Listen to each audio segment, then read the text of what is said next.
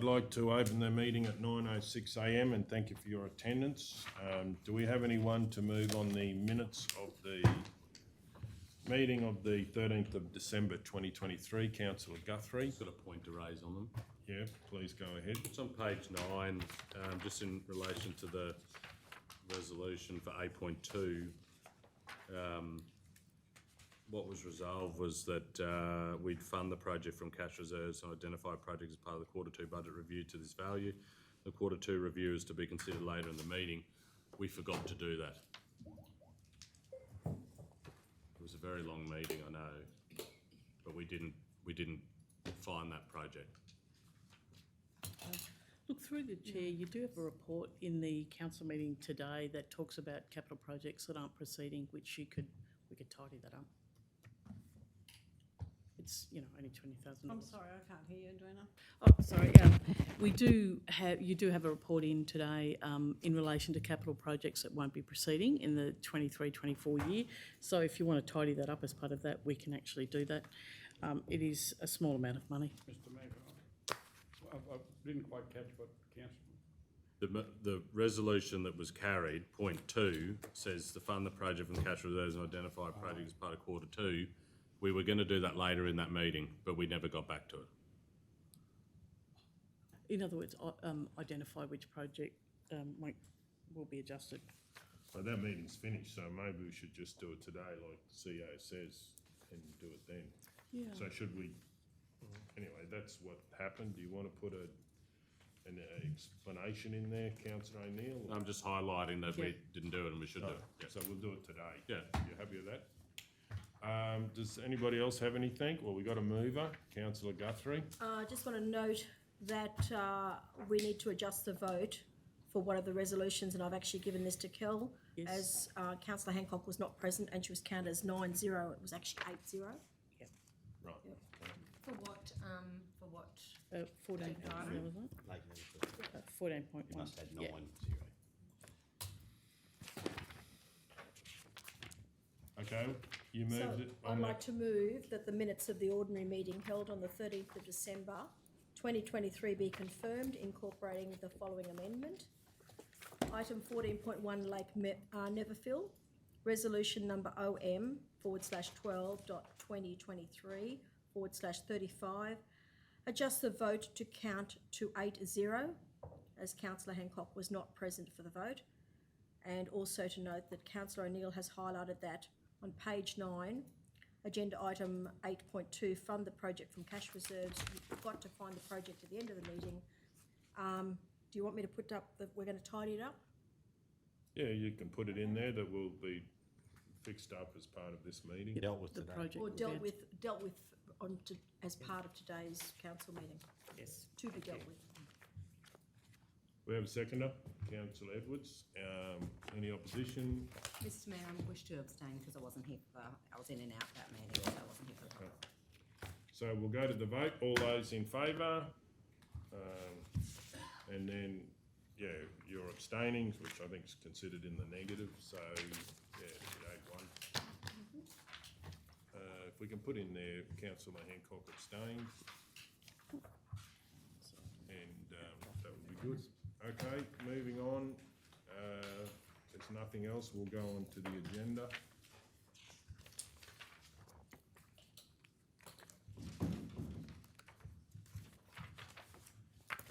Uh, 8.1 at Roma Administration Centre signage.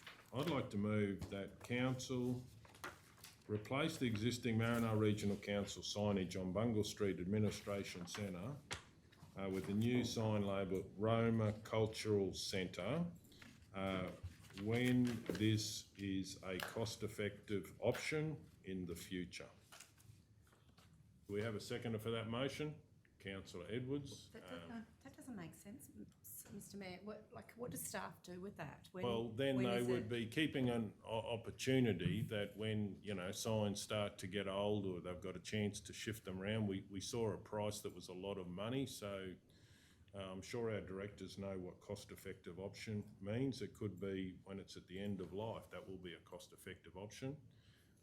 Would then we consider it at a budget? Like, how do we, or are they no, I doing think it out of they will operation? be just looking that we would like to. It's a bit like, you in your own life might have things you want to do, but you're not going to do them till it's cost effective. So, and they can bring it back if you want them to bring it back.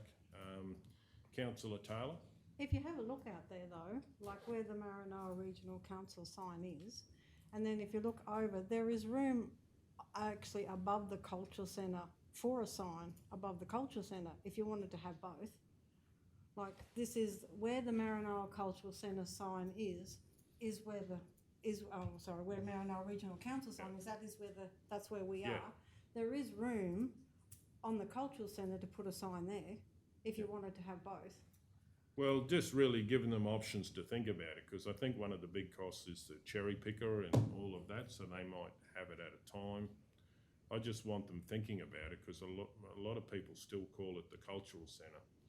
Mr Mayor, would we put it in for consideration as an unfunded project, a future unfunded project? Yeah, Because well, we have done that in the past, is identified things that were a priority or we valued, but we weren't giving cash to or a time frame.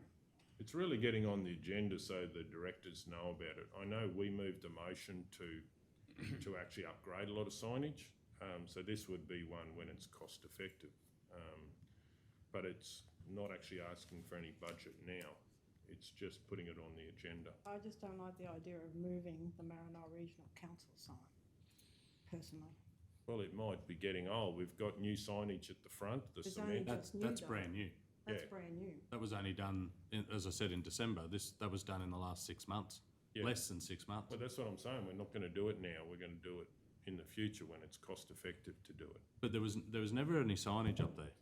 Yeah, there used to be the cultural centre. The original signage was on the brick, because constituents that watched that meeting have sent me the photos. It's on the brick, and it was called the Roma Bungle Cultural Community Centre, not the Roma Cultural Centre. And it was on the brick on the left of that fascia. So there was never any signage up on the top. But maybe, yeah, well, the feedback I've had from residents is that, and maybe they shorten the name. But It's a fair mouthful to say. I think I'd be shorting it too. yeah. Well, But anyway. I just reckon it's got another 10 years up there, wouldn't Yeah, it? well, we're not saying, we're not even putting any funding towards it. We're just saying to do it. So Councillor Hancock, An amendment, Mr Mayor, yeah, please go ahead. that council place the Maranoa Regional Council signage, the Roma Cultural Centre signage on the signage, On the existing signage? like on the signage register that we've got for the upgrade. Oh, right. Include it, Yeah, include it in our signage register upgrade. So therefore it does get on the agenda. It is on some upgrades, Upgrade program. upgrade program. I'll speak to it. I'm happy to speak to it. Yeah, you go ahead, please. Mr Mayor, the reason I'm putting that is that I just don't feel comfortable for us here today to say, to replace a sign that in 5 years' time, we don't even know what the cost is going to be. But if that original motion goes ahead, we're just telling staff that they can go and replace it. I think that this decision does need to come back to the table when it is time, and I think that by putting it on the signage register, we will get, it won't be lost, it won't be forgotten, and it will come back to the table at the appropriate time when it needs replacing, rather than a council here today putting a motion in place for something that might not happen until another couple of terms of council. And that's why I'm moving the amendment. Can I ask a question? Yeah, please go ahead. If your intent is to bring forward a suggestion from the community that this centre has Roma Cultural Centre signage on it, and given that you now know that that signage of Maranoa Regional Council is new and may not be replaced for a decade, why not move that council identify an appropriate place on the building The Roma Cultural to include Mr Mayor, signage for the Roma Cultural Centre? we're getting out of order here. We've got a procedural motion on the book first, haven't we? We've got to vote the amendment. Anyway. An amendment. Amendment, I It's should not a say. procedural Well, motion. it's an amendment. Councillor Hancock's put up an amendment. We haven't. Well, I'm happy to take the amendment take on the amendment that Councillor Hancock said. But also I don't think why we can't add to it as well. So what were you suggesting, Councillor O'Neill? Just put Well, it back can I make a broader suggestion? That instead of doing this on the fly, move to lay this on the table to later in the meeting, and we come up with a frame of words that fixes the problem. And that's not to replace the Maranoa Regional Council sign.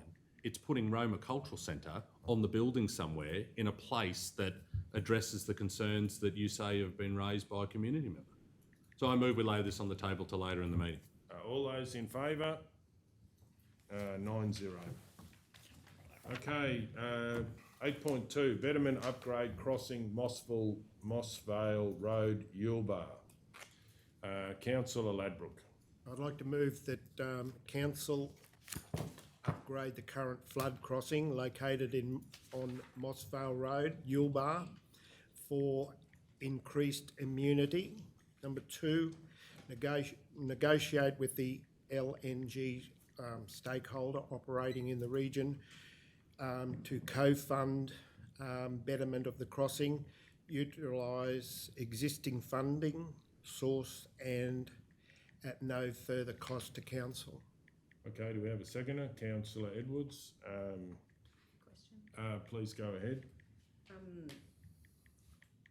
Just, Councillor Labrock, when you say upgrade the current flood crossing, are we saying like that, it actually reads that council will upgrade? Is Council council upgrading it? Because if council's upgrading, that's a cost to council, but if council's requesting someone else to upgrade it, it's got to be that council request the upgrade. Or maybe, Mr Mayor, maybe we swap 1 and 2 around, so actually negotiating with LNG stakeholders to then upgrade the current, so you're very clearly saying the steps involved. Council will be doing the work. It's funding it is what we're talking about, is with the LNG stakeholder. Some of the Just roads so you either know. side, I think. Funding can be My next question is, what does LNG stand for, and what does DRFA stand for? Councillor, Liquid natural gas stakeholder. Yeah, but who is it? who is it? It's Santos. Oh, we should put that in. Yeah. Did you want to use their name? DRFA is in the report as well. Disaster Recovery Fund, it's the Disaster Relief Funding program. And there is some on that road that is going to be used, so this is about getting it to happen. But does the mayor wish to speak to the motion? No, I'm fine. I'll speak to it. I've certainly had feedback from the residents. This is a road that does not have, it just has one family living there, but is held up with immunity issues. This is an opportunity of working with the stakeholder that's in the region, working on that road, finding solutions to be able to fund this. We've also got some flood money that will be going onto that road. It's not a large amount of money, but it could be used for the upgrade, for better immunity. So this is not going to cost council any money, so it's a win-win if it can be done, and this is really just getting council's approval, if they approve it, to make it to happen. Can I just ask a Okay, question? so just Please. through the chair, did you want to I'm gonna move an articulate the name Hold on. of the LNG Well, provider we in got there? Councillor Taylor asked a question. Just a really quick question. Have we talked to LNG? I have talked to them, and so this will be. Positive outcome? Yeah, I've got them to consider it, and we will, if this gets approved, council staff will talk to them. And when you say it's some flood money and it's not very much, do you know how much? I think it's 10 or 20,000. Yeah, that it's about, through the chair, it's about 20,000.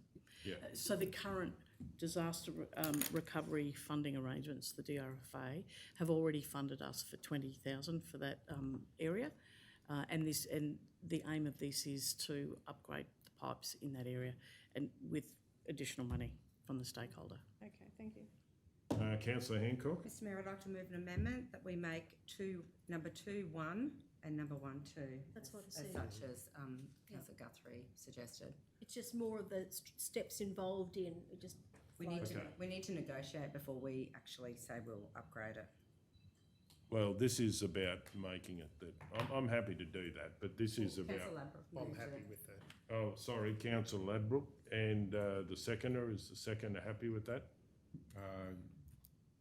What's the difference? Just turned around. Negotiate first.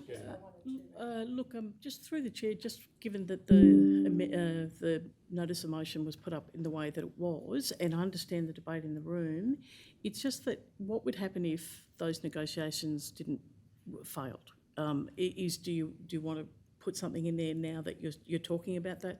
Because, Mr. Mayor, I think the intent of the motion was to go, look, we're going to do this, and then secondly, go back to negotiate that additional financial support from the stakeholder. But, I don't know whether there's a debate in the room as to what would happen if those negotiations weren't successful. If they failed. Yeah. No, well, the idea would come back, but this is about Okay, so- actually okay. doing it, providing the righto. LNG stakeholder will Sure. do it. Okay, and we've got the name in there, good. Councillor O'Neill? Just to the mover, point 2, should we not have in there that council commit 50% of the funding to upgrade the current crossing, because you're saying co-fund, but you want Santos to fund 50% and council to do the other 50%. No, it'll be a lot more than 50%. It's using the DRFA, the flood money for 20, and then need the rest handled by the LNG that's doing a lot of work in that area. So we need to commit a figure. Oh, we're committing our flood, the flood money that we've got to do on there. 20,000, How much? 20,000. 20,000. Why don't we put that in there? Righto, we can put that in there if you wish. Well, does the mover Look, wish? just through the chair, that's problematic, Yeah, because the Where's flood money? DRFA program is separate and Mr. it will be Mayor, completed Can I let regardless. the motion be put, please? Move the motion be put. Okay, all those in favour? 9-0. Okay, moving on. Well, no, you've just moved, that's the motion, that the vote on motion it be now. put. Yeah, you only put the motion. Well, the motion's Councillor been put. Ladbrokes That was- accepted it. Procedural. No, it's a procedural motion that the motion be put. You have a Oh, vote sorry. that the motion be put, right? Now we go to the vote. And Now we then- go to the vote. Well, do we have to vote on the motion to be put? Yes. No, I don't think so. What the procedural Have they motion is changed it, haven't doing, the never procedural used motion to. is saying, go to the vote. So if the procedural motion was lost, you wouldn't go to the vote, you'd continue the debate. okay, so So it's that's two just is steps, saying is is, it? yep, thank you. So we go Yep. to the vote for the thing. Okay, so now we'll go to the vote. All those in favour of the motion? 9-0. Okay, 8.3, signage for Teal Bar community. Councillor Hancock. I'd like to move that Council 1 work with the Tealbar community to design a directional property sign. 2, purchase and install the sign as a matter of priority. And 3, draw the required funds of up to $5,000 excluding GST from General Ledger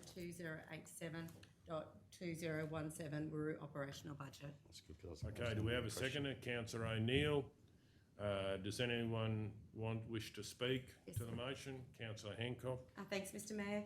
Mr. Mayor, this has been a long-term problem from the Tealbar community, that they have had issues with safety out there, emergency services being able to find properties where they're going to. There is no mobile phone reception out there, but this has been a long time issue for the community. And the community has recently had a meeting where it was very well attended, which councillors have received that information. And it shows to their commitment that 2 of the community members have travelled in this morning to attend this meeting to support this, and I'd like to thank them for taking the time to do that. Tealbar is a small little community that doesn't ask much from council. They do stand alone and they do back themselves. And I just think that this is a way where council could support this little community, and it's also a major safety issue for their community. So on that behalf, I am going to support this, and I do ask that councillors would support this project as well for the Tealbar community. Okay, does anyone else wish to speak? Oh, Councillor Guthrie I had a just have a question. question, and it's more just a following through. So there's a number of different properties that are listed on the sign I'm just questioning whether each of those property owners would be required to give formal agreement to having their names of a property on a general sign. So I'm happy to answer that, Mr Yep. Mayor. Please The go sign ahead. has been put forward by the Tilbar community because they've already started working on it. It is a suggestion. That is why number one was work with the Tilbar community to design the sign. I would expect that council staff would then go back to the community and they would cross all the T's, dot all the I's, make sure all the signs in the right spot, all the people are that everyone is included in that signage. So that's what number one is about, that council staff would go and work with the Tilbar I'd still like to community. ask the question though, I'm wondering whether, and maybe it's an amendment to the motion, I just think in this day and age, and people are so aware of security and, safety, I'm just wondering whether there needs to be a number two or move one, an additional, including formal Consent? of any individuals or their properties to be included on the sign. So that, I'm not saying don't include Tilbar School, Community Centre, etc., but it may be that one of the owners of one of those particular properties goes, oh, I really don't want to have the location of my property advertised. So, Mr Mayor, I'm happy to and just include one, work with the Tilbar community and in brackets, including property owners' consent. Yes. Yeah, formal property owners' consent to their to- inclusion on the sign. To design a directional property sign, and I trust the staff will do all the right procedures with that. Is the seconder happy with that? Yes, I am. Okay, councillor Taylor. Just so I'm clear, are these all individual signs to their property, or is this one sign? Yeah, So just this is one one big big sign. Just yeah. one big And when sign? you turn on, you can see that you're so far Yeah, from the so it's property. not like individual signs to each property? Just one big sign. Okay, No, thanks. it's just a big one. Okay, does, Oh, actually, I have one more question, sorry. please go ahead. Is that within your budget? We can make it work. Yep, okay. Okay, I'll speak. Certainly support this. Anything we can do that's driven by the local community, I think it's good. I also think we need a solution for communications, and that I think is a top priority. And getting Telstra and trying to get some realistic costs out of Telstra would be very beneficial, because that is a major issue for safety. I know with some of the low orbit satellite we've been looking at, but really voice calls is very important as well. So I think that signage, anything that's driven by the community, I will be supporting, and I'd like to thank the community members for taking the time to come up, and really impressed with the Tilbar community, like so many communities we've got in the Maranoa, and when they say something, we should be listening. Okay, does anyone else wish to speak? Does the mayor wish to sum up? Thanks, Mr Mayor. Just wanting to say that these signs do look great. Hoping that maybe this might be a project into the future that we could take on for all our other smaller communities. I know that there's other areas in the Shire that also have directional property sign issues, and so excited if it's supported today that this will be the first sign that'll go up, but maybe that could be a project that could be rolled out throughout the region. Okay, so on that note, we'll go to the vote. All those in favour? 9-0. Mr Okay, Mayor, can I please. move an agenda item without notice, please? Please go ahead. Or did you just want to move a motion? Well, I would be happy to move another motion. I'm just listening to Councillor Hancock, and I agree. I'd like to think that we could extend this to other local communities in the Maranoa and maybe do exactly the same work with the community groups. I'm thinking places like Dunkeld, Begonia, they're in exactly the same situation. I think it could be something, as you said, a project down the track, but maybe it's timely to put it in there to actually say work with individual communities and to see whether or not they're interested, and then give them an opportunity to progress it. So we're doing it across the whole region. It is a great idea. So did you want to move a motion, Yes, I think I councillor will. Guthrie? Yes, I think I will, please.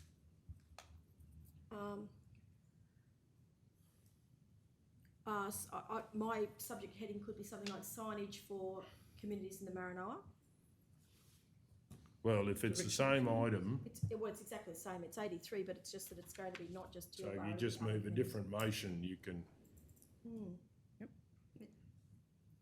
Extended to all areas across the Maranoa. Yeah, so, an equal opportunity be extended to other communities in the Maranoa who may likewise wish to work towards a directional sign being established or something like that. so something general, so we'll just get general. feedback back to Because it council may be about that places like Begonia or, I won't name names, but a town might go, no, really don't need it. But I'm aware of Telstra issues everywhere, so maybe it would be a good one to consider. Do you keep it bland to just council develop a directional signage project to be rolled out across the region? Full stop. That would be my suggestion too. Only And because we to don't add have to that. budget. So if we go out and I get your intent, it was actually what I was planning on doing, but I was planning on doing it at a budget thing because at the moment, we've got budget to go with this, but if we put this out now with no budget, we're putting, we're gonna get community expectation up, but we can't actually deliver. And so I think it's a great idea, but I think we need to come up with a plan first, costings first, and then go and work with each individual community. Otherwise, we might build expectations that we actually don't have budget to fund. And added to that is it may be that individual community, there may be a community that says, no, we're good, but thank you for asking. So Or there councillor Guthrie, do you just council develop a directional signage project to be rolled out across the region and to be considered as part of the 24-25 budget consideration? Yeah, that would be fine. I'm happy with that one. But did you want to put in for, communities, like, Well, to we've give got an it. idea? Council Is developing a directional site to be rolled out across the Is region. it more remote communities or smaller communities? Well, it's or a where- smaller That first one community. going in it, the Well, first, so you it's still, not. you'll have to put that community part in there. But that'll be part of the building of the project type stuff. Well, I think after the As long as they community know. developing a directional signage project in consultation with local communities, Well, it's your motion, so you put in what you would want and then we'll I test think we it. need to have. You've got to have the local communities. I think, Kel, we need to have after that, in consultation with the individual local communities. Yep, to be rolled out across the region and to be considered as part of Maranoa region, yes, please. Because some of these communities might actually say, well, no, we'd like to That's upgrade right. the That's signage that's exactly right. already there, because there's finger point signages along the way. And it's not necessarily just communities. I'll use like just turn-offs. So in the Mungalala Redford Road or like those ones probably need to be all looked at because that's going to get people from A to B as well. So. I think though, just following on from our previously approved motion that became a resolution, you're looking at one in a central location that basically is a directional. It's not intended, because we do have the markers. I'm speaking to it, sorry, Mr Mayor. Didn't we do something on the signage a fair while ago? We did an About audit. upgrading We have been doing. That wasn't but road audit That wasn't signs. road. That was just generally across the. I'll second it, Yeah. Mr Mayor. You got a second, councillor McMullen. Does anyone wish to speak to the motion? Yeah, I'm Councillor just Guthrie. happy to say the why I've stepped up to do this is I think it's important that firstly that every location in our Maranoa is given an equal option. If there's a good idea that's initiated somewhere, it's great to support that particular group. But I also think there's value in saying, well, what about other groups or other locations in the town? And I do think in individual streets you've got your little yellow markers that says you might be 1542 or whatever. But this is about getting into locations around the Maranoa where there's no Telstra, you can't even use there's no way of knowing where you are. So I think that this is a very positive to have if a community wishes to have it, a sign that basically says, well, at this particular point, there's so many kilometres this way, or it sort of directs you further. Okay, councillor Burkett, do you want to speak? I'm fully supportive of it as well, but I just think also as another angle, even like tradespeople, like if a customer's paying for someone to come out and they miss a turn-off, it's costing both parties and it's something that way of life. And I know personally when you go to a place you haven't been to and there's poor signage, sometimes you drive 20 k's past. So any little thing like that will help the consumer as well, so I think it's a good idea. Okay, councillor Hancock, do you wish to speak? Thanks, Mr Mayor. Yep, fully supportive of this. It was actually something that I was going to bring to the table at a future meeting. Once I've seen the sign done and how it all rolls out and how it happens in Tilbar. I think that this is very much needed across the region. And recently I've had someone ring me and they got lost coming from the Dunkeld through to, the Wycombe Way into Surat. So I think this will be great. And I'm happy with the motion now where we're not setting expectations because we don't have the budget. We need to find out what they want, how much it'll cost, and then put it into a budget to be able to do it in the correct manner without disappointing our communities. And so I actually think that this is exciting for our community. I'll speak to it. I'll certainly support it. I do have a different view. I do think we have the budget to do signage, but it takes some time and it'll be ready. It's not that far away till the next budget anyway. But I do think we've got time. If we didn't have time, we wouldn't have, if we didn't have budget, we wouldn't have budget for the one we're doing down at Tilbar. So I think we've got our local bosses in each area, they have budgets and I think we can do it, but I think it just will take some time. So I don't think lifting the expectations will be an issue. Otherwise we wouldn't be made a decision today to do the Tilbar signage. So I think we can do it in each area. Obviously it depends on how much, but these great directional signs like in the report, as it was said by Councillor Burkett, they are very beneficial in many ways, and it's great that the Tilbar community raised it, and because that they've raised it, we're going to look at it for different areas, and we really appreciate them doing it. But I do think with operating locally, we do have the budget to do it, and that was proven today. So we've got 5 areas, and we did it in one area today, and I do think we can. So I'll be certainly supporting the motion, but realise that the communication and talking to communities takes time, and that's why it'll be fine for the next budget, whereas Tilbar are already onto it, so that's great. So does anyone else wish to speak? Does the move wish to sum up? No, I'm hoping it'll be a positive outcome for everybody. Okay, we'll go to the vote then. All those in favour? 9-0. Okay, moving on to 8.4, repeal of resolution OM/12.2023/70. See you, ladies. Thank you. See you now. Thank you. By Bye now. Fine. Councillor Edwards. I'd like to move that the council repeal resolution number OM 12.2023/70 and replace with that council receive and note the officer's report as presented. 2, acknowledge that point 2 of resolution OM 12.2023/70 is no longer required, as the state government has verified that 36 George Street, Wallumbilla on lot 2 of SP 330826 is owned by council. 3, authorise the chief executive officer or delegate to progress documentation required to make the property available for sale. 4, undertake a community information session sharing the endorsed redesign with stakeholders. Second that, Mayor Golder. I'll Okay, second that. Councillor Ladbroke. Councillor Taylor. How could we not know we don't own it? How could we not know we own it? Through the chair, the project officers have been telling us for about a year that we needed to divest of the property and move it off-site. And as you know, council's got a suite of properties that they're currently divesting. And so we went back in to do all our double checks because we've been trying to expedite the divestment portfolio. And the state came back to us and said they did a thorough search and said the property wasn't theirs. So again, coming back, we had no obstruction to moving it off-site, and we double-checked all our records.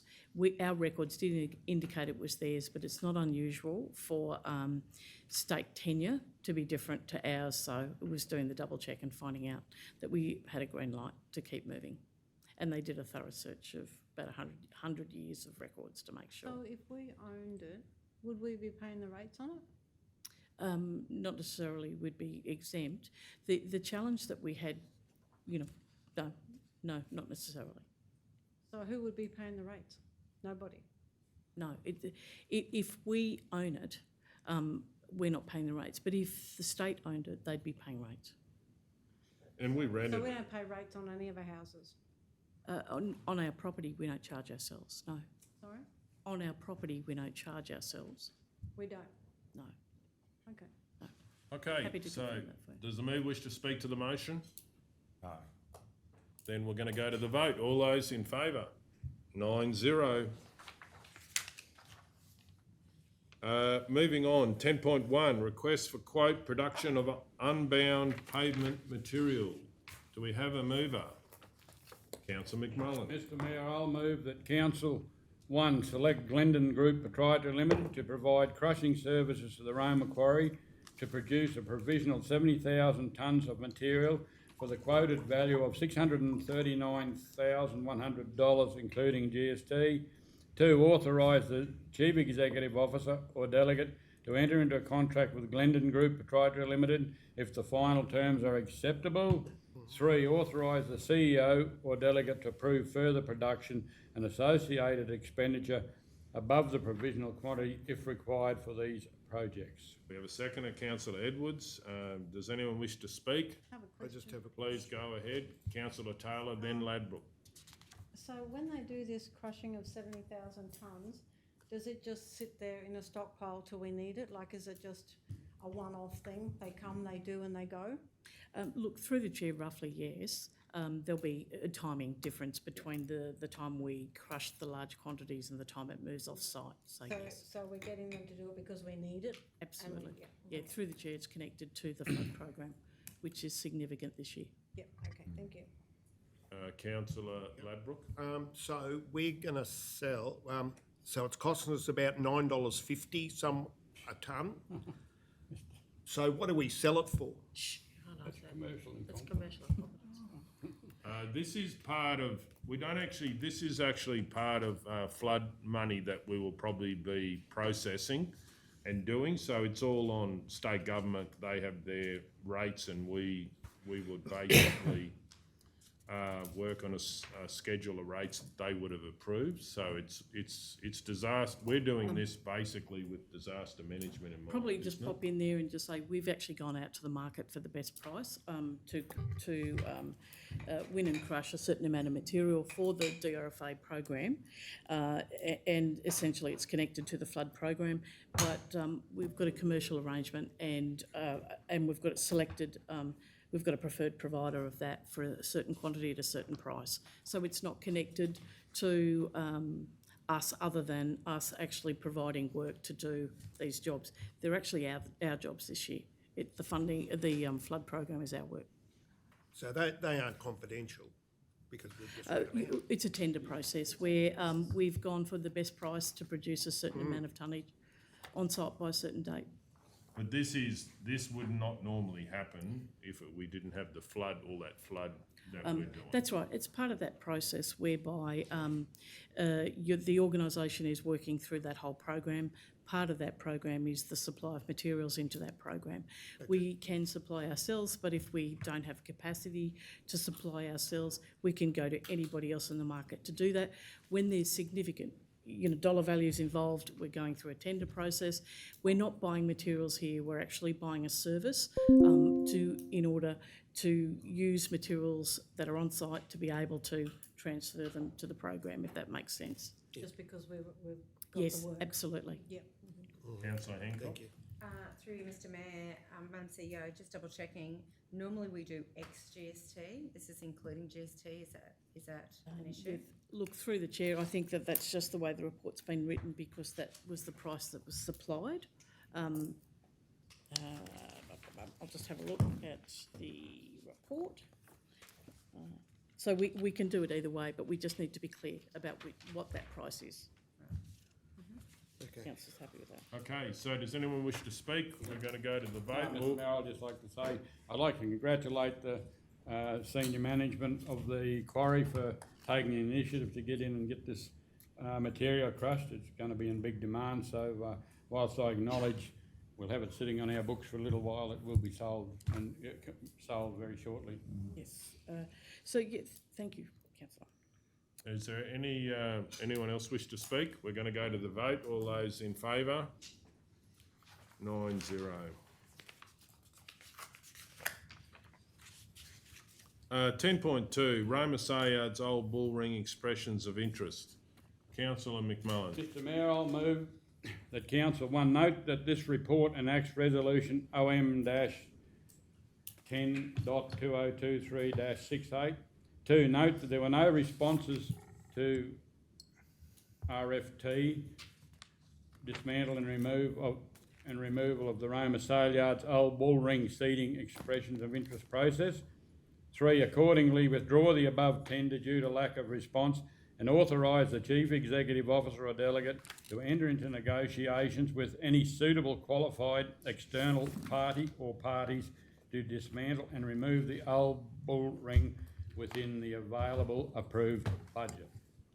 We have a second to Councillor Guthrie. Does the mayor wish to speak to the Yeah, motion? Mr Mayor, I'd like to thank the General Manager for bringing this back to us. Obviously, there was no responses for the tender, but we need to get this removed as quick as we can, so we can start on looking at the next process of the upgrades to the yards. I'll speak against the motion. Certainly won't be supporting this. I don't think we've got a track record of keeping any of our history at the yards.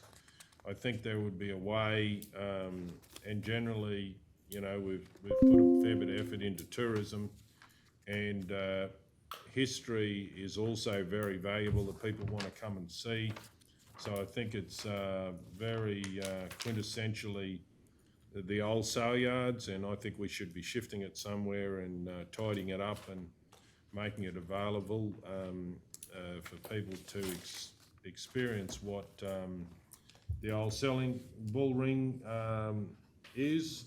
So I won't be supporting that. I don't believe we've got a major rush in removing it from that site, and I think we've got other things that we're planning. And I do think that we don't have a history of saving any history at our sale yards, and I think we should, and this is one small thing that we could do. Councillor Taylor? I've got a couple of questions. When the tour guides take them around, do they go to the old bull ring? Not at this stage. It's essentially cordoned off for safety reasons. Yeah. My second question is, can we remove it ourselves with our staff? We could. There would be a budget required for that. Yes, for wages and cranes, etc., like that. Just So we could remove it ourselves. but we could remove it ourselves. Yes. And the tour guides don't take anybody there because of safety. They don't take anyone there. It's essentially out of action at the moment. Thanks, Daniel. And through the chair, councillors, you may recall you did actually allocate a budget to the request for kites, request for tenders in the first place. I think it was 50,000. It's in the report there. Oh, is it? Sorry. Councillor Burkett? Mr. Mayor, I'm all about history, but to take on Councillor Taylor's point, it is a shame that it was left, and this is no fault of the General Manager, but to get to that state of repair where no one can go and visually have a look because of the rust and what have you. But I do think it's going to hold up the process of us moving forward on the next project, which is vital to the sale yards to solve all the issues. But we will be keeping the facade and some of that history that goes along with that. And to your point, it was never sort of suggested to move it to somewhere else in the sale yards, which if the structural part was okay, that maybe was something we could have looked at. But I think we're jammed for room a bit as it is for future projects. So I think it is good if someone can utilise it, whether it's a sporting group or a community group, and it'll have written on it, hopefully, that they'll say this was part of so that bit of history will go to wherever it goes to. So fully supportive of this one. Got a question. Please go ahead. Through the chair, Daniel, on page 87, it just references that a number of the parties inquired in relation to undertaking a section of the ring. So if we were to dismantle it using the budget that's allocated, are there community groups that are willing to take parts of the bull selling ring to use for their own purposes? Yes, there was community groups and individuals personal individuals that were interested in a section rather than the whole thing. Yeah. Okay. Just a question on that. Did they offer to say that they're willing to come in and take that section, or that wasn't part of the? Through the chair, that's not what the tender was asking Yeah. for, but you do have the potential to consider that today. Yeah, that wasn't an option available through the expression of interest. Because just to follow on from that, because if that's where we're at, and say Councillor O'Neill's group want that section, Councillor Hancock want that, if they come and take that, and we are left to dismantle the rest, the cost is going to be a lot lower for us if we can do it in And through the segments. chair, the sum of the parts, it's all heritage, so as in, it has significance, and you have the ability to take a portion for yourself to be significant, and any of the parts of the bullring could be, certainly That's not- you supported can't hear to that, can you? provide Well, Oh, you to can. interested parties in relation and to that's a good taking some. point to it, Madam CEO, because I can only hear them here, no. because like say the Mitchell Museum have got sections of the old bridge, Yes, yeah. so that keeps that history in the town, the section. Councillor McMullen, as the mover, given the conversations that's happening, in point 3, would you consider including the words that it reads, the third line, with any suitably qualified external party or parties to dismantle all or sections and remove the bull selling ring with it? Oh, yeah, I'd be happy to do that. Give Can, them can we, Through but the just as chair, long as we know which part we're keeping, like the historical that part. covered it when I read it, but yeah, through the chair, am I hearing you say that essentially that you want to be able to offer sections of the dismantled bull ring to a broader audience, to interested parties? Yeah, Yeah, Right. yeah. Mr Mayor, I would have thought, and I mightn't be getting, that once the general manager or the staff pull it down, they could let Joe Bloggs take that piece and whatever else. By embedding it in here, it's very clear what council's Yeah, all doing. right. Intentions, but then yeah. Councillor McMullen, if Councillor O'Neill wants to come on and pull his piece out, that saves us a bit of money out of our budget. Doesn't that cover it there, qualified external parties, party or parties I'm happy to just, and dismantle? or So that covers that, I would say. we want the, Party Mr Mayor, or we need the parties. staff to be organising the dismantling, but I'm happy if they want to give. Yep. Is that what you suggest? Yeah. I just thought it was. Well, I'm just the flavour of Yeah, the no, it's fine, conversation. yeah. I'm happy to speak to it as well, to the, if it's acceptable. Councillor Guthrie? Well, I'm happy to follow on from that comment. I don't think you should be having any person that's interested go in and start removing bits. And But then- if they're suitable, and when you've got an area, well, if you've got an area that's actually cordoned off now for safety, to me, that would be very unsafe and irresponsible. but you got suitable I- qualified. I think we need to leave it in the hands of So if they were to come in and remove a bit, they'd have to be the QBCC licence. That's They would right, have to submit a So that's plan it. to us to say that. That's in there, suitably qualified persons, so we're not changing. Negotiation with the CEO or They're not delegate, changing so- that. still wouldn't want to be taking apart, But you're not going to stop a registered builder from coming in and that knows probably more as than, long as they're going to. no disrespect than our staff. They would have to have an agreement that what they removed Yeah, it's all there. remains. The structure would have to have integrity to, yeah. Integrity, So, Mr Mayor, I've suggested an amendment. Has the mover Yeah, accepted it? yeah, I'm happy to Second second it, Just clarify a little bit. through the chair, is it the word dismantle all of the sections or any or all of the sections? Just All Is- sections should be All sections. remove section, not dismantle it, put it over where they're going to remove it. Does that make sense? We don't want them dismantling it, we want them, they give it away. yeah, look, through the chair, you would have a suitably qualified person dismantle it, right? That's one action. But Yeah, it's what in I'm there. hearing the debate in the chamber is saying is, don't waste, recycle it. Essentially take the heritage and potentially do something different with it. Yeah. Yeah, not dismantle it, remove Yeah. it, yeah. Okay, is the Yes. seconder happy I'm with happy that? with Yes, right, I see what you're saying, yeah. The mover was happy with that? And as you say, there's 50,000 in the budget. that Yeah, might but just get because rid we've of got the budget, rest we of don't have to spend it all. No, that's what I'm saying, but at least That's the old manager's school. got that amount for. Does anyone else wish to speak to the motion? I have a question. Well, I want to speak. Councillor Hancock. Through you, Mr Mayor, General Manager Daniel, I know we had a briefing on this. and Yes. We talked about this, but can you just remind me, we did decide to keep a section of the ball ring for facade. Yes. For the history, didn't we? That's right. Yes, So we that's, are keeping the facade Yep. to to put somewhere on site. Yep. To keep the history of that bull ring. That's correct. So the first, that'll be removed in the first part of the process and stored until we can put it in a position that'll justify its presence. Perfect, and that'll come to us at another time. Okay, thank you so much. Councillor Hancock, the only thing is, what will it look like? Will it, so it'll be interesting to see, but it I don't may... know. They could put a photo. They could do a mock-up one. They could do it. There could be lots of ideas of being able to keep that history. So, yeah. Councillor O'Neill, would you like to speak? Yeah, I'm happy to speak. I'm supporting this. Whilst it's disappointing that we didn't have anyone put a formal tender in, we know that there are interested parties out there, community groups, and as we've learned, individuals. So I'm going to support this. I support what we decided in December, which was to keep the facade of the bull selling ring so that we can put it in place somewhere. The council can put it somewhere in place at the sale yards to ensure that we are, maintaining, the visual aspects of the history of the bull selling ring. I don't think it's right to suggest that we haven't, given the respect to the history of the sale yards. We invested significant money into the interpretive centre, which is to capture just that, the history of the sale yards.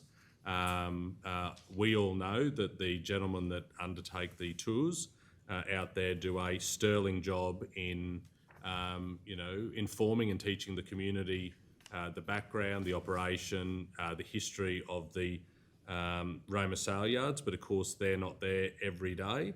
And so council worked very hard in previous terms to pull together a major project, which continues to be a draw card to the travelling public to understand the background and the history of the Roma sale yards, and we should all be very proud of the interpretive centre and what it provides in drawing tourists into our community. So in relation to the old bull selling ring, I'm happy to support the recommendation and the resolution that the Deputy Mayor's moved.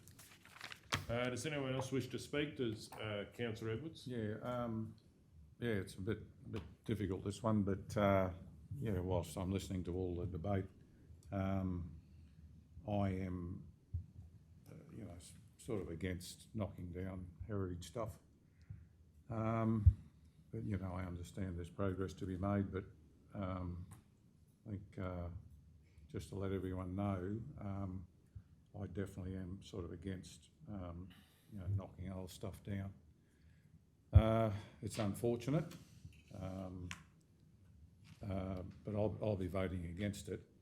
But having said that, when the negotiations are going to be done, as per point 3, is I believe that all what we just said then, the facade will be captured and kept, so everything will be in line with the technically the original resolution, or not the original resolution, but basically what we intended in the first place, and that is, negotiations are going to have to go on, which would be very similar to what would have happened anyway under a tender process. But yeah, I just wanted to make the point that I'm against stuff getting knocked down. I just, Councillor Ladbrook, do you wish to speak? yeah, I just got a question. We're talking about heritage and that. When was it built? Like 60s, usually. I'm just trying to think. Early 60s, The yards were created in 69, 69. so open then. I don't have it with me whether the bull ring was part of that or if it'd come along later, but it wouldn't have been before 69. Not older than 50 years. But when you say heritage, doesn't necessarily have to be old. Okay. I mean, it can be significant, a significant part of anything, really. Okay, now anyone else wish to speak? Does me wish to sum up? I'd just like to add a couple of things, Mr. I understand why everyone, well, not everyone, some people would like to say, but the moment we move that, it won't be the same again, because you can't once you move it, you've got to bring everything up to workplace health and safety specs. So you'd have to have handrails and everything, and I think it'd be for the, whilst it's been there, I don't know, 50 years or whatever it is, it's run its race. Okay, we'll go to the vote. All those in favour? All those against? 7-2, if I can call for a division. 10.3. Thank you. Policy model meeting procedures, legislative change, 16th of November 2023. Do we have a mover?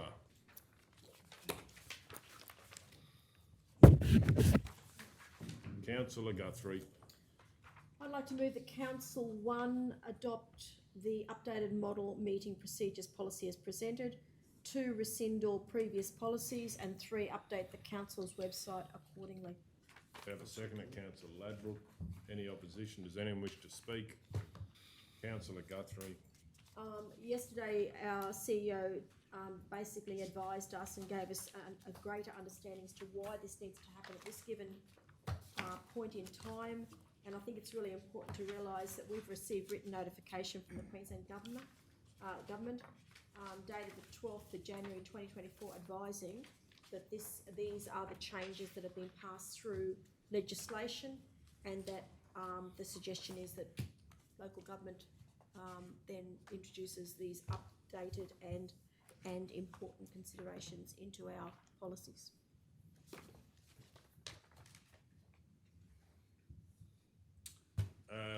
Okay.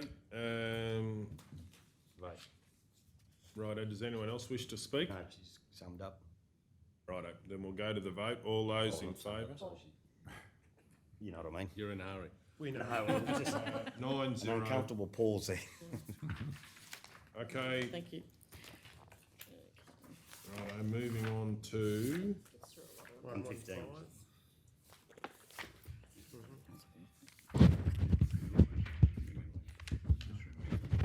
I didn't know that. It wasn't too bad. No, it's really bad. 11.1, monthly financial report as at 30th November 2023. Do we have any questions? Do we have a mover?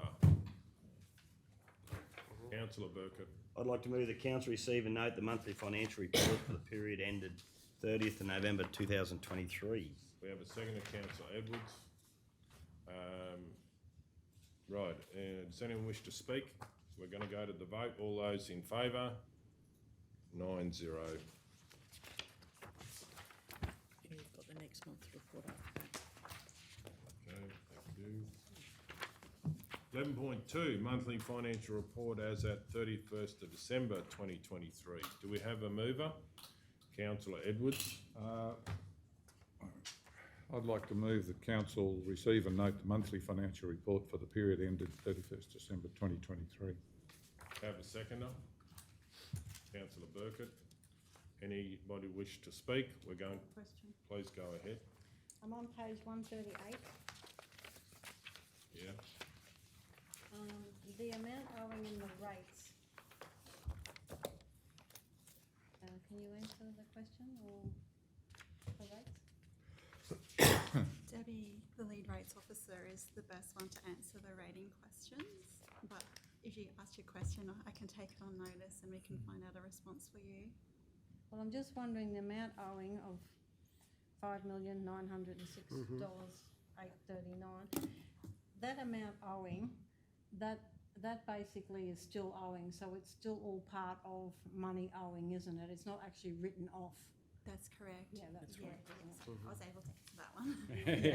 I thought you would. I thought you should have been able to. So the debt recovery status from the 1st of July 2023 to the 30th of June 2024 of the 1753, or the big thing there.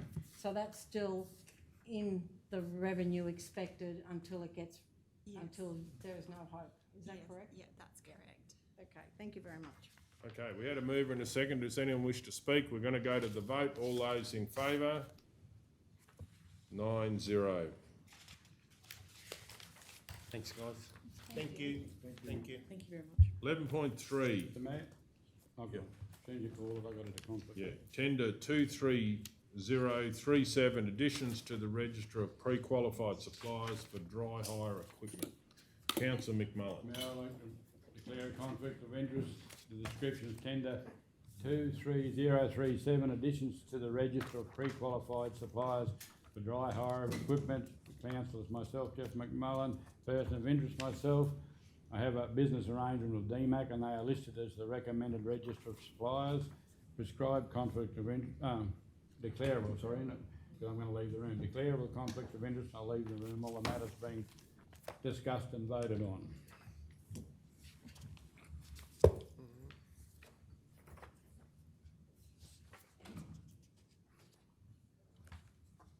Councillor McMullen's left the room. 11.3, I've said that. Do we have a mover? Councillor Burkett?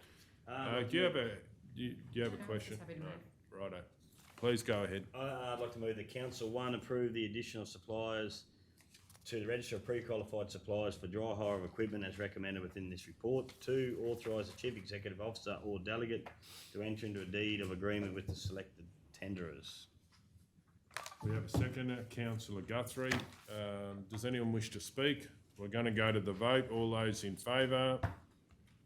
8-0. Thanks, You Mike. can Thank you. ask- Got off easy. Thank Thank you. you. Could you ask Councillor McMullen?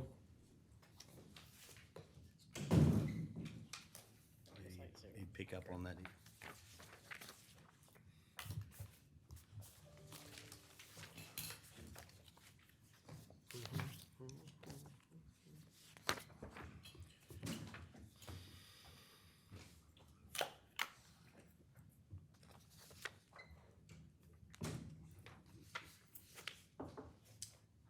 Okay, so 11.4 RFT 2405236, purchase and removal of 36 George Street, Wallumbilla.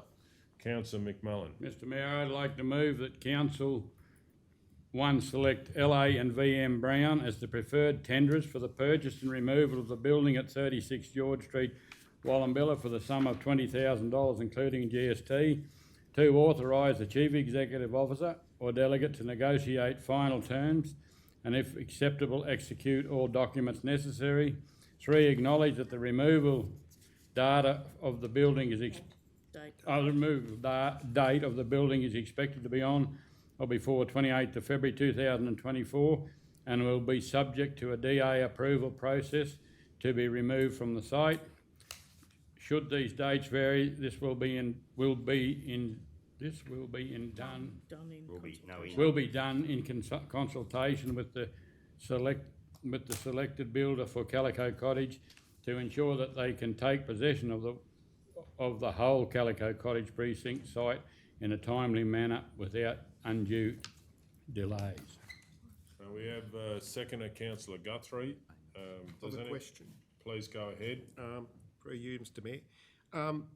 They've nearly been given a month. Is that enough time to get rid of that building? Because, Yes, through the chair, I think that's essentially when we presented the motion to you is, yes, it's pretty tight, isn't it? It is tight, And you know. look, clearly, we've been having discussions and it does look like our Calico project is getting to the point that it's active. Yes. What we're trying to do here, which is remove the building from the site so that we can get on with the major project. So we've put a little bit of wiggle room in number 3, just so that recognising there are different parts of the organisation that need to work together to make sure that we can get the outcomes for the community that we need, and we intend to do that. We'll keep communicating, and if there was anything that was a problem, we'd bring it back to council. so those people, when will they be notified, or have they sort of been notified? Through the chair, if council makes a decision today, we would be notifying them within the Because next otherwise, 24 hours. sometimes it might take a week or. notified once we say yes. Yes, That's right, but often, Wendy, Yes. No, she means- yes, you know, it takes 2 or 3 absolutely. weeks sometimes for them to get the information. I'm just thinking, look, Often. Can through we the get a chair, phone you're right, call? there's a sense You of know, urgency. like, there's a bit of delay and stuff. There's a Okay, sense of urgency, yes. so, Yes. Yeah. right, Just tell me to hurry up. now, has the mover spoken to the motion? Mr Mayor, I just think this is a great outcome as we getting closer and closer to starting on the Calico Cottage precinct, so this will be a great outcome. Okay, does Councillor Guthrie, you wish Can to I speak? just say also, Mr Mayor, it's a win-win because you've got 2 local people who are then going to have a house that they will then repurpose somewhere else. So it's going to be removing an obstacle to Calico Cottage going ahead in a timely fashion, as well as enabling the house to be reused and repurposed and reloved, I think. Okay, does anyone else wish to speak? We'll go to the vote. All those in favour? 9-0.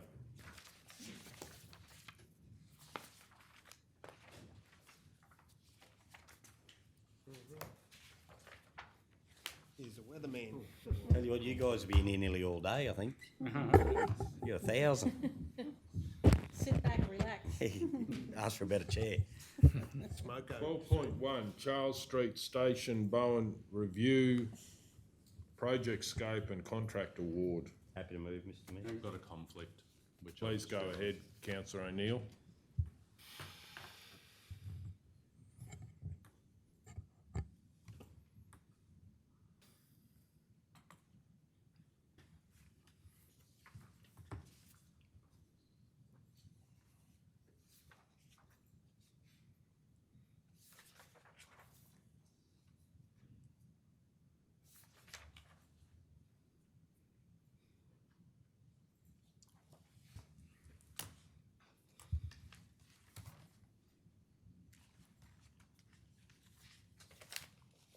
Item is 12.1. The declaring councillor is myself, councillor O'Neill.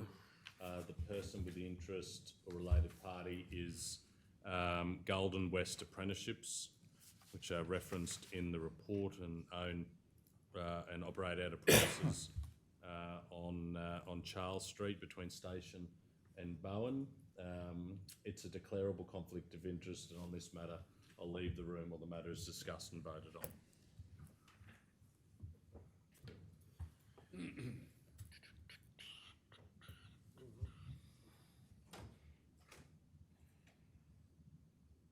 Does he have to be in the room? You voting? No, he's out. He's opted to move. Oh, he just goes. He's opted to move. He just had the two options up there. Yeah, right. Mr Mayor, I'm happy to move. Well, councillor O'Neill's left the room. Councillor Burkett, please go ahead. I'd like to move that Council 1 amend the scope of WO 24566, bitumen rehabilitation Charles Street Station to Bowen, from bitumen rehabilitation stabilisation to asphalt overlay. 2, increase the project budget from $175,500 to $250,000 by allocating $74,500 from the 2023-24 reseal program WO 24561 and WO 24562. 3, select Fulton Hogan Industries Proprietary Limited as a recommended tenderer for the asphalt overlay works as its estimated value of $245,000 ex-GST, and authorise the Chief Executive Officer or delegate to enter into the final negotiations to award the contract. We have a second to councillor McMullen. Does anyone wish to speak? We're going to go to the vote. All those in favour? 8-0.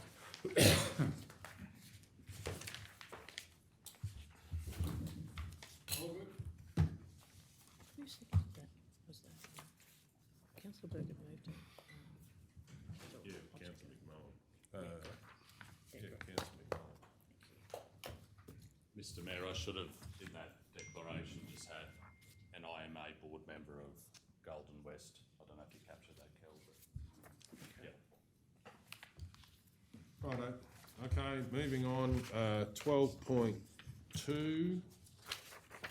Roma Denise Spencer Memorial Aquatic Centre, expression of interest for construction contractor, councillor O'Neill. I'll move the council in accordance with section 228 of the Local Government Regulation 2012 invites suitably qualified and experienced contractors to submit an expression of interest for the construction of the Roma Denise Spencer Memorial Aquatic Centre project.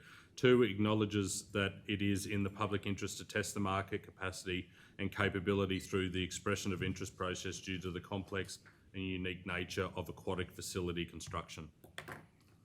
Okay, we have a seconder, councillor Taylor. And does anyone wish to speak to the motion? I'm happy to speak. I'm not too sure if the director has anything to add to. Not really. Just through you, Mr. Chair, the expression of interest this is obviously a complex project. I just feel expression of interest in this instance is definitely the best way to go. It is a niche market. We need to know who's out there, what's on their program, and that sort of thing. So rather than an open tender process, this is not committing to a contractor today, and nor will the follow-up report. This is the first step of a market testing exercise, which will take some time to work through, just to make sure we get the correct contractor for such a critical project. So that's all, Mr. Mayor. Okay, Councillor O'Neill. I'm happy to speak. I was excited to see this in the agenda because it means we're continuing to progress what is a major project for our region. We all know that we've moved from stage 1 to stage 2 in terms of the funding application that we've submitted to the Commonwealth Government. This here allows council staff to continue to progress things in the background if we are successful come the announcement, somewhere in the next 6 months. We're not starting from zero. And I think by going out to the market and understanding who's out there to be able to construct, what will be a major project for our region, is the right step. And I urge councillors to support the resolution. Okay, does anyone else wish to speak? Then we'll go to the vote. All those in favour? 9-0. Okay, 12.3, Surat turbidity and bore number 1 operation. Councillor McMullen. Mr Mayor, I'd like to move that Council 1 replace the highest risk sections of the Cordelia Street water mains with funding already allocated towards that project, and reallocate the remaining $300,000 from the Cordelia Street mains replacement project towards A dedicated water line from bore number 1 to the reservoir, B, automating bore water and surface water utilisation and treatment, and C, emergency repairs and safety improvements to existing infrastructure and equipment. Okay, do we have a seconder? Councillor Ladbroke. Councillor Hancock, Mr Mayor, I have quite a few questions. please go ahead. Through you, Mr Mayor. I understand what we're trying to do in this report. I'm really concerned about a couple of things. My main concern is that we are putting a line from the bore down to the reservoir. One of the reasons why we put the bore where it was to actually safeguard another water source if that reservoir is flooded and goes out of and can't be used. So my concern now is that if that is our only option, as we're taking that water from where the bore was, taking it down there, we probably should just put the bore down there to start with. But one of the big things from the community at that time was that we needed another water source that was away from the reservoir. Wonderful. Yeah. So there's a line from the bore directly to the water tower. So in the event that there was a problem with the reservoir, there'd be 2 options. One would be to pump it directly from the bore into the water tower. The other would be to recirculate it through the pumps at the bottom of that line.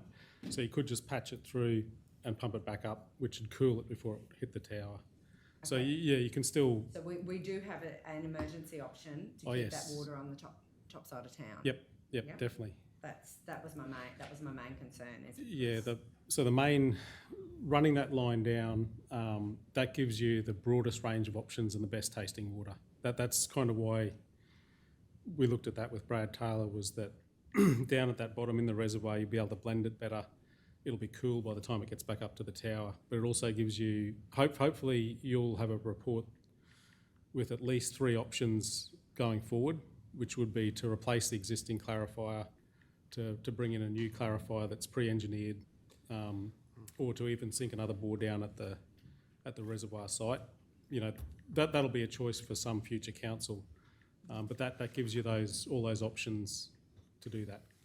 Okay, thank you. Just wanted to make sure we had that separate up. The water cooling issue then isn't an issue from the bore to the tower, or it will be, but in an emergency situation we can make it work. Yeah, the preference would be to run it down that line and then just run it straight back up again, so that it's got some 1,700 metres of cooling before it gets in the tower. So we'd be looking at that option first before we actually pumped it straight into the tower. Mm-hmm. So we looked at the 3 emergency options this time round, and that was one of them, was to pump it straight into the tower. But we thought at the moment it's running at 43 degrees. But after 2 days, you know, there's a chance it could get up to 60, which would almost certainly cause you some problems. So we didn't want to do that. We found another option. We found another option to run it sort of back down through the bottom via an overflow. So we found another emergency option, and we sort of expanded on that. Yeah. Yeah, which would cool it before it got into the tower. The tower, right, no, that's good. Also, just in the background of the report on 186, number 6 says, tenders have been called for significant directional drilling and excavation work related to water supply in Surat and Roma. What specifically have we called a tender for Surat? That was the Cordelia Street mains upgrade. So because we've already got those tenders and the rates, we don't have to go back out to tender for this. Even though it's a different job. Yeah, even though it's a different job. We've talked to the procurement manager and they said, no, it's fine what you're doing. You're doing an amendment to your existing job. The main reason it's before you is because we needed that budget change from the Cordelia Street mains to this. So we don't have to go to a procurement. I think it's under 200,000 for that work anyway. Yeah, it's just that budget adjustment that we were looking for. Yeah. And my last question I had was, do we have a time frame roughly that this might be done so our bore can become operational? About 3 weeks, apparently. Those directional drillers will be here. I think they're doing some work in Roma in the next 2 weeks, and then hopefully in 3 weeks they'll be out at Surat. And then this will be up and going, Yep. and our bore will be functioning, Yep. and has everything else then be sorted at the reservoir? Like, I know we're waiting to hear back about our bore. The community's been very patient. Well, you know, Surat's got the best quality water in the Maranoa Shire at the moment, but there are some checks that we need to finish off before we'll get that bore water released. So there's a couple of issues they've raised. One was about the alarm setting at the plant. They want that lowered, so we're going to do that today. We've got another set of samples down at the Queensland Health labs. We're fairly confident they'll come back clean. So we're just waiting for the regulator and Queensland Health to be totally satisfied that not only is the water clean, but it's not going to happen again next week. Yeah, so that's sort of where we're at. But yeah, it's very good water. Yeah, thank you. Okay, does anyone else wish to speak? We're going to go to We hadn't spoke, that was questions. No, I was just asking, does anyone wish to speak? Mr Mayor, I'd just like to thank Director Seamus in Matt's absence over Christmas for putting the big effort in to help the people of Strat, because it became, from what I understand, a very big nightmare. So it's great to see the effort put in, yeah. Councillor Hancock? Yeah, thanks, Mr Mayor. I too would like to congratulate the staff over that Christmas period. Director Seamus, Director Matt, Officer, you know, your officers on the ground, Josh, like they've all, you know, he was on leave and there was conversations, and I just really want to say thanks to the staff. It was a major issue for the Surat community.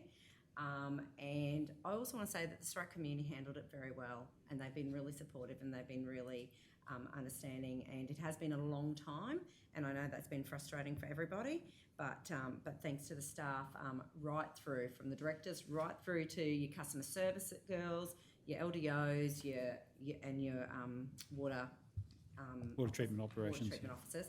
Thank you very much for all that hard work. Okay, does anyone else wish to speak? I'll speak, yeah. No, I'd like to thank the director that was on duty, Seamus. You know, I hope that never happens again at Christmas time. Hopefully the lessons have been learned about training and getting things sorted. So we have plan A, B and C. So obviously we can learn from this and get those backups in place. So this doesn't happen again. So looking forward to it. I know that the local directors do this each week. They're always trying to solve problems, yeah, so I believe that all of these things will give us plan A, B and C, and that's what we need to have when it comes to essential services. Okay, does the mover wish to sum up? No, Mr Mayor, just once again, I agree with all the comments all the other councillors have made. Okay, well, we'll go to the vote. All those in favour? 9-0. Thanks, councillor. Thank you, Jen. Thank you. So, did you want to go to the next one on Yeah. morning tea or? 13.1, receival and delivery Roma Sayards. Councillor Ladbrook. I haven't. Like Oh, you got a, Yeah, co- conflict, yeah. Councillor Hancock's got a conflict. Mr Mayor, I'd like to declare a conflict on item 13.1, description, receival and delivery services, Roma Sale Yards. Declaring councillor as Councillor Joanne Hancock. Person with interest is H5H Transport, GL and JM Hancock, my husband and myself. PR and KM Hancock, brother-in-law and sister-in-law. Particulars of interest is GL and JM Hancock own a B-double, which all interested parties above use and may occasionally unload and load cattle at the sale yards. Type of conflict is a declarable conflict of interest, and action is I'll leave the room while the matter is discussed and voted on.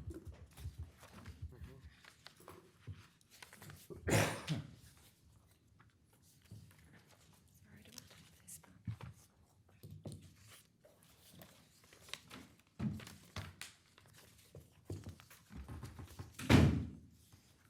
13.1, receival and delivery services, Roma Sayards. Do we have a mover? Councillor Edwards. You did say me It's councillor Ladbrook before. earlier on. Righto. Councillor Ladbrook. I'd like to move that council note this report enacts council resolution OM-10.2023-43, and 2, that council receive and note the officer report as presented. We have a second, Councillor Edwards. Any opposition? Does anyone wish to speak? Question. Please go ahead. What was resolution OM 10.203-43? Through the chair, council requested a report just in relation to the receival and delivery services All this. And I've read all this, some months it back. doesn't actually back in tell me, are October. we happy? Oh, is that what this was supposed to be about? It, w- It was in, yeah. it was in relation just to what are the receival and delivery services at the yards there. So are we happy, Daniel? Yep. So through the chair, if you recall, there was an issue just around the contractor when they first took over, and as a result, there was the mayor moved a motion to request a report to come back to council just to talk about the receival and delivery services. Okay, did that answer my question? Yes, we're satisfied with the current receival and delivery services. Okay, thank you. Okay, does anyone wish to speak to the motion? Righto, then we'll go to the vote. All those in favour? 8-0. We'll break for morning tea and back at 11. Thank you. No, shouldn't it? That'd be a really quick one, the next one, wouldn't, while the staff are here? Well, we've got to be here at 11, I think, for something to happen. Yep. We can try it. Procedural motion, yep. We got 2 minutes. Yes. Yeah, we've got a minute, 10:29. So 13. Okay, 13.2, Easter in the Country 2024. Do we have a mover?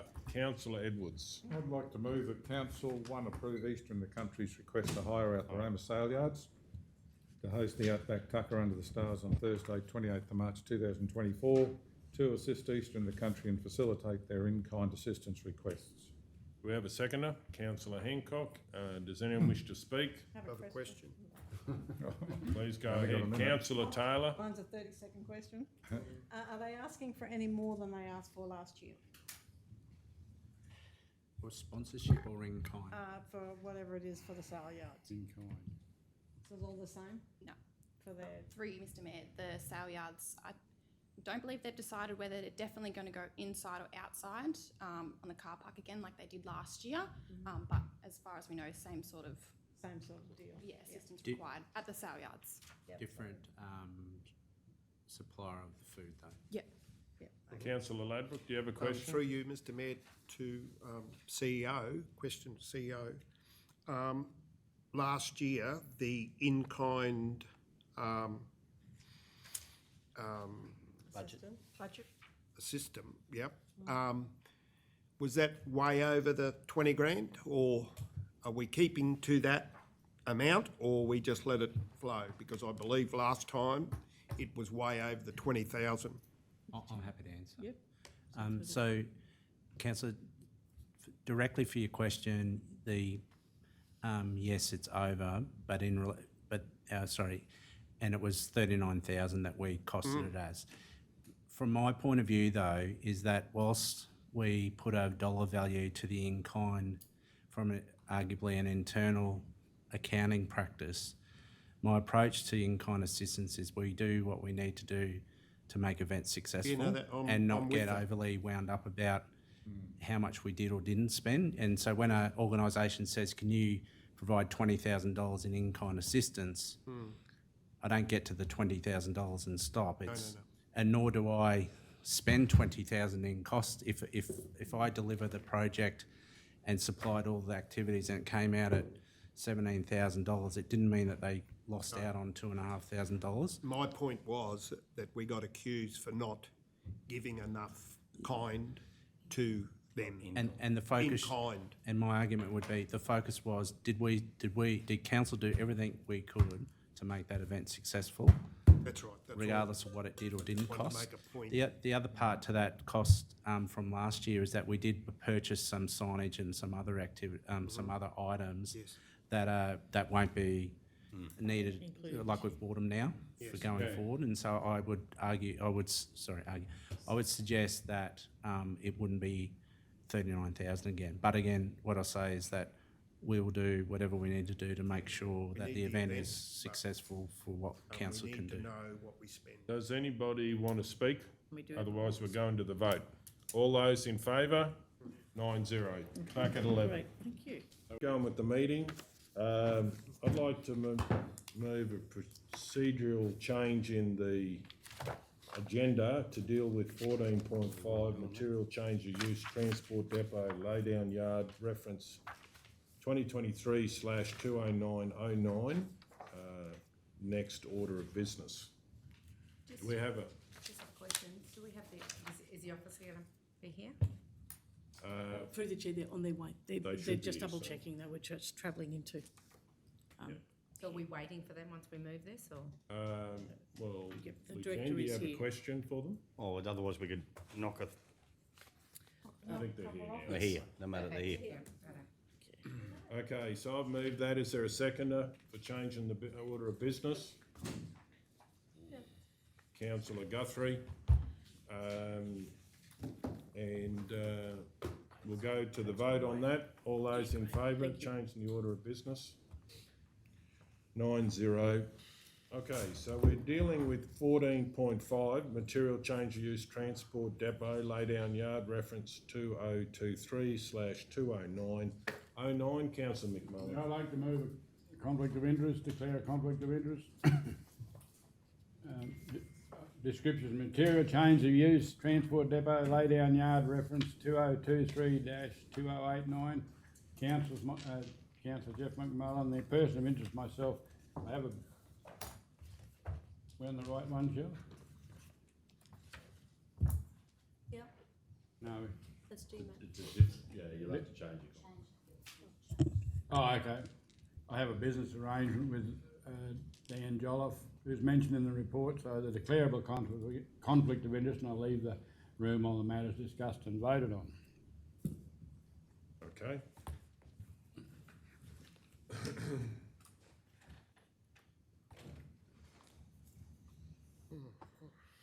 Okay, 14.5, material change of use, transport depot, laydown yard, reference 2023/20909. I'd like to move that this, Sorry, I think I need to declare a conflict of interest. please go ahead. My apologies, Cal. No.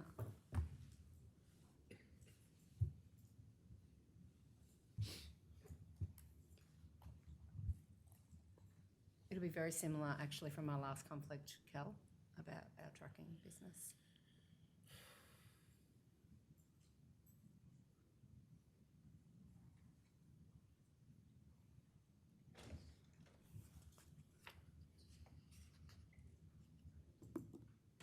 Yep, just change something in there, but if we can just copy and paste that.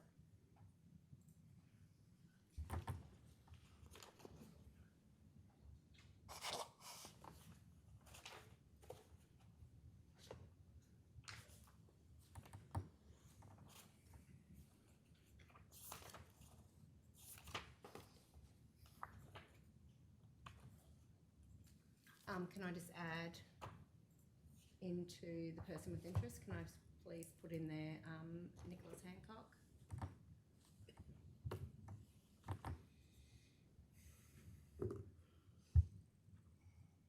Who's my son?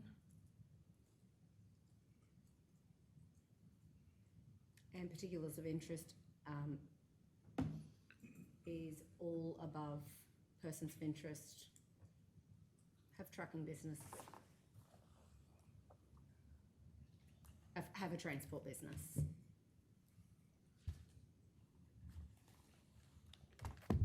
Yep, it's declarable so, Mr Mayor, I'll just move that. Please go ahead.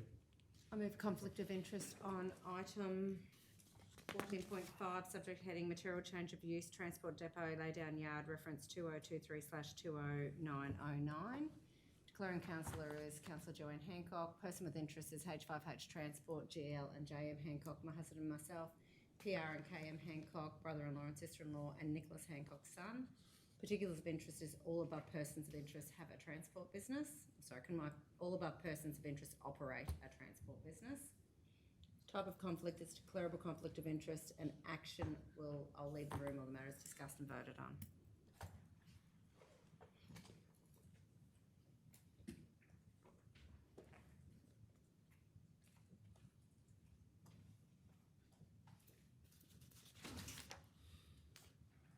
I just have a quick question. Please go ahead. Can I just ask, is the is the manager, Kate's here. I was just going to ask who wrote the report. Kate, did you write the report? Yes. Thank you. Okay, I'm going to move that this lay on the table till the next meeting of council for the opportunity of any parties that wish to talk to council directly to have that opportunity. Do we have a seconder for that? Well, I don't know whether we need it for laying on the table, do we? It's a procedural motion, you just go to a vote, and Right, it's yeah. either All supported or those in not supported. favour? That's 7-0. Okay. Okay, So can we just, that's until the next meeting for councillors who wish to meet with council to,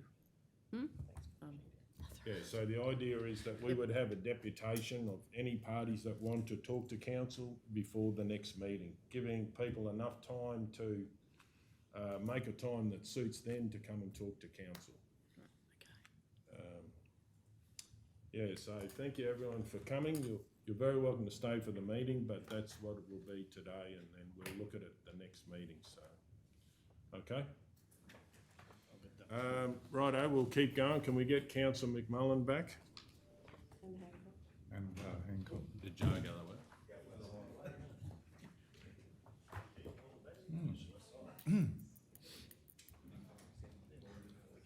through? Give everything.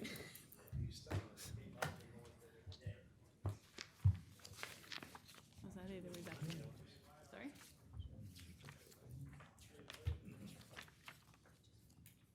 Coming back to 13.3. Sorry? Yeah.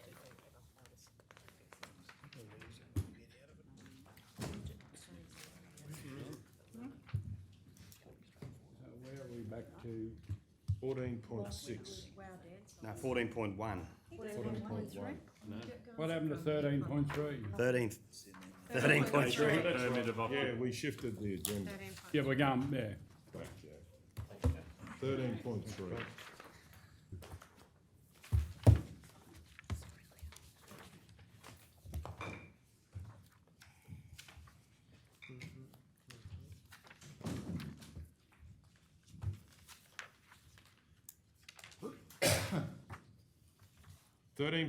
Application for permit of occupation, former Yulbar Creek School. I'd like to move that council enter into an occupation permit with State Forest for the former Yulbar Creek School site for the with the Department of Wildlife, Parks and Wildlife Service, Queensland, for a term of 10 years. 2, authorise the Chief Executive Officer or delegate to execute any documents necessary to finalise the permit.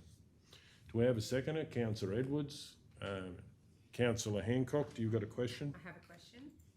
Through you, Mr Mayor, just to clarify, we're entering into the exact same agreement that was there beforehand. Nothing has changed for the use for the community. No. Okay, perfect. Thank you. Okay, we're going to go to the vote. If no one wants to speak, all those in favour? 9-0.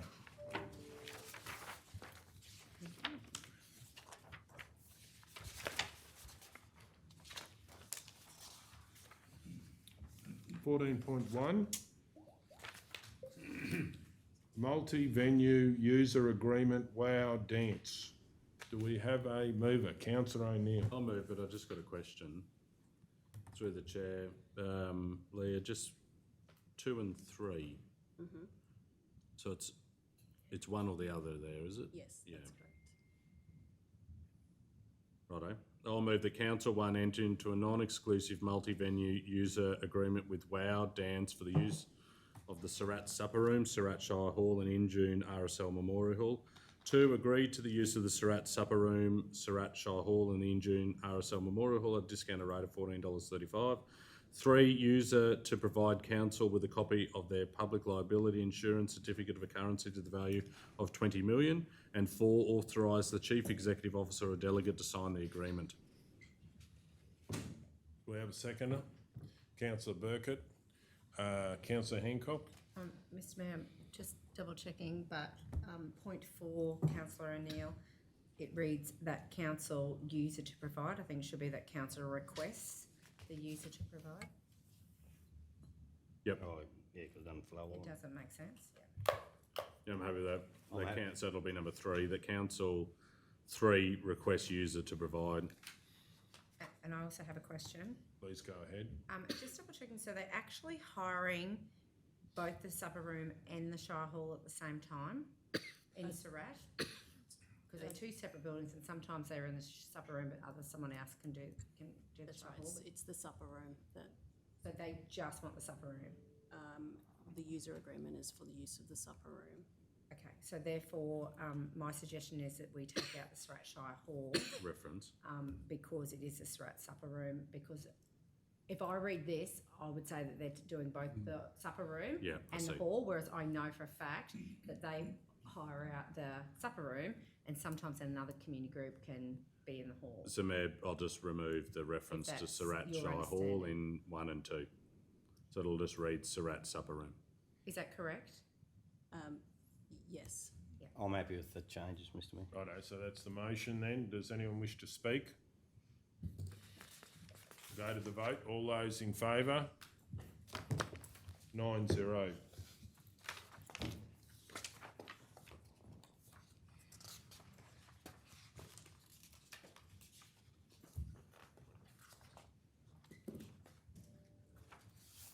Okay.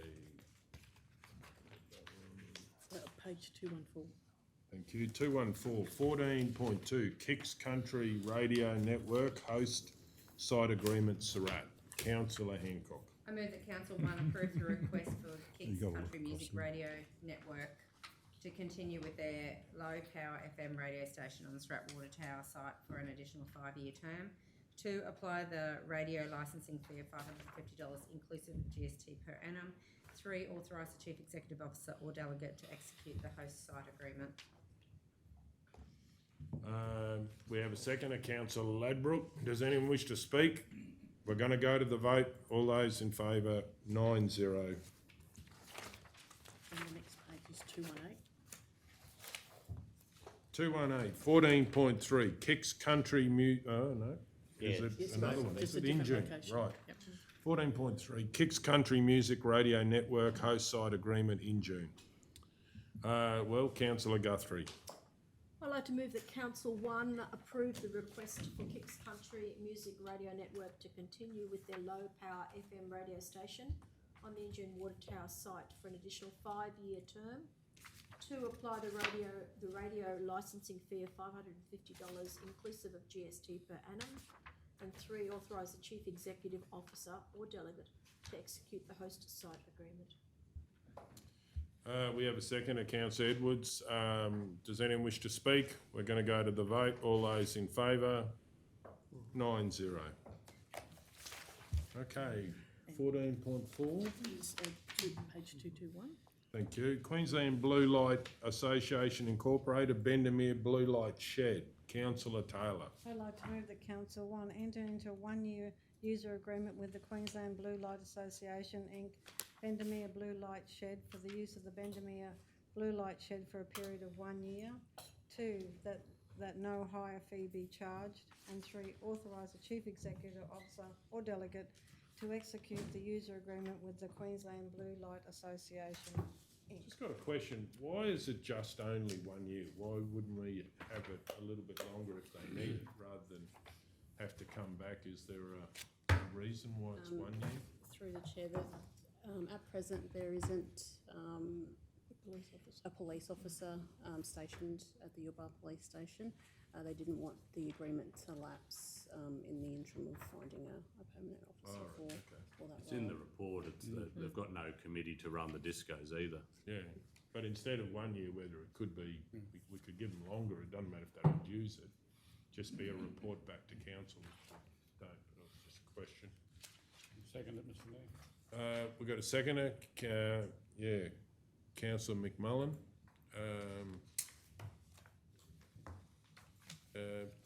Councillor Taylor, do you have any appetite to make it longer or have it a bit more open-ended in case they want it for 2 years or whatever, save coming back in a year? Doesn't make any difference to me. They have advised in here, they only want 1 year. Righto. We'll leave it at 1, that's fine. Righto.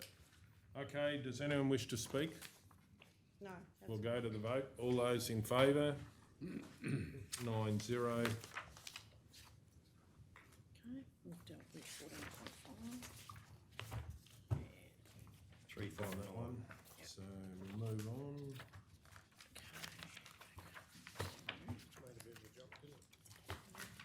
Yes, indeed.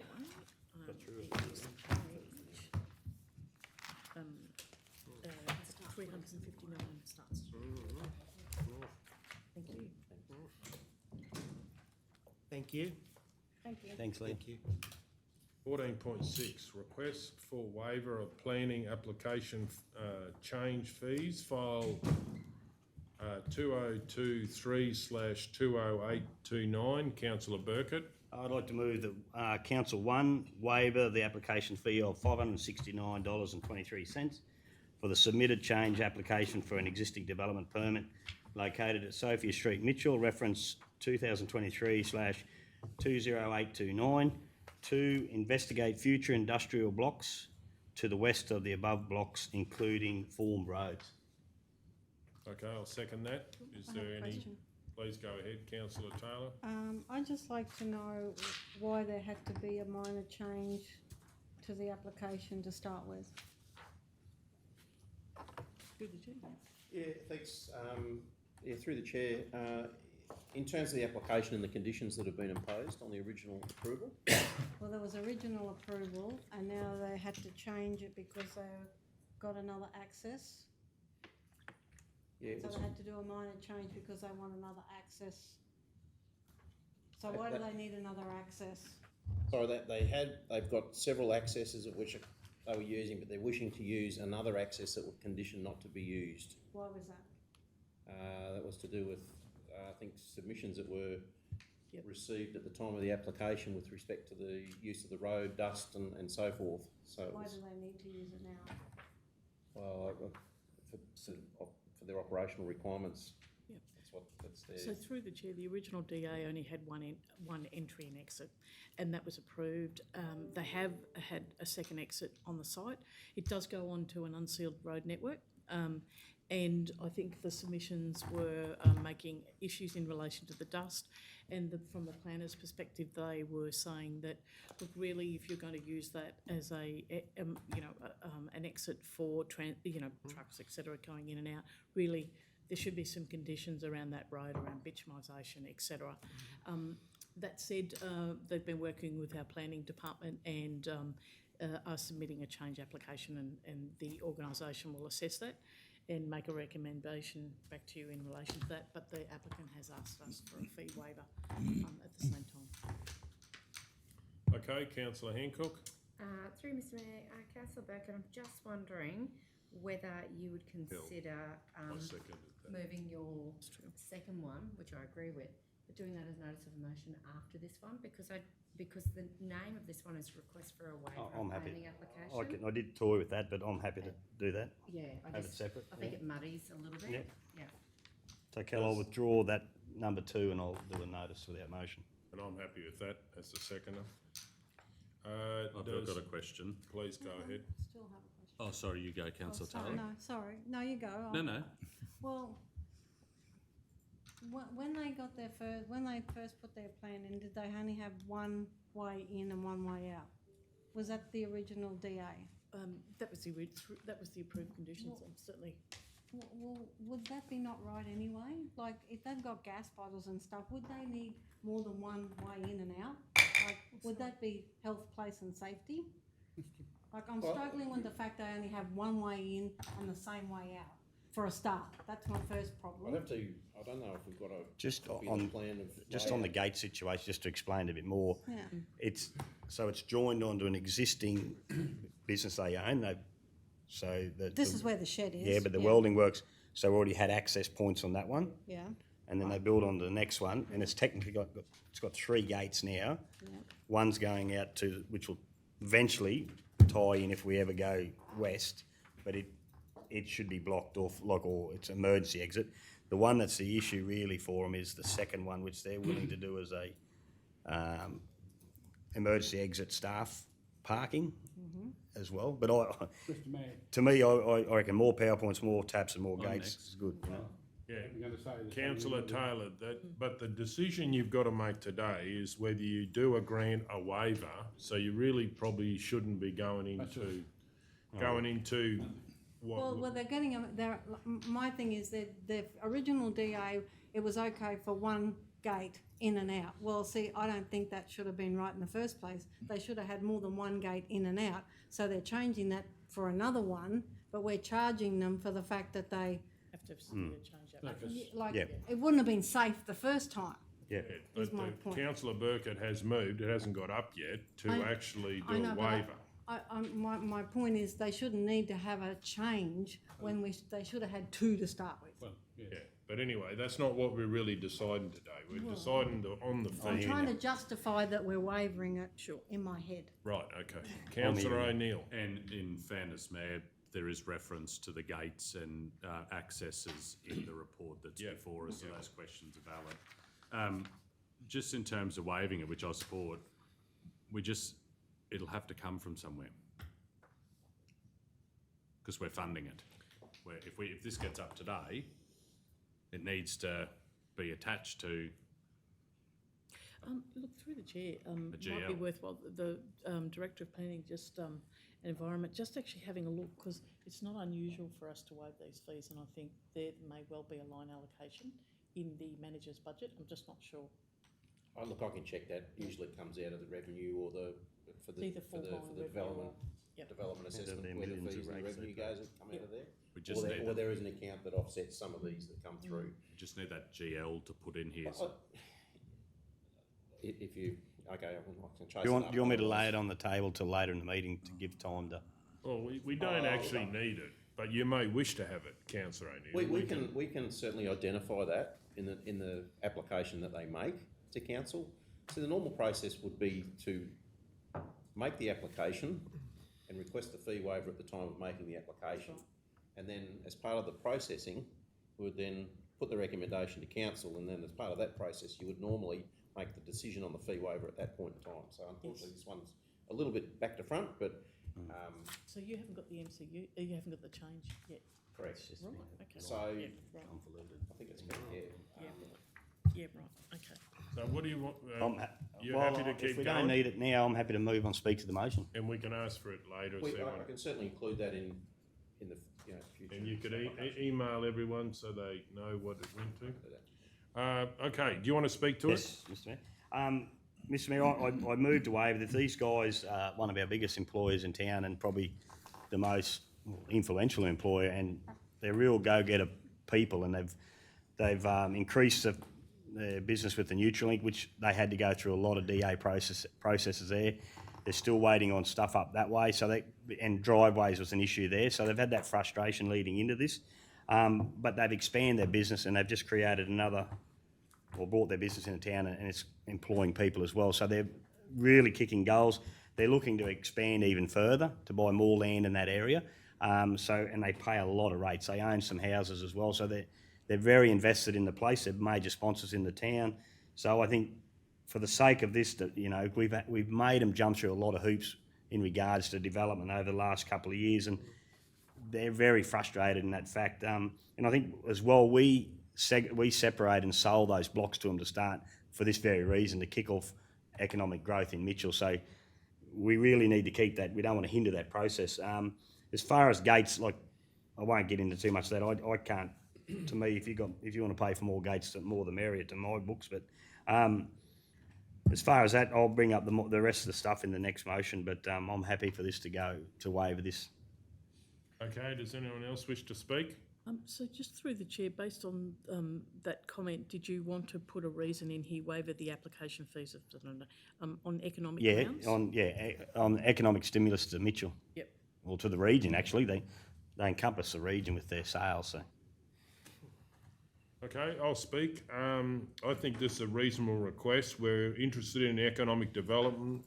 We've got our local boss there in Mitchell doing a lot of great work, working with people. It sometimes can be frustrating with planning and fees and so forth, so I certainly think we should waive this on economic development grounds. Okay, does anyone else wish to speak? Then we're going to go to... Oh, Mr. Question. Julie, is it waiver or waive? It's the waive is the verb, waiver. It should be waive. It should be waive the economic. Mr. Mayor, I just want to sum up if no one else is going to speak. Yeah, do you want to change that, or are you... If it's the correct, whatever the correct term is. Yeah, second, thank you. Yeah, it is waive. Similar to Mitchell region. Please go ahead. Yeah, I do respect the process and the staff. I know they've got to do a job, but sometimes it's horses for courses, I think, and our environment's a lot different to where some of these rules are designed from. But, so I do respect the staff's job and all that. But, yeah, it's just that we get it from the other side of the fence and we've got to try to make things get down the middle a bit. Okay, then we're going to the vote. All those in favour? 9-0. Mr. Mayor, I'd like to do a motion without notice. Please go ahead.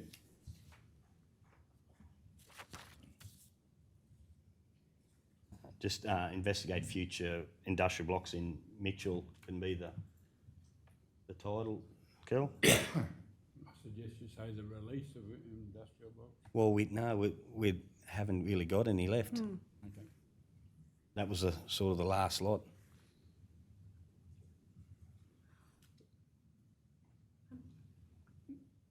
So have you got your motion up there? How are you doing this? We actually have the same Oh, it can. It's a Well, we can have it wrap. open-ended. We can have in all regional towns. But this is already an open resolution for Mitchell for investigate the blocks. But I just wanted to add in. Well, I probably can't if it's already an open resolution. But it's. Oh, we already have a resolution. We already have one, but it's But that's why I wanted to add just to the west because this ties into that. So what would you like in your motion then? Sorry, I think we could do one for the other one, but this, because I've got to tie into this existing blocks now. Say, sorry, Kel, just the top one in future in this block. And then just as my motion, to look at, what's the term, developing or investigating the development of blocks to the west of, what do they call it? From Artesian Polyproducts block, including a formed road, because that's another issue they had as well that hindered the process as well. There is land there, and I've had a look, but it's, so council investigate development blocks to the west of Artesian Poly, including forming of road network, I suppose. Because there's another issue there to the west of it. This is where we've got to be careful we don't contradict ourselves. The council plumbers are just coming off the highway as a shortcut to their bore and people see that, and that's what I mean, and they're around the corner. Want to move then? The council investigate development of blocks, industrial blocks, sorry, Kel, to the west of RT and Polly. Just the 1L, I think it is too, Kel, sorry, including forming of road network. Can I just suggest a formal road network, because you're saying it's an informal. Forming is forming, actual physically. Formal road. Formal road forming network. a formal road network, because you're saying they're incidentally using and Well, access staff, that's not a staff road. is too, so this will help staff as well. So it's forming, and I'm sorry, it's an alliteration, forming Yeah, a no, that's formal totally road happy with that. network. Yeah. I was thinking physically No. forming. No. I'm happy with that. What do you want to move in there? I'm happy with what I just, Righto. I don't have to read that out again, do I? Okay, I'll second that. Does anyone wish to speak? I think we've covered it, Mr Mayor, but we are getting landlocked in Mitchell, and this is the obvious close to that, and it might increase their volume of industry as well, being close to them as well, so it's a bit of a ticker box there. Okay, does anyone else wish to speak? We'll go to the vote. All those in favour? 9-0. 14.7, building bush tourism funding round now open. And just through the chair, I just want to advise council is we've also received another late suggestion in relation to this, should you wish to go into further discussion. The other question I've got is, have we actually gone out to the community and found out who's interested in us putting something in? If I may, through the chair, we are. This has been fairly. The process has been fairly late, and the timeline is very always with governments. They give us a short notice. We have gone out to both. I've gone out to, and so has Cindy, to the local area directors and also the LDOs. So all this advice has come. All the recommendations have come through from the various communities, various community groups that have got applications. Hence the Slate one that came through from the Roma Bush Gardens, which I'm happy to put. I'm personally happy to include in our, and that's why I crafted the new recommendation. So through the chair, council haven't seen that at this point.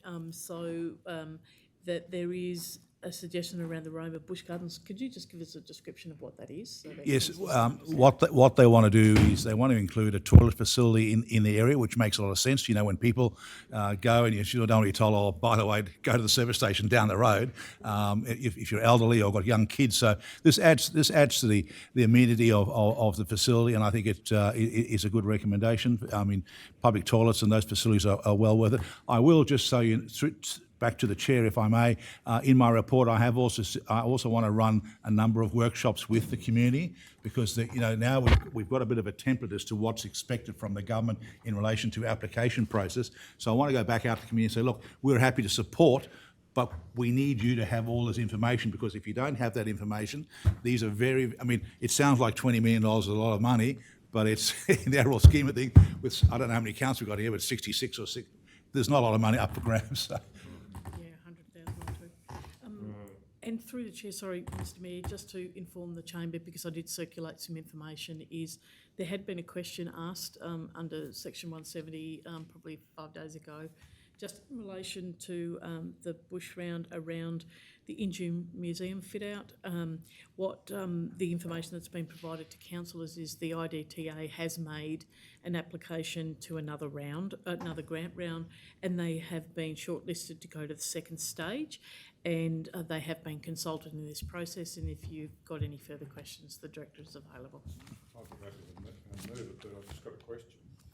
And then we've got Councillor Taylor's got Oh, yes, righto. So they've asked specifically for a toilet, have they? Yes, and they meet. There's certain criteria which they meet, because that's what when I went out, I said, look, you've got to make sure that you've got to read the application, that we're not putting in applications just for the sake, because they'll just get pushed, because these. So you can't put a general thing in there. No, it's got to meet this particular criteria, which is about enhancing or building sustainability for tourism in regional areas, which is quite good for us. No, that's fine. Okay, then Councillor Taylor, then O'Neill. So through you, Mr Mayor, so Greg, are we putting these in for them, or are they putting them in themselves? These ones? Sorry, say again? Are we putting these in, or are No, each individual, I've been at pains to say that's why when we crafted the questions, we were specific, can you meet the deadlines? And I've gone back out and said, and that's why I said, you have to make sure you can meet those deadlines, because we don't have the facility. We can help, we can look at the documents, but they themselves have to craft the document. Yep. Applying for them themselves. Correct, yep. Okay, thank you. Councillor O'Neill, then Burkett. So really, it's got nothing to do with us, sorry. Well, this is really for information and letting councillors know what's happening, I guess, in our environment. And so if you get confronted in the street, you know what we put in for. So when you say we're endorsing the submitted list, well, it really has nothing to do with us at all. Like, they're going to put them in themselves. They've got to put it in themselves, yes, but through the various LDOs, I mean, there'll be some connection through there, yes. So through the chair, that's a good question. Is the recommendation more of a provide a letter of support to all the relevant No, organisations in relation to the round? This hasn't been asked for at this stage. Okay. This is really just about an expression of interest, and then they'll have to go with, yeah. Okay, Councillor O'Neill, then Burkett, then Hancock. So the approach that you're taking, Greg, is it's not common. We generally, as a council, apply for the funding for these organisations because we've got the capacity to be able to pull, business cases and solid applications together. I would hate to see all of these applications go in because we're talking about $10 million across 77 local governments. Correct. There is no way that we're getting more than one of these. Yeah, that's right. It will be incredibly competitive. Correct. And generally, these are all worthy projects. I question the addition of the toilets because that's the first time we've heard about this, and council probably has capacity to consider that as part of the 24-25 budget for the next council to decide. But I would have thought what would be a better outcome is for council to choose a couple of these projects like we do with every other funding round, and we put the rigour behind it with the organisations to ensure that we're putting our best foot forward to ensure that this is successful. And I just wonder, having a scattergun approach of, a half dozen coming through the, SDDA or the Yulbar Development Group, we may actually cut an as a spot our face given the competitive nature right across all 77 local governments. And as you've already highlighted, $10 million, it ain't a lot of coin when that's shared across all the local government. And as you've already highlighted, it is open up to other not-for-profit organisations to apply as well. Yep. I just wondered, should we follow, as we've done in the past, pick a couple, have yourself and the LDOs, Edwina, work really, closely with the community, and the council applies, and put our best foot forward that way. Look, to your point, Councillor, that makes a lot of sense, and you're quite right. Because we've had a short time frame, and given that we're going into caretaker mode and a few other things, that's why I originally this was going out to all the LDOs, and I thought, well, let's have a look at how many projects are out there so we can try and prioritise them. I took the view that because we only had, now 7, but let's say 6 if you want to go the other route about the toilet, which is fine. I took the view that even though we put 6 in, the application itself will stand on its own merit. So if we had 15 or 20, I'd have said no, and then I would have prioritised them. But in this instance, because we're short of time, I thought and that's why I worded the questions in relation to can be completed, application complete, and also you have all the various business, and I spoke to each applicant saying you must make sure you've got the application. You can complete the application full. So business case, it's not just we'll think about it, because once the 1st of February comes, it's a fait accompli. So that was the approach I took. But I certainly agree with going forward. Because what I think also from my point of view is we need to think about how do we maximise the dollars we get, but also how do we get the linkage between the whole of the Maranoa region so these projects start to feed into others at the same time, if I'm making sense. Am I next? Yep. Two questions. Just to get I just noticed, and this is not a shot at Strat, I like their little spiel. I just like to jazz up the other one. Like they're similar projects, but one's like a Toyota Corolla and the other one's like a Lamborghini. Can we get a bit of similarities there, because it's just very well, like this, it's really selling it, the one number 4 compared to number 2. The number 3, renewed journey through the time oil legacy, is that to do with the big rig? Correct, yes, sorry. Wouldn't that be getting done when we do the Peter Keegan Museum. Peter Keegan? So that's another additional project going to the big rig. And they're in separate, Yeah. one end from See, the other. to me, and this is nothing against, but the big rig's had a fair, and it's still to go, a fair bit of focus there. Correct. And can I say through the chair, from my viewpoint, I think the big rig is one that we really need to enhance and make. This is really about having, because when I spoke to Leanne about the big rig, the money they want is close to $1 million or plus, whereas this is a little bit of money that can go to some way, so we don't have to do. So it gives us some money. It's a bonus, and then we can move on and delete that project. And just to follow on, like the 2, I'll use the 2 river walk with the lighting. We were talking when we did, what's that, half down here? We did the solar lighting, so Yes. lighting's come a long way.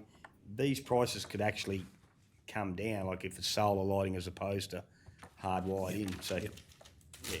And through the chair, just a suggestion, you might want to have one project for lighting that might include And Strat and Mitchell, that that's you right. actually start to Save a bit of address money. multiple areas. And it mightn't be quite as much money, but 2 communities Well, they've got get them out something here, as yeah. opposed to not. Councillor Hancock's next, and then Ladbroke. So I guess I'm a little bit confused, a bit same as Councillor O'Neill. So when I read this, I assumed that council was putting in these applications. No. Because some of this stuff is actually council properties, council assets. Well, And yeah. so like the lighting for the Strat River Walk, that's been on a council project for a long time. Yeah. So when you say that you put the questions out to the applications, Yeah. did you Sorry. put the question out to the director and the LDO, or did you put the question out to the SDDA? No, they went, the approach was they went out to the LDO and the LAD, and these projects were fed back through there. So you're quite right. I mean, the SRAT, there are, yes, the big rig is our responsibility. A lot of these are. Yes. Like even the Uber, like the Yes, fire yep, tower, we've yep. been talking about that, like, so my take on it is that we would be, and even the Gunnerman Rail Trail, like I believe that's been a council Correct. project as well, and so Yep. I'm a little bit confused because I actually thought that if we did a recommendation today that we're endorsing these submitted list of projects for council to actually apply for. Not, because how can we do that and then put it onto a community group that we haven't even No, asked whether sorry, they've got capacity? I may have, when I said each application is being done by, if it's a council property, it's being done by the council, the appropriate LAD and LDO. Okay. Sorry, my apologies, I've confused in that regard, yes. So these were just, I went out to everyone and said, this is available, we haven't got a short period of we've got a short period of time, what projects have you got underway? I know in one case, in relation to Surat, Matt was away on leave, so and it was a project that was really wanted to get up, so I figured given that we've only got 6, let's put them all through and see how we go. And just through the chair, just in answer to the councillors, I think if you do pull it apart, Greg, the applications that got in front of us, they actually would fundamentally be council's assets. Yes. And we can partner That's the with same with everybody everything. to do that, but they are, other than the Roma Bush Garden, they are council, we could argue that that's our asset too, because we're the trustee, and there's a trustee lease on that. So for simplicity, if council likes all the projects, it's just a case of, do you want to endorse them all and put them all in, or do you want to acknowledge the list, but potentially have, 1 or 2 that you might want to put forward? Mr. Mayor. Councillor Ladbroke's turn. I just have a question. With the Gunnerwan Rail Trail, wouldn't we be better off to finish the museum before we Or doesn't that's that go in there? And through the chair, the same question was asked by councillor Guthrie just recently through Okay. section 170. And what we can advise you is that the IDTA have made a grant submission to another round and have been shortlisted to go to the next Okay. stage No, that's around good. that fit out. The In-June Gunawin Rail Trail, the feasibility of that you only recently endorsed in the last month. So Okay. it's spade ready. If funding is bound. Yeah, Instead no, of this gentleman. work it and then. Just to Councillor follow on McMullen. for councillor Hancock about the groups, I know the installation light and the one in the Mitchell River Walk was a joint project with BAG and it was LDOD at the time, D. Schaefer. They worked together to get that project to fruition, so it was a combined effort with a community group. Yeah. Partner, sure. Yeah, no, that's good. Again, councillor McMullen. Mr Mayor, I'm listening to all the, I'm not against anything that's being said, but just remember, we've only got 7 days to get these in. That's right. That's right. And it's just, Whoever- It's going to be a late night tonight, then. I'd And- I'd be and- just going with my suggestion, I'd be just going with the recommendation as it is for this lot. That's just my opinion. Otherwise it'll be, but through the chair, 7 days, only got 7 yeah. days. did you want to rank them? 4 out of 6 or something. 1 out of 6. Did you want to rank them potentially? Or it's up Would to make council? sense to put the lighting of the Mitchell and Surratt together as a project. Because that might get more bang for buck. But But it would take up more money, but. that's the issue. Yeah. What we're trying to do is avoid going over the 200 threshold because the $201 plus has got to come out of something which is going to be our pocket, which we don't have at the moment. Yes. Councillor O'Neill and then Guthrie. So just reading the information on that website Yes. to do with the tourism funding, it's open to local government, not-for-profit organisations and any tourism operators. So the field gets a lot bigger than 77.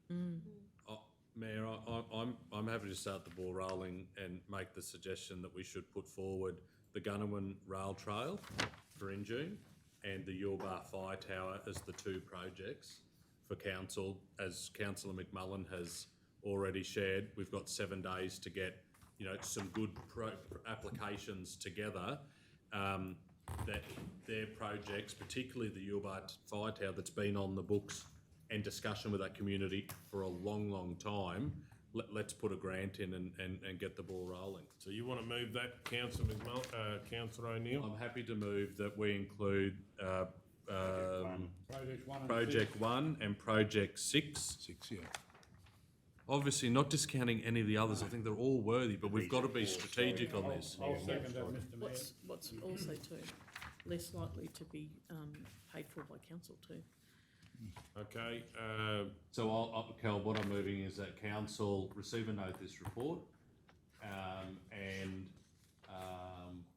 put funding submissions in for projects 1 and 6. okay, do you want to speak to it? I do, Sorry, just clarifying that council yes. Well, is putting, thank you, that council put forward funding submissions. And of course, that's working with relevant community groups. Mayor, I'm happy to talk to it. Clearly, as a local government, we don't have an endless resource to be able to do everything that's on the books. We have to seek support from the state and Commonwealth when we can. I think we need to be strategic about this. We've got some really exciting projects that are right across our region. Some are a little bit more advanced than others. We've got a suite of projects that would be wonderful to see come to fruition in front of us as part of this report. But given the time frame, we've got to be strategic. And there's a couple of projects, the ones I'm putting forward, the Gunawin Rail Trail. Clearly there's been a lot of interest in the north part of the region in respect to this, and we should back it. And equally, I think this will be the 3rd term that we've been talking about the fire tower in Mitchell, in June, in Yulbar, and given the work that has been done by the community down there to support the history of the fire tower, I think we should be putting a funding application in around that as well. So that's why I've highlighted these 2 projects and asked council to support it. Okay, someone wish to speak for or against? Against. Please go ahead, councillor Guthrie. Under normal circumstances, I would agree with everything that's been said by councillor O'Neill, but I think it goes against the conversation you've already had with groups where this has gone out to LADs and also our different areas to draw this list together. So there may have been the expectation that they're getting a look in without actually being given the caveat that it was coming to council for prioritisation. The other concern that I'd have is, even if we go with this and pick two, there's nothing to stop any of these individual organisations as tourism groups to actually put a submission in on their own behalf. Because when you look at the guidelines, grant, yeah. we can go 1, 2, yeah, let's go with it, and still end up with this, and even more from the Maranoa, given the grant criteria. To that point, I can say that Will Fellows from Western Distilleries is putting in an application, so that probably is correct for those who are in the know. Can I say in relation to, we pulled this list together. It is obviously up to council to determine, and I think to the point of, and I made the point when I actually sent my email out originally to the LADs and LDO, this money looks great, but remember we got 60, I think it was 66, you may have said 7, I'm not sure, but it's a number of count, which, you know, if everyone put in the same amount of money, there wouldn't be an awful lot there. So we have to be mindful, and I think curtailing it to a number, from my opinion, there will be other grants. We do have now we do have a list of projects. We can just keep chipping away at it. Just my thoughts. And just to finish, my one comment is good luck to, I mean, I would love to see as many different groups in the Maranoa put in, and fingers crossed they get a look, that they're successful, they you know, get moved towards success. But the reality is there's only 1 week to go until the applications are due, and one of those is a public holiday, etc., etc. To me, by then giving it back to the groups and going, look, if you're really interested, you've got 1 week to get your act together and get it submitted. Whereas we're then, by doing this, going, well, we'll take responsibility for drafting and sending it on our behalf. I won't give them time to put it in themselves. Well, But they haven't been asked. That was my question before. They weren't. These groups haven't been asked. This was only. This is internal. It only went out to internal, to the directors and the LDOs. These are all been spoken to. But the LADs and the LDOs, I assume, but that's why the criteria was: can this project be completed by the 1st of February? And that was their answer to say yes or no. A lot of these projects, what I understand, and I've just been the gatekeeper trying to pull this together, I don't have the exact details, so excuse my ignorance there, but a lot of these projects are existing projects that have been slowly working up their level of business cases and information, and that's why I want to, after today's event, with my team, go back out and start to get people to say, if you're looking at any grant applications, these are the criteria, so let's start working on your business cases and activities that you need so you can satisfy the criteria, so we can make sure we can keep chipping away at the applications. Okay, councillor Echo, do you wish to speak for the motion? Please go ahead. Yeah, Mr. Mayor, I'm going to speak for the motion because I agree with what Councillor O'Neill has put forward. I think that the Gunawan Rail Trail and the Yuba Fire Tower have been on our books for a long time, and the communities have waited a long time. That's not taking away from the other projects that have been put forward in this report. They're all worthy, and we wish we could get them all. But I do think the council should just pick 2 that they are responsible for and that they're willing to do. Because, as Councillor Guthrie says, there is only a week to go. I actually don't think it's manageable to be able to put applications in 1 week for all these different projects. And I also think it's vying community groups, townships against each other, which I don't think is a really great look or feel for the Maranoa. I know that they can do that independently, like they can go out and put applications in, but the majority of the ones in front of us today are actually council owned. And we're part of that responsibility for these projects. So I actually think that that these 2 are worthy causes, are worthy projects. The other thing is I am going to support the Gunawan Rail Trail because not only has it been on our books for quite a while, I do believe that it was a member of the Injuring community that come across this funding and actually sent it into council to let council be known about the funding, specifically thinking about the Gunawan Rail Trail. So I think it would be a little bit, in my opinion, for me as a councillor, rude to vote against that project when it was actually that community who put forward this project to council to go for this funding. So that is why I am fully supporting these two projects that have been put forward today, and I will support for the other projects to find some funding to go forward, to have them come forward in the future. Mr Mayor, can I just query something that was said, please? Have you finished speaking, I've Councillor? finished speaking, but Councillor Guthrie has already spoken, Yeah, Mr Mayor. but can I have a question? Is it a Can I ask question? a question? Please go ahead. So can I just ask, why would we be voting against St John Rail Trail? I'm not voting against St You John just Rail Trail. said, if we don't go ahead with this, we will be voting against it. Because I've put forward that as one of the projects. Gunnerwin Rail Trail. That's I what said I've, that's why I'm supporting the Gunnerwin Rail Trail. But you said if we don't support it, we will be voting against the Gunnerwin It'll Rail go Trail. back to the original motion, which if you was don't, 6. I never said that. I said that's why I'm supporting the Gunnerwin Rail Trail. I never said that. If you're going to Okay. quote me, you want to quote me right. Okay, well, Jeez. we could Well, play it the tape escalated. back. We could play the tape back and have a look, but let's Can I- just leave it and get on with the meeting. Mine's just a Councillor question. Burkett? Just to clarify, off Manager Gregg's thing before, so the directors, there's no way of knowing unless we ask all the directors, that the directors say Matt might have spoke to the SDA, Seamus might have spoke to BAG.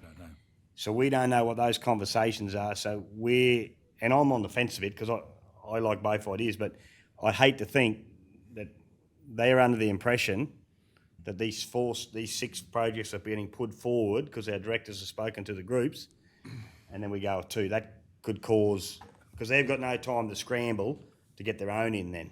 If I could say to that, and I'll hand to Matt, but the reality of life is that because there is a limited bucket of money, and in all my experience, it's wonderful to put all the projects in, and the key thing is making sure every application we put in should be as robust as possible, otherwise we get a bit of a bad name with governments that we put in all these wafty looking applications, because someone's got to read them and it takes time.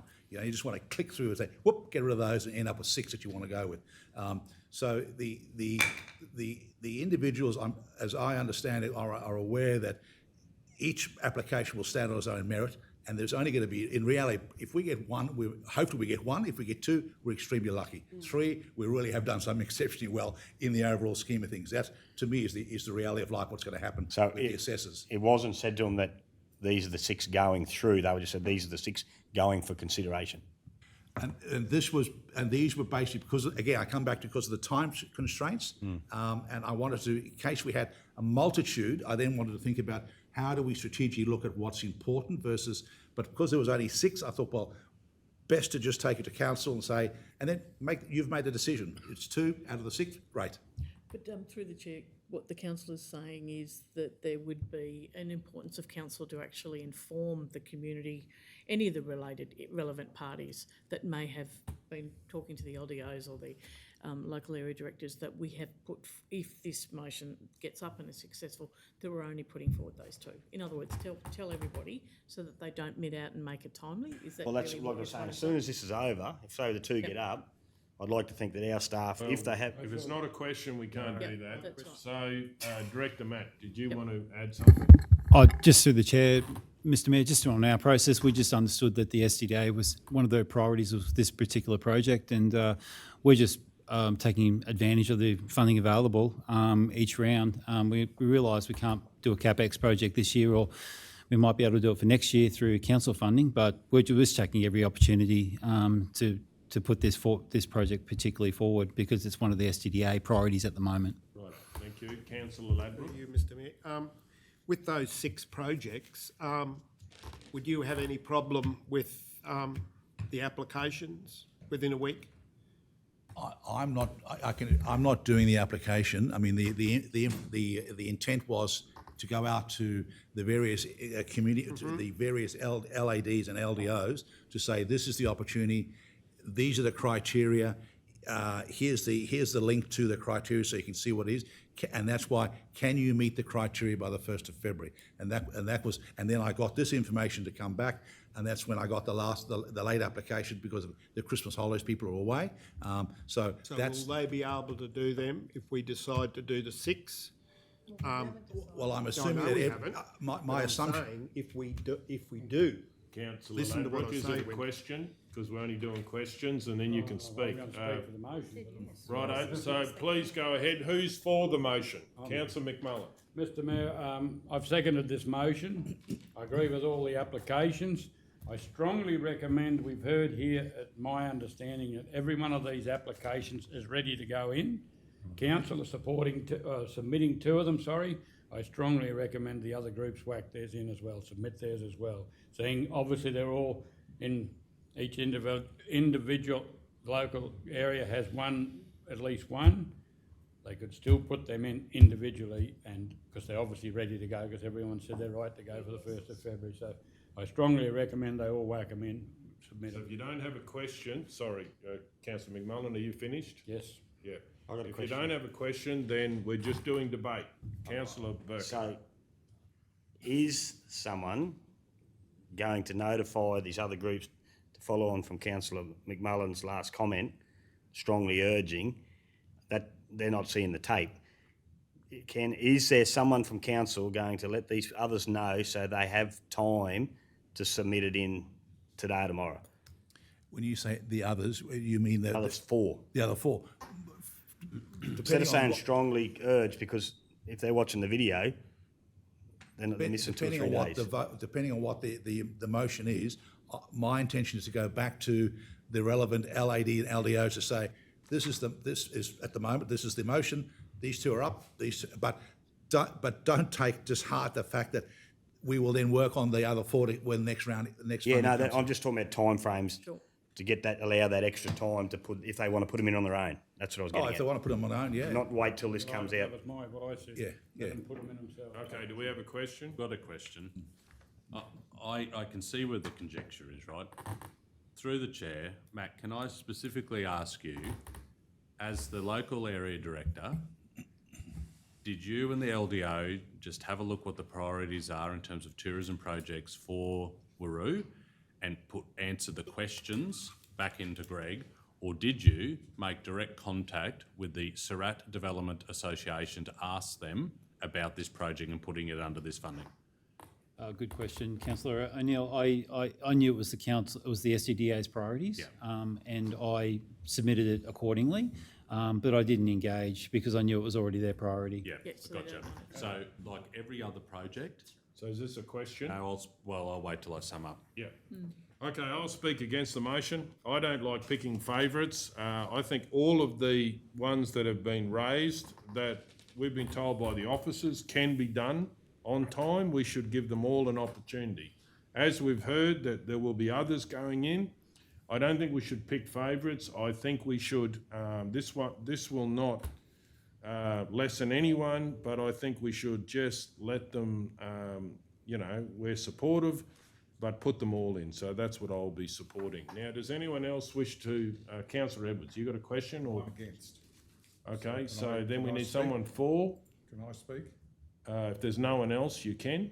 Please go ahead. No, well, I agree with what you've just said, and that is, I mean, basically, we're just assuming things here. We just, we're trying to get the facts, right? Same old story. We're trying to get the facts. We're trying to determine whether this should go in its current form or it shouldn't. I don't like the idea of cherry picking out of this lot. What I can gather from what you're saying is that you've done a lot of work on this, and as far as you're concerned, all these projects are, good projects to put forward. Time-wise, you've already said it, application can be completed, so yes to that. So if you read what's here, as I said originally, I was happy to go with the original concept here. So I fully support this. Not that motion, I fully support whatever's here, and I think the whole lot should go up and give everyone an equal opportunity to have a crack at it, because no one knows what the outcome's going to be. No one can predict it, so why not? And it looks as if we're doing something too. It looks as if we're supporting the community on these things, which is very, very important.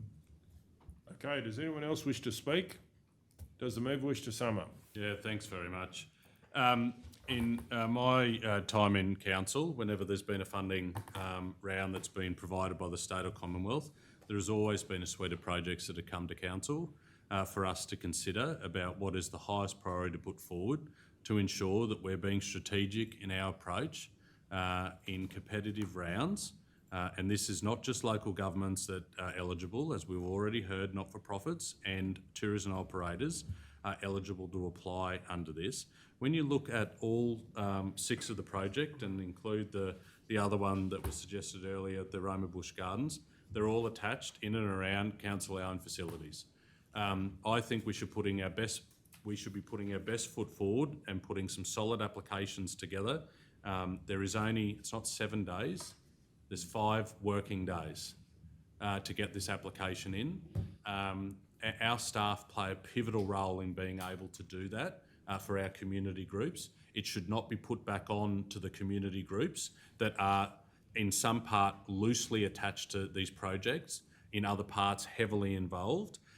We should be strategic in our approach, identify some of the, at least 2, which I have, key projects that have been on the books for an incredibly long period of time. We put the rigour around those applications, we submit it, and let's hope that we get 1, but let's hope we get 2 through the council processes to advance these projects that our community have been asking for, in some cases, the Ulbar Fire Tower, for nearly 10 years. So I urge councillors to support this, and we look to other funding rounds for all the other projects, not dissimilar to some major projects that we've put forward recently, where we are seeking substantial money from the Commonwealth, where we didn't put 2 applications in, we put 1 to ensure that we were in a plum position to get the money that we needed to advance things for our region. This is no different, and I think the project in Injune for the Gunnerwan Rail Trail and the Ulbar Fire Tower are 2 great projects that we should back and to see them come to fruition for our community. Okay, we're going to the vote. All those in favour? All those against? 5-4 if I can call for a division. 14.8, Indian Minor Birds Control and Management. Do we have a mover? Councillor O'Neill. Are there any conflicts? You might want to look at the map on page 375. Which one are we on now? 72 Indian minor birds.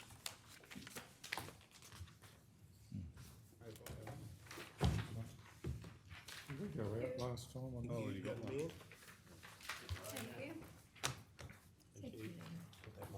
Thank you. Thank you.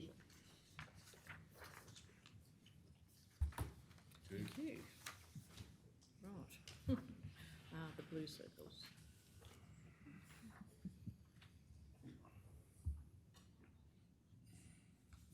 Oh, yeah, okay. I might declare a conflict, Kel, please.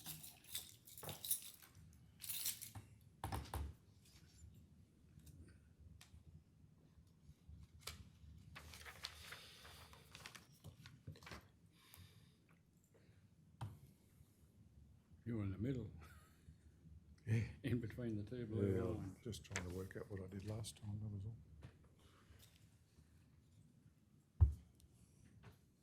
Item 14.8, Indian Minor Birds Control and Management, declaring council with Councillor Tyson Golder. Person with the interest is myself. Particulars interests have a business in the vicinity on the map. What I did last time. And type of conflict, declarable conflict of interest, and I'll leave the room while the matter's discussed and voted on. Is there any other conflicts? Yeah, I'll have a conflict.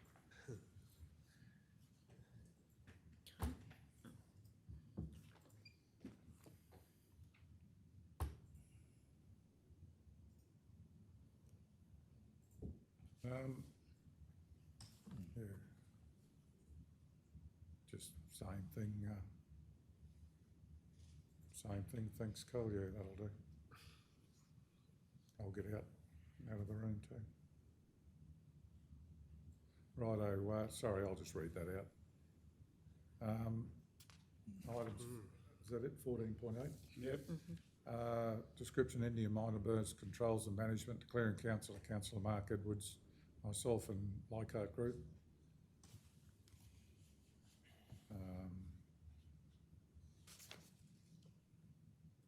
I'm a partner in, Leichhardt Group. I'm a partner in Leichhardt Group, which has a business in the vicinity on the map.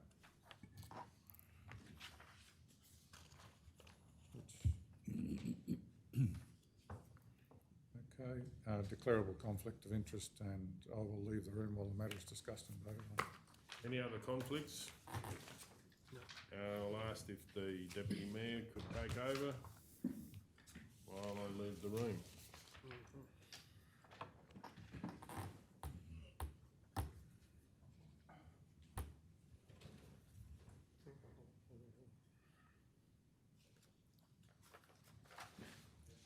Okay, the Mayor and Councillor Edwards have left the room.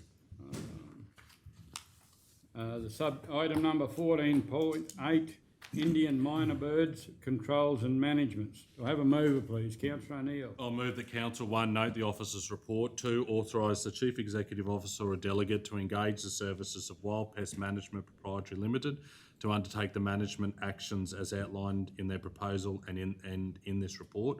3, request council officers to investigate a voluntary community-led Indian minor bird minor control program and list the initiative as part of the 24-25 financial year budget deliberations, including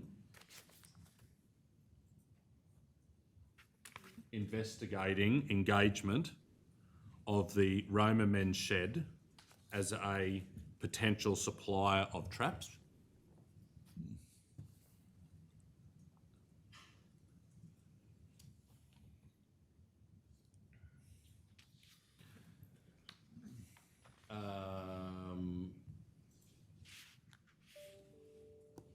Note that the report enacts resolution number OM 082023/34.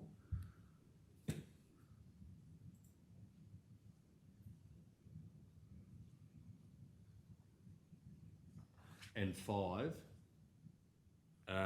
undertake a operational assessment of all of the towns across the region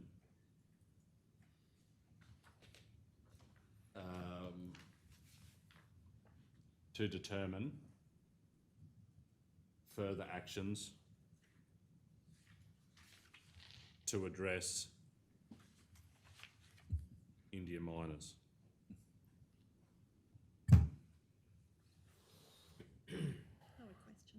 And then just on number 1, I just wouldn't mind, note the officer's report, including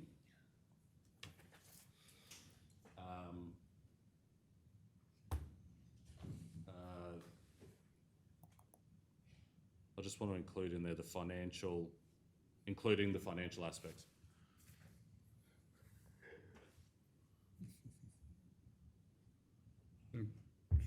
Councillor O'Neill, understand where you're coming from. Note the officer's report, but it's not in the officer's report at the moment.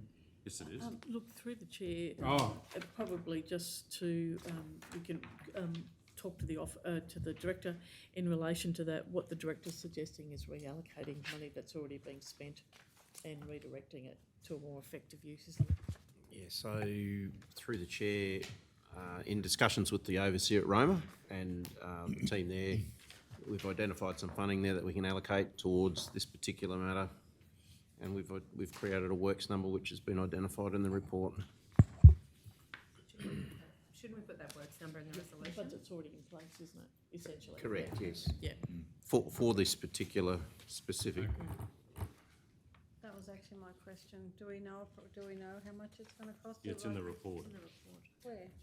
So through the chair, what the officers three are telling somewhere. us is that they're spending easily a couple of $1,000s now. That was the clean-up of that's So how much they're, it costs to clean. by instigating the actions, they can redirect that money into instigating the actions as opposed to continually cleaning up. So, just to provide that clarification, the gentleman that I've been speaking to, who's sort of a renowned specialist in wild bird pest management, his estimate's around about the 3.8 mark, plus GST. Yep. I've just put in the report an amount up to 5,000 just to account for that. Once we know that this is proceeding, he will just firm up that estimation, but it'll be no more than 5,000, but that's the estimation we've got this time. The reason it's an estimation is that he's quite busy. He's travelling around the regions and interstate, and he initially provided a quote, but then we sort of, through that map, determined that, tried to target the area to give him something a little bit more to work with, and so he's happy to just firm that up once we've How long would it take? initially, it would be as outlined in the report, it would be a 2-day exercise, but in saying that, it needs to be monitored. And again, it could be a blend or a combination of actions to be taken. And again, that will depend on what actions are taken as a result of discussions today, as to the success or not, and obviously ongoing monitoring, but it might require follow-up. And through the chair, just to be clear, is the 5,000 part of the initial spend, or do you need $5,000? So council should articulate it in their resolution. Look, I think for the benefit of this project, I think we just articulate the works order up to an amount of 5,000 plus GST. Note the officer's report, including, it should be that council note and endorse the officer's report, including the budget of up to $5,000 in brackets work order 24840.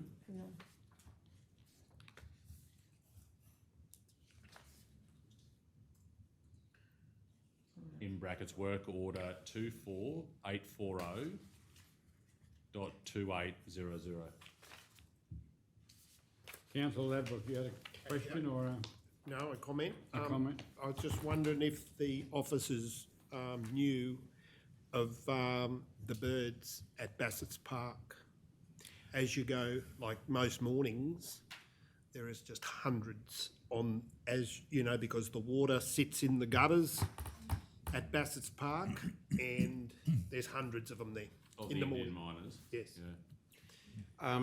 So, you know, I just... Through the chair, I have been made aware of that. There's obviously problem families of Indian miners across Roma Township and further afield. I mean, when this was initially put together and put out for that quotation, you know, the problem area is sort of that area that's been identified. I've been sort of monitoring the situation dawn and dusk over the period of time. It would appear that perhaps the numbers have possibly gone down a little bit in terms of that intersection where Woolworths is, but there's still issues in that vicinity. So definitely aware of Bassett Park, but it's not included in this particular one. What we could do is see how we go with this aspect and then look at what happened. Yeah, look at Bassett Park. Yeah. Can I just also add to that and say I put a CR in for one of the town improvement group for Indian miners down that way as well.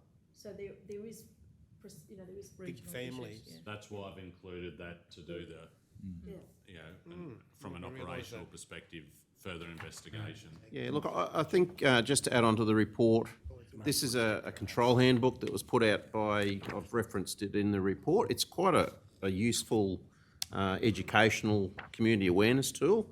I'm going to see if we can, with their permission, sort of use that and put that on our website. So this is a bit of a joint, really. We've got to work with the community and the community's got to work with us and industry and so forth to try and reduce attracting the birds and so forth. Can you circulate that to us? I certainly can, yes. There is a link in the report, but I'll circulate that electronically. You need a seconder. Yeah, no, I'm happy to second. Councillor Hancock seconding. Anyone want to speak Councillor O'Neill? I'll speak for it. Thanks very much, Leo, for the work that you've done in pulling this together. This is an issue that was raised specifically by community members. I went down and investigated myself late one night with a torch and got a few looks as to what I was doing. But it was clear to me that we did have an influx of Indian miners in that CBD.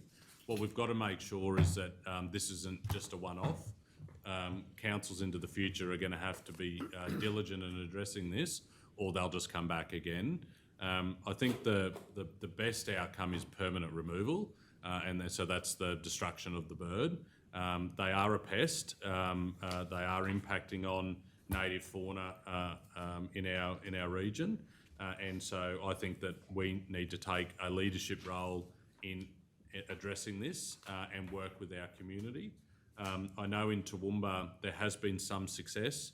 A much larger area, and a couple of men's sheds have worked with the Toowoomba Regional Council in the production of traps, which has been a good fundraising opportunity for the men's shed to be able to do that. And I think that's why we should be looking at our men's shed. Obviously in Roma, we'll go to the Roma men's shed, but we've got men's sheds right across the region, and I think we could work in with them, and if they're open to it, coming up with some partnership to ensure that we're getting traps out to individual landowners that want to fix this problem in their own backyard. And our leadership in this is to ensure that we're doing our bit in our backyard, and as Councillor Ladbrokes highlighted, we may have a growing issue out at Bassa Park, which we're going to have to address into the future as well. So thanks again to Leo and the team for pulling this together. I think this is a step in the right direction, and the community member who raised this I'll see on Friday, and I'm sure he'll be very pleased that Council took the concerns that he raised and are looking to address it. So I urge councillors to support it. Anyone speak against the motion, or anyone else want to speak? Councillor Hancock? Mr Mayor, Deputy Mayor, I'm supporting this because I think the council does need to get on the front foot of this before they become out of control and becomes too big a issue.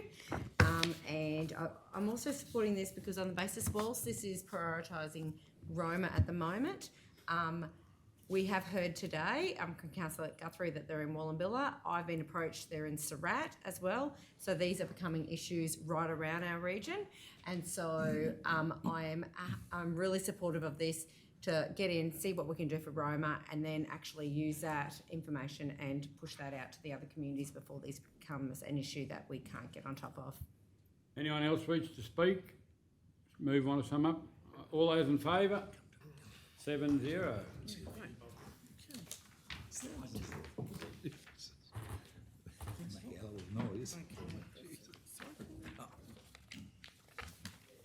Yeah, first time I heard them, I thought, Jesus, what's on the roof?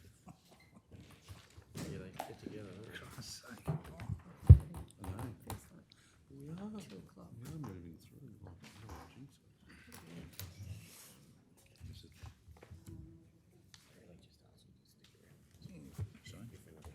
No, that's right. Yeah, no, no, looks like a duck.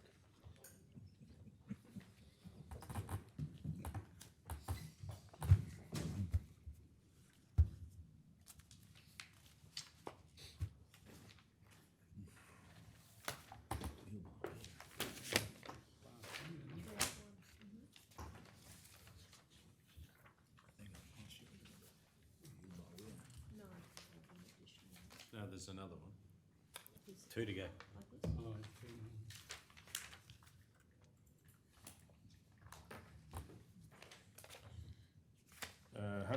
Well, we've got everyone here. 381. Yeah, all good.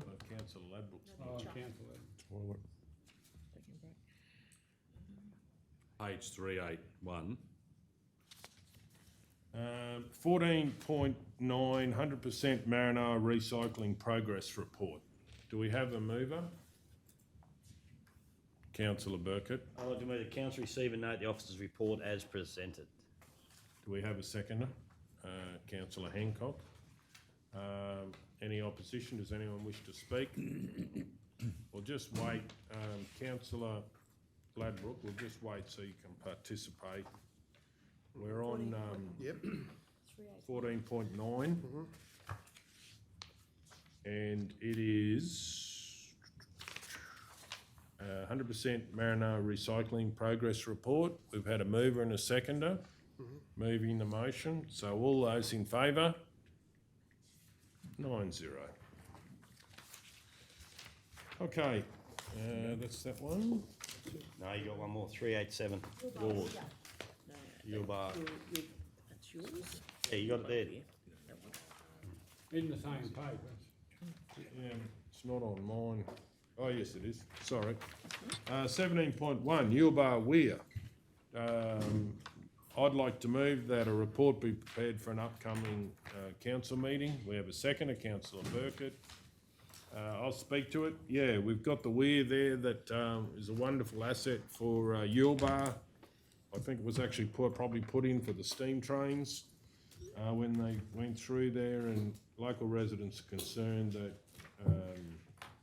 is it going to last the time? So this is a report about finding that out on behalf of the community. So all those in favour? 9-0.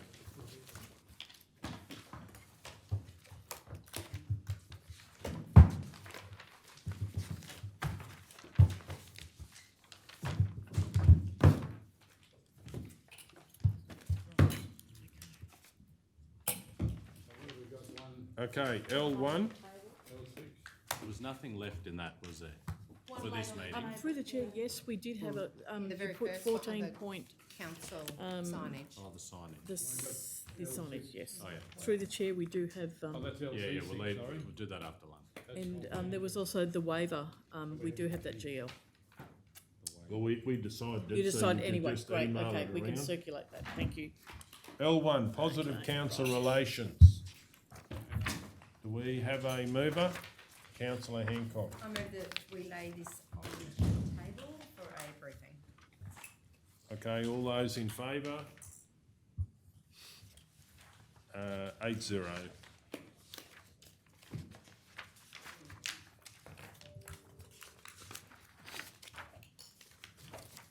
L2, aquatic centres, swimming carnivals and special events policy. Do we have a mover? Councillor Hancock. I move that council adopt the aquatic centres, swimming carnivals and special events policy as presented. We have a seconder, Councillor Taylor. Any opposition? Does anyone wish to speak? We're going to go to the vote. All those in favour? 8-0. L3, application for permanent road closure, Lot A on AP 16331. Councillor Burkett, he's not out the room for any particular reason, is he? So we're not leaving him behind. Okay, so do we have a question, Councillor Hancock? Mr Mayor, I'm just wondering, does this road lead to anything? Like, do residents use it, and is it adjoining two roads? I'm just trying to understand the map. Like, to me, it looks like it is a road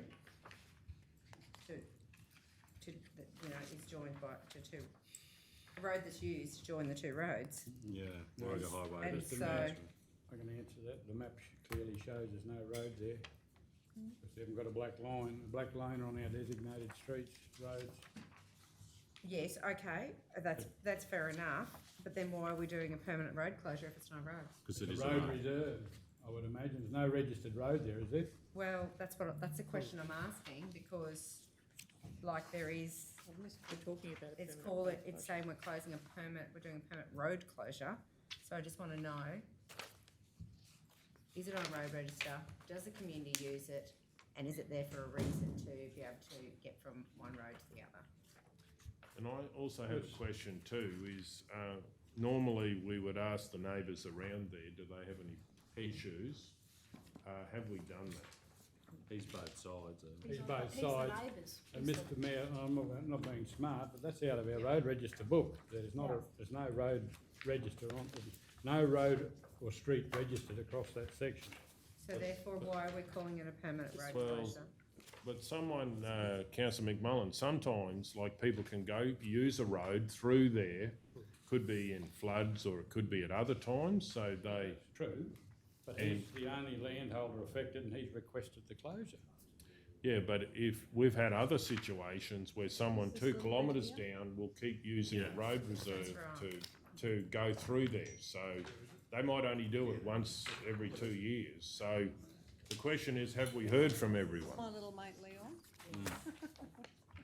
Yeah, that's my question. Mr Mayor, you only have to ask the 2 neighbours. You don't have to ask the whole of the community. Well, that's When you put in an application, the affected people are the adjoining neighbours. correct, but we do it on a bit bigger scale sometimes. So if we don't know, Councillor Hancock, did you want to lay it on the table to get that information? I do, because Knowing Leon, I'd say it's full of. it's open there. So through the chair, those questions were, is it on the road register? Have the community been asked about whether Does the people community access it? access it? Like, does Yeah. somebody, are people using it? Like, I'd like to know, like the people who own the property on the other side of the other road. Like, I just want to know. Does if anyone communities- use it? Yeah. Oh, isn't it only this Else little use bit it. here? Yeah. As I say, That baby bit? I keep saying it's on the road register, it doesn't go to a road. It goes from the Warrego Highway to No, it Trims doesn't. Road. But you can't get over the railway crossing there, there's no road there. Oh, I see. Oh, I It see. goes the from railway. that reserve along the road and the railway. I see that now. But it comes to that, what's that road? Something road? So what you're saying, there's no crossing on the Warrego No, Highway? there's only over the one railway. back in town. So the only way to access that road is off Trims Road, Where's Trims? I can't. which is the black road. Oh, yeah, sorry, I couldn't read it And, from. and so therefore, so this is the answers to Yeah, my questions, because but. when along the railway line, you got the red road's the highway. Yeah. Then you got the dotted railway line and there's no access. So so it's only the owner who uses that road? That's the question I'd like And to his know property. from our local, from where's the, maybe the director? Yes, through the chair. Well, if the question is, do you want, like, I would like to move, we lay this on the table to the next meeting to find out if there is any unintended consequences to anyone else that may have ever used that, and that it be dealt with at the next meeting. I would have thought, well, I haven't read the report right through. You got to put that. Yeah, all those in favour?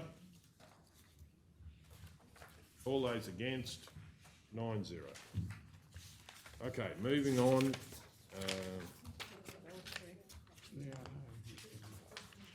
L4. What happened to L2? We've done it. Done it? Good to see, I might go away more often. Rattling through.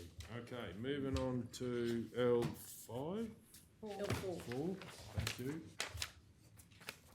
L4, application to permit to occupy lot 28 on KE 107. Councillor O'Neill. I'll move the council one. Hang on. Got a conflict on this is L4? Yep.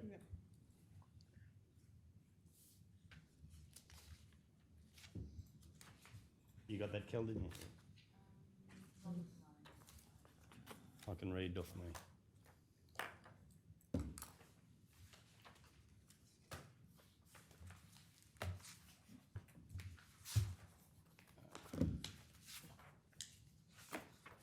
Where's it gone? Here we go. Yesterday, do you want me to resend it?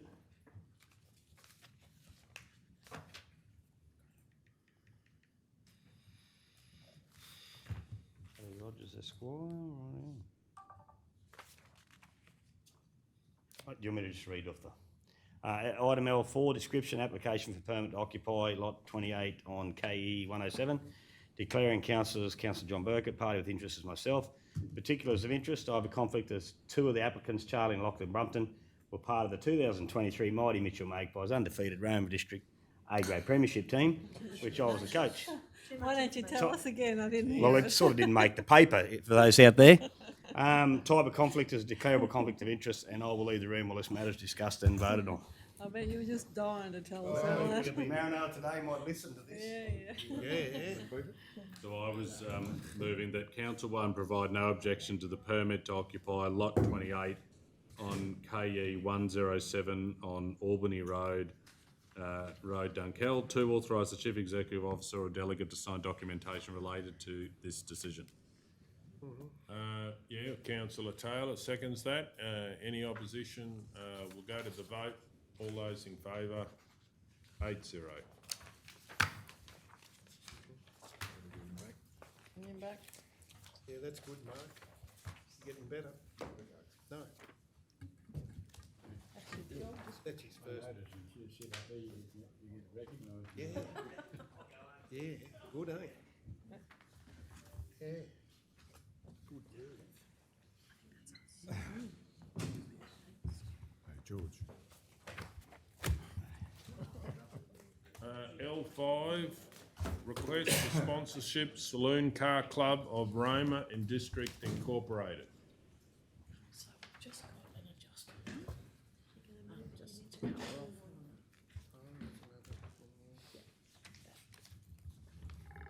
off. Yeah, I'd like to move that Council 1 Council 1 sponsor. Oh, Mr Mayor, Yeah. could I just make an overarching comment for the councillors just sure. before? So, just in relation to the next two agenda items, so L5 and 6, the context there is that there's two requests.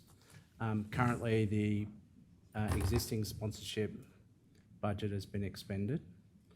That we've, in order to help consider the two today, we've identified $15,000 in the in-kind budget.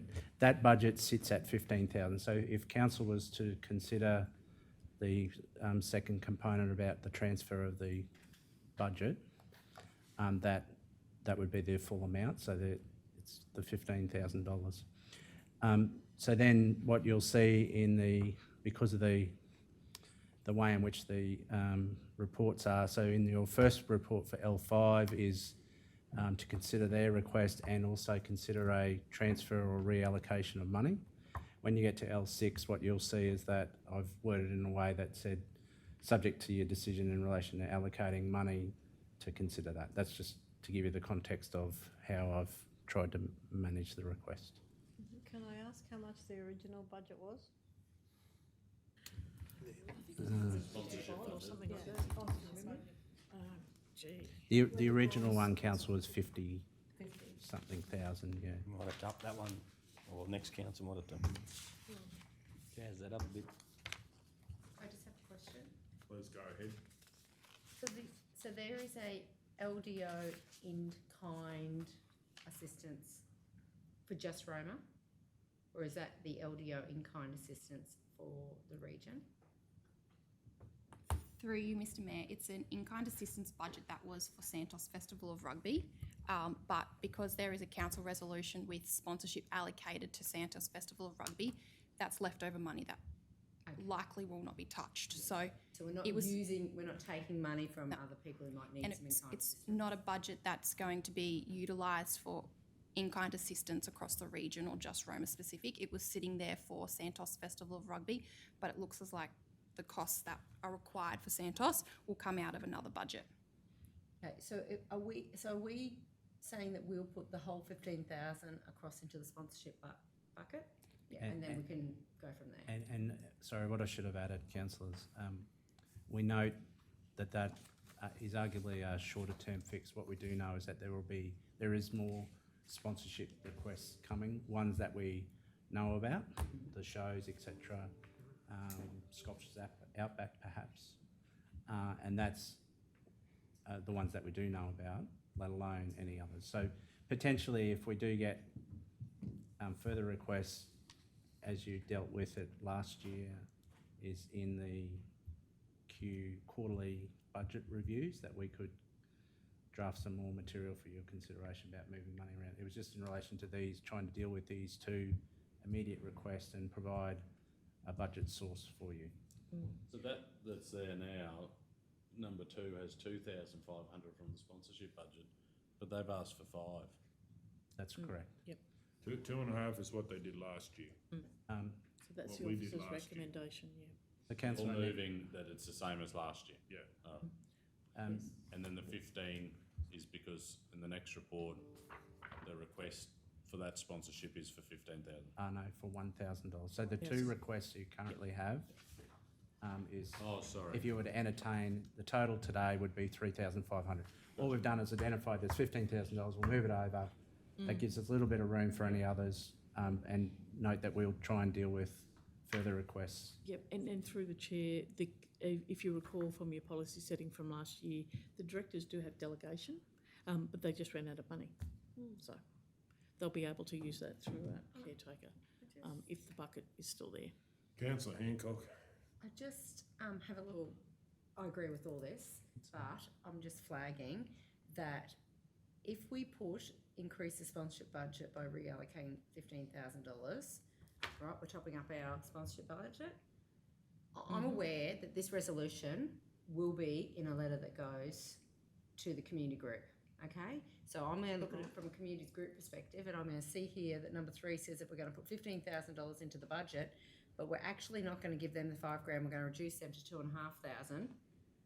I just wonder if we should be increasing our sponsorship budget in one resolution and then dealing with our 2 sponsorship requests. Good point. Because as a community group, I'll be going, well, they've just put $15,000 in there and they're only going to give us 2.5. And Why would they? Well, we just do it as 2, so. I just feel we should, Yeah, I'll change what I'm going to move. I'll Sorry. move. And I'll just note, sorry, through Mr Mayor, that they did request $5,000 and in-kind assistance of mowing. But we did sponsor an event in October last year to the value of $2,000. So we're just trying to be mindful of the fact that there will be future sponsorship requests that we'll have to take out of that $15,000. But this one is for their Easter event. And after speaking to some of the committee, they mentioned that 2 of their, a fridge and a burner has recently broken, so they're going to have to pay for that before Easter as well. So I just think we should separate it out. Yeah. Get we sort our money out, our budget out, and then we deal with the requests. I'd like to move that council increase the sponsorship budget by reallocating $15,000 from GL 2946.2002 community groups in-kind assistance LDO O&M Roma to sponsorship budget GL 2887.2249. Yep. So Councillor Hancock was first, and does anyone wish to speak? We're going to the vote. All those in favour? 9-0. Okay, then I'd like to move that council can sponsor and provide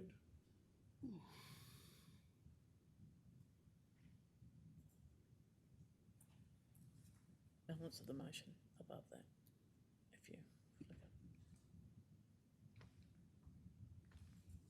So should we just have one line in-kind assistance and then?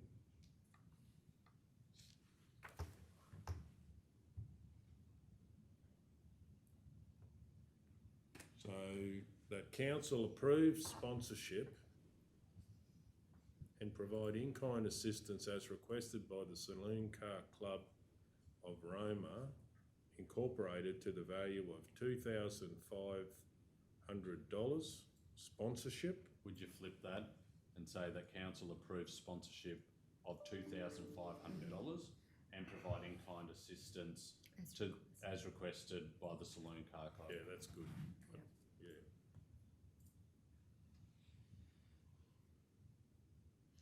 Okay, that council won't approve sponsorship to the value of $2,500 and provide in-kind assistance as requested by the Saloon Car Club of Roma and District Incorporated. 2, draw the funds from sponsorship budget GL 2887.2249 and provide in-kind assistance as required. Well, we don't need that, just full stop after the GL number because we've already said that up the top. Righto. Okay, so do we have a seconder? Councillor Ladbrook. I'll speak to this. Certainly a big thing for Easter, and as they said that they've certainly had some issues, but supporting clubs, and we try and do it right through the Maranoa, and I think the in-kind assistance is also very valuable, so I'm very glad that if this gets up, that the club will see the in-kind assistance they need, which is very valuable in trying not to burn out volunteers. Does anyone else wish to speak? We'll go to the vote. All those in favour? 9-0. Lunch is there and it's hot.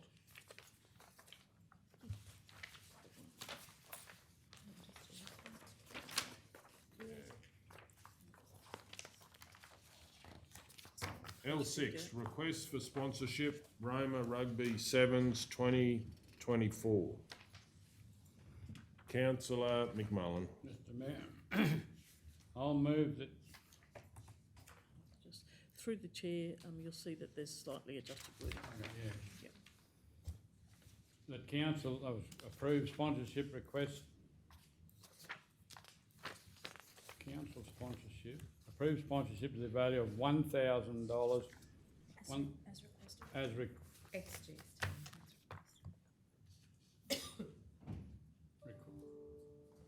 Requested from the Roma Echidnas Rugby Union Football Club to consider council's decision in L5 and if budget increased, approve an allocation of $1,000. Do we need that? We Well, might need no. number 2, Councillor McMullen. Just be approved sponsorship, the value of $1,000 if you want to put a bronze sponsorship in brackets behind the $1,000. Consider the sponsor. Yeah. Approve bronze sponsorship to the value of $1,000. Yeah. Approve bronze sponsorship to the value of $1,000 excluding GST as requested from the Echidnas Rugby Union Football Club. And Okay. allocate the funds from the sponsorship. Is that what we need to put there, the sponsorship budget? Allocate the funds from the sponsorship budget. And it's up the top. Sponsorship budget GL 2887.2249. Yeah. Definitely hear it. That's correct, Director That come Dean? through your hearing aid. And the number GL 28872249, yep. Yeah. That's it. Okay, do you want to read point 2, Councillor Yeah, McMullen? allocate funds from the sponsorship budget GL 2887 2249. Okay, we've got a second to Councillor O'Neill. Does anyone wish to speak? We're going to go to the vote. All those in favour? 9-0. L7, the Big Rig Easter Times. Do we have a mover? Councillor O'Neill. I'll move that Council 1 amend the fees and charges schedule for public entry to the Big Rig from the 28th of March to the 1st of April 2024 to allow A, express entry to the Big Rig Tower and Tree Walk from 5pm to 6:30pm at a cost of $10 per adult, $8 concession, $7.50 child and $30 family, excluding local residents, which will remain $5 flat rate cost. B, express night show sunset experience at 6:30pm to 7pm at a cost of $10 per adult, $8 concession, $7.50 a child and $30 family. C, combination of express, Big Rig Tower and Tree Walk and express night show experience at a cost of $20 adult, $18 concession, $55 for a family or $15 for a child. Okay, we have a second to Councillor Taylor. Does anyone wish to speak? Councillor O'Neill. Just to say, I think this is a good idea. Obviously, Easter is a major period for our tourism, and a lot of families, locals have families come and visit, and I think this is a wonderful way to make it more cost effective, to get families involved in what is one of our premier tourism assets for the region. So all credit to the staff bringing it forward. Thanks, Liam. Okay, does anyone else wish to speak? I just Councillor have a O'Neill, question. Ladbroke. Just have it to Leanne. How are our numbers, I know it is summer, how are our numbers compared to previous years? Through Mr Mayor, the Chair, our numbers for this year from last year are a bit low due to Carnarvon Gorge having fires and then flooding. Okay, yeah. And then... Don't think of that. Yes, and then January, we were over the Christmas period where we opened it up to the local rate. We got great attendance from locals and visitors through that week, so that was well worth having that. We had families around for the first couple of weeks of January, but back to school now, it is, and this stream heat, like yesterday, it was so quiet. It was, yeah. But, and it coming into this time, once school goes back, our numbers do drop off, yes. Thank you. Okay, then no one else wish to speak. We'll go to the vote. All those in favour? 9-0. Thank you. Thank you. Thank you. L8, Corporate Plan 2023 to 28, additional wording. I'd like to move that Council 1 acknowledge Resolution OM/10.2023/44 to adopt and include the following wording as part of the plan. A, introduce a variety of recreation and sports activities that promote physical health, mental well-being and social connectivity. Yeah, we had other wording. There was a separate wording circulated Yes. yesterday as an alternative. Oh, was it? When was that? Yes. Okay, right. I sent that round after receiving it from the director. Oh. Yeah. Tuesday, like additional wording. Which is highlighted in yellow. Okay, I'll read it off the screen then.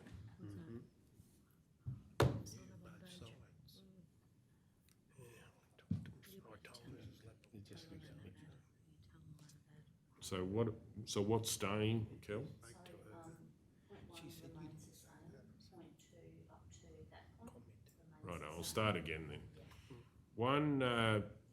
I'll start. That Council 1 acknowledge Resolution OM/10.2023/44. 2, adopt and include the following wording as part of the plan. Key projects, 5.10, integrated recreational plan.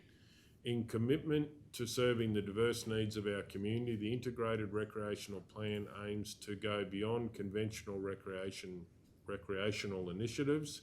Our focus is on creating a dynamic strategy that resonates with various age cohorts, fostering inclusivity, engagement and overall community wellbeing.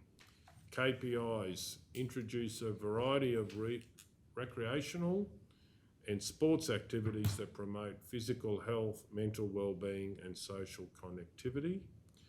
Design events and activities that are accessible to individuals of all abilities, ensuring inclusivity and participation across diverse demographics. Look, through the chair, can I just jump in there? This is the first time I've seen this. Sorry, in relation to KPIs, they're not KPIs. But what I'd suggest is that, to incorporate them, maybe just call them aims, and because the KPIs would be number of activities,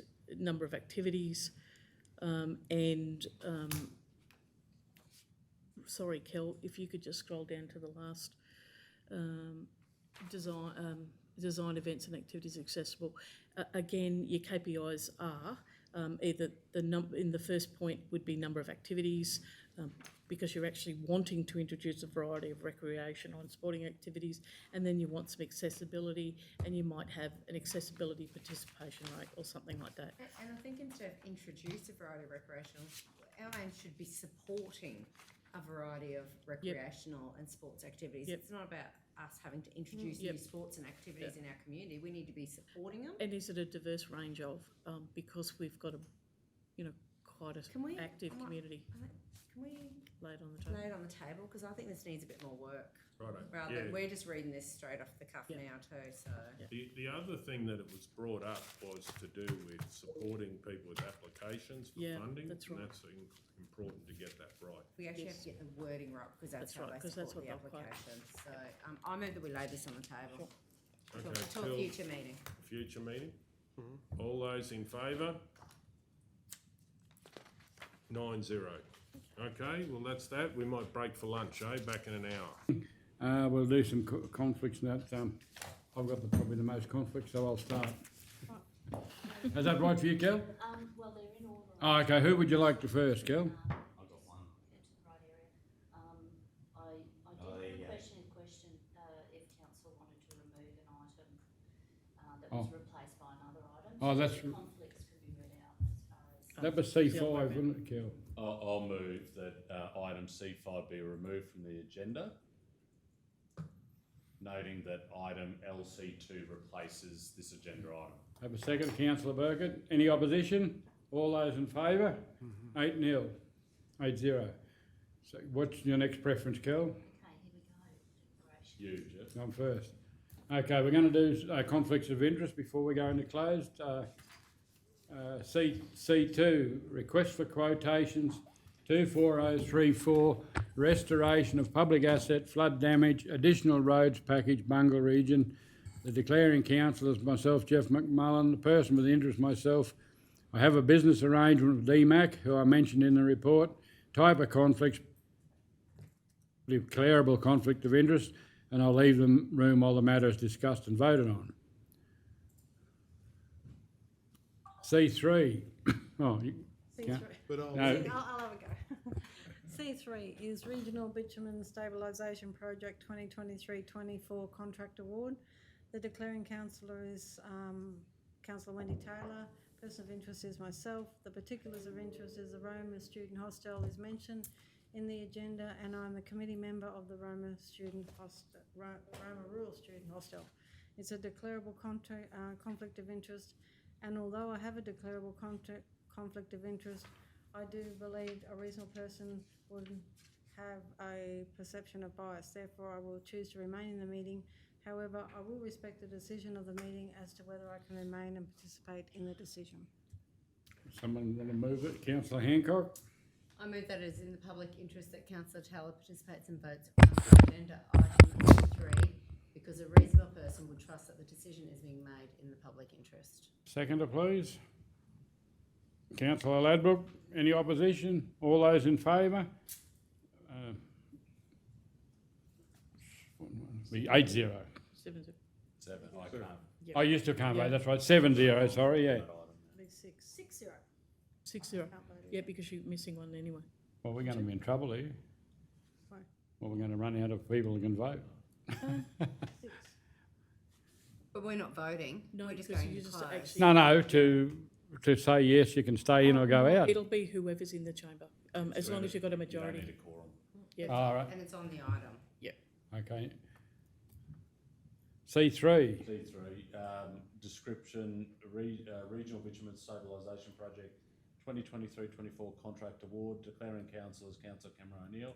The person with the interest is myself. The particulars of the interest, Roma Student Hostel is mentioned in the agenda, as is Charles Street between Station and Bowen Streets, of which Golden West Apprenticeships is located in this section of road. I'm a committee member of the Roma Rural Student Hostel and a board member of Golden West Apprenticeships. The type of conflict is a declarable conflict of interest. And the action I'll take is, although I have a declarable conflict of interest, I do not believe a reasonable person could have a perception of bias. Therefore, I will choose to remain in the meeting. However, I will respect the decision of the meeting on whether I can remain and participate in the decision. Somebody wish to move? Councillor Burgett? I move that it is in the public interest that Councillor O'Neill participates and votes on agenda item C3, because a reasonable person would trust that the decision is made in the public interest. Seconded by Councillor Guthrie. Any opposition? All those in favour? We're down to 5.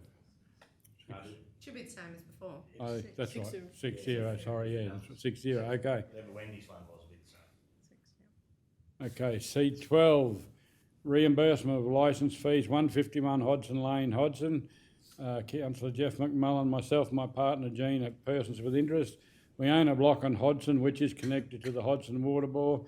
Type of conflict, declarable conflict of interest. Although I have a declarable conflict of interest, I do not believe a reasonable person could have a perception of bias. Therefore, I will choose to remain in the meeting. However, I will respect the decision of the meeting on whether I can remain and participate in the decision. So, Can I just ask a question? Yes. Councillor McMullen? Do you connect into the bore? Yes. Do you pay a licence fee yes. yourself? Those people aren't connected up. They've paid a fee but haven't hooked up. So they're asking for a refund. That's why.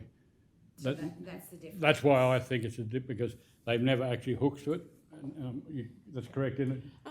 You have to make up your own mind. Yeah, but they in haven't relation hooked the up to the conflict. bore. No, but they haven't. No, they never they've did. never They ran hooked up into to some it. problems. The bore was there past the gate and they never hooked up to it. So And that's why they're asking for yeah, a and I think they've actually. Councillor Taylor. Move that it is in public interest that Councillor McMullen participates and votes on agenda item C12 because a reasonable person would trust that the decision is made in the public interest. And Councillor Guthrie seconded it. Any opposition? All those in favour? 1, 2, 3, 4, 5, 7.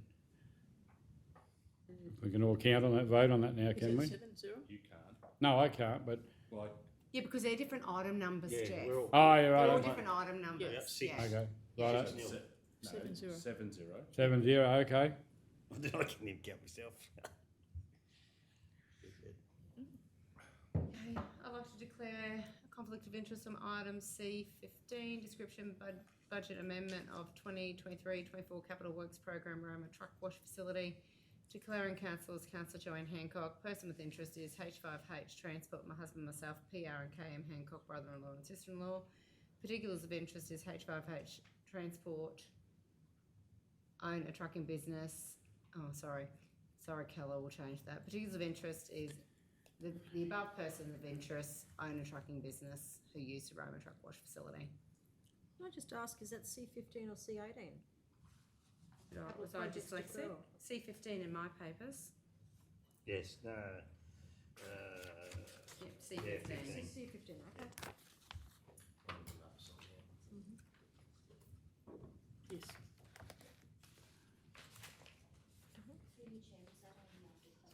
Oh, sorry, I hadn't finished. Particulars of interest, the above persons of interest own a trucking business who use a Roma truck wash facility. Type of impetus, declarable conflict of interest, and the action is that I'll leave the room while the matter is discussed and voted on. Okay, thank you. How we going, Kel? Must be a couple left yet.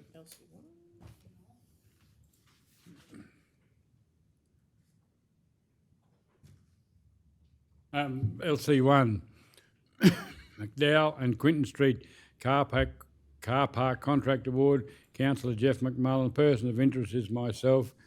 I have a business, particulars of interest. I have a business arrangement with one of the businesses who have submitted a price for this contract as DMAC. Declarable conflict of interest, and I'll leave the room while the matter's being discussed and voted on. You might not be in the room all day. Is it a declarable or PCOI if it's an associate? We do this Yeah. last, all that, he can go home. Sorry? Just the difference is you're leaving the room, so you make it relatively easy. It's just that, is it a DCOI? Because it isn't, you have an association with somebody who's actually participating in the contract. I thought we called them all described, all declarable. Well, I reckon that one's a prescribed. Right, prescribed conflict of interest. I'll leave the room while the matter's discussed and voted on. Item LC1, description McDowell and Quinton Street car park contract award, declaring councillor Mark Edwards person with the interest, related party, close associate, the relationship, myself and Leichhardt Group. Particulars of interest, I'm an employee partner of the Leichhardt Group, have a professional relationship with a business within the vicinity, though I can't reveal for professional reasons. I believe that I've declared a conflict on a previous matter to do with the land, however, now believe that this matter under consideration is different as it is for the consideration of a tender. Type of conflict, declarable conflict of interest action. Although I have a declarable conflict of interest, I do not believe a reasonable person could have a perception of bias.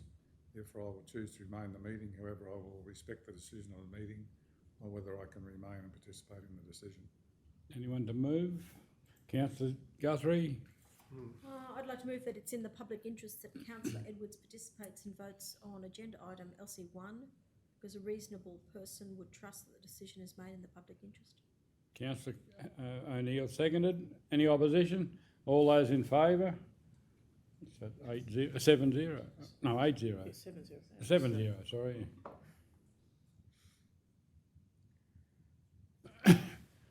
LC2, request for quotation 24034, restoration of a public asset, flood damage, additional roads package, Bungle Region. Councillor Jeff McMullen. Persons of interest with related party, close associate, other relationship, myself. I have a business arrangement with DMAC who I mentioned in the report, so therefore, the prescribed conflict of interest, I'll leave the room while the matter's discussed and voted on. I'd like to advise a declaration of interest for item number LC2. The description is request for quotation 24034, restoration of public asset, flood damage, additional roads package, Bungle Region. The declaring councillor is myself, Councillor Julie Guthrie. The person with the interest or the related party is myself. The particulars of the interest is that Comine Road is mentioned in this report and I live on this road.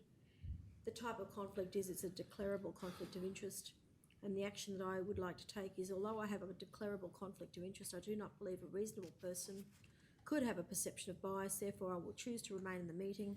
However, I will respect the decision of the meeting on whether I can remain and participate in the decision. Mover for that one, please, Councillor Burkett. I move that it's in the public interest that Councillor Guthrie participates and votes on the agenda item LC2 because a reasonable person could trust that the decision is made in the public interest. Seconder, please. Councillor Ladbroke, any opposition? All those in favour? 7-0. 7-0. Did you get mine this time, Kel? You didn't get that one earlier. I have a conflict with LC2 description, request for quotation 24034, restoration of public asset, flood damage, additional roads package, Bungle Region. The declaring councillor is Councillor Ladbroke. Person of interest or related party, myself and my wife Lana Ladbroke. Particulars of interest, we have 2 properties on Grafton Terrace Road which are mentioned in the report. Type of conflict is declarable conflict of interest, and the action I'll take is leave the room while the matter is being discussed and voted on. Item LC2, request for quotation 24034, restoration of public asset, flood damage, additional roads package, Bungle Region? Baringa Region. Baringa would be for your school bus. Sorry? You're talking about your school bus, so that's in the Baringa area, isn't it?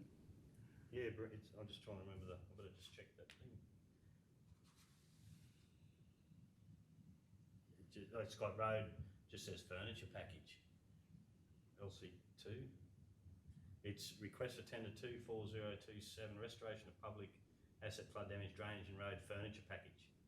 Have you put one in for this one as well, just in case it was just that mixed up? Bungle. I've got nothing in Bungle. That's what I'm saying, it should be Baringa, shouldn't it? No, it doesn't say, it just says what I just read out. Ah. That's the subject heading. Request for tender 24027, restoration of public asset, flood damage, drainage and road furniture package. No, I just need to go this far.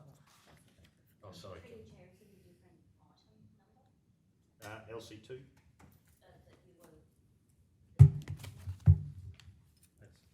The wrong description, Kel. LC2 is the right number, description is not right. Don't take it all out.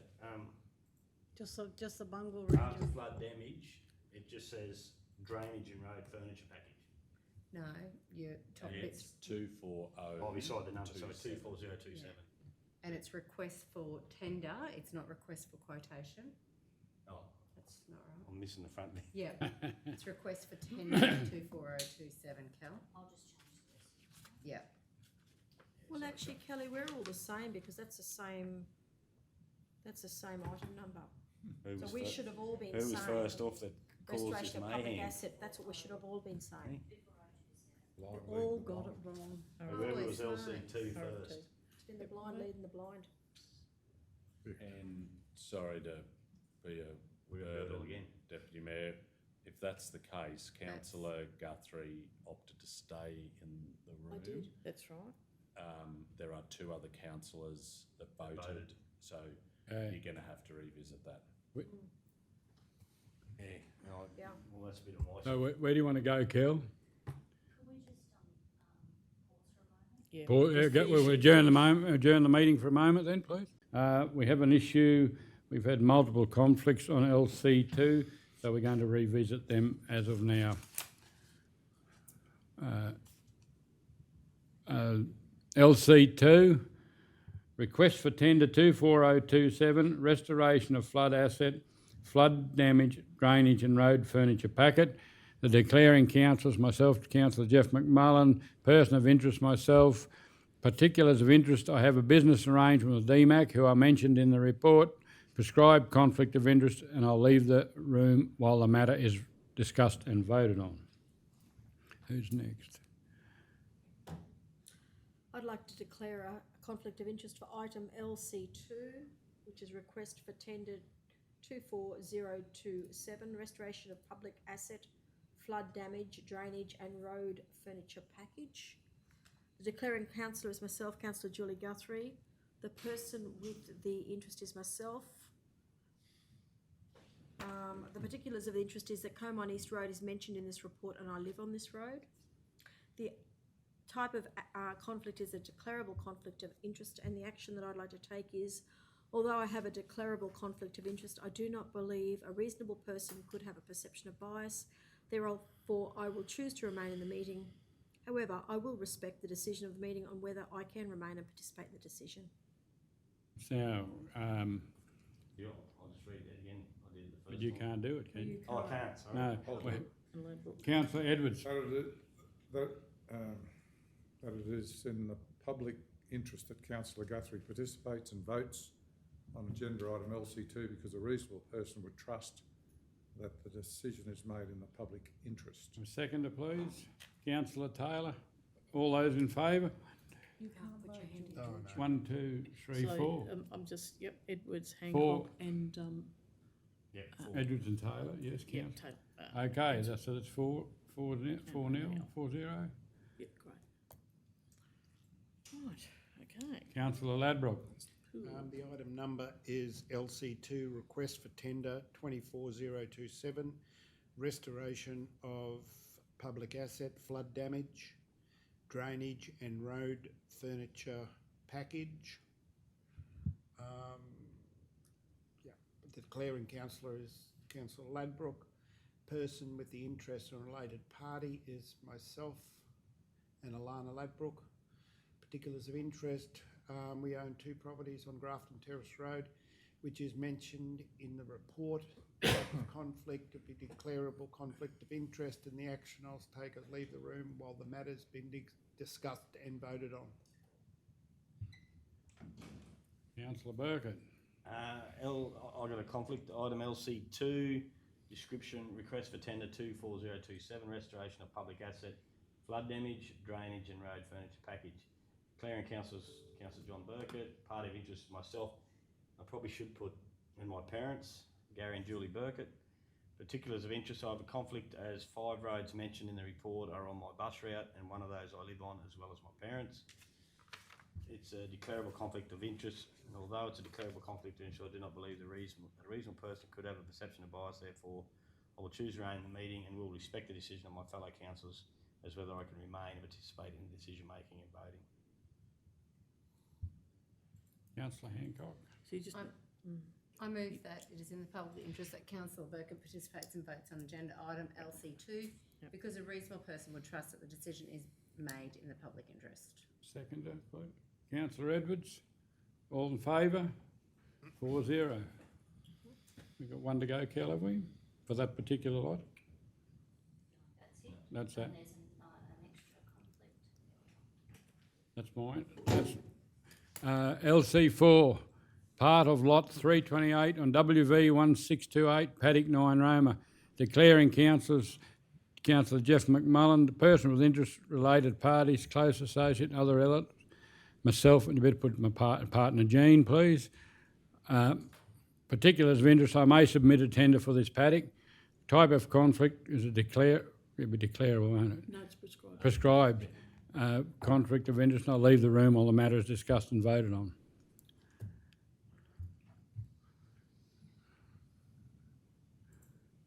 Kel, I had one on LC3. And I've also got another one too, Kel. I did put it in though. Yeah, you do. Not, not an average day, Kel. Now, Councillor Taylor, I'll just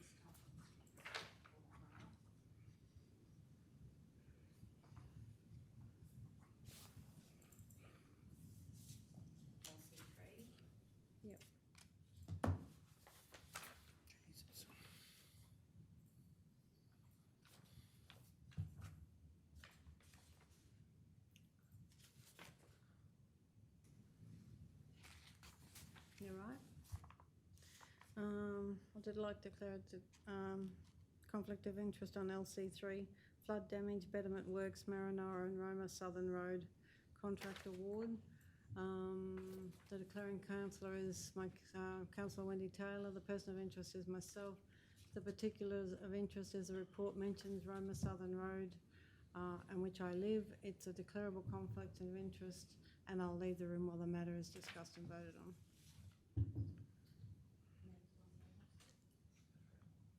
Someone else? I've got a C13. Do you want me to send it to you again? I sent it to you on Monday, I think. Sunday I sent it. You're too early.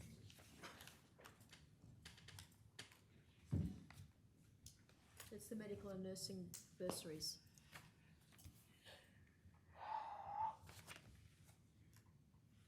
Oh, yeah. I'm glad we come back 15 minutes early.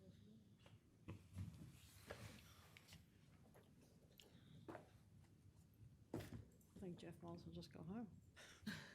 No?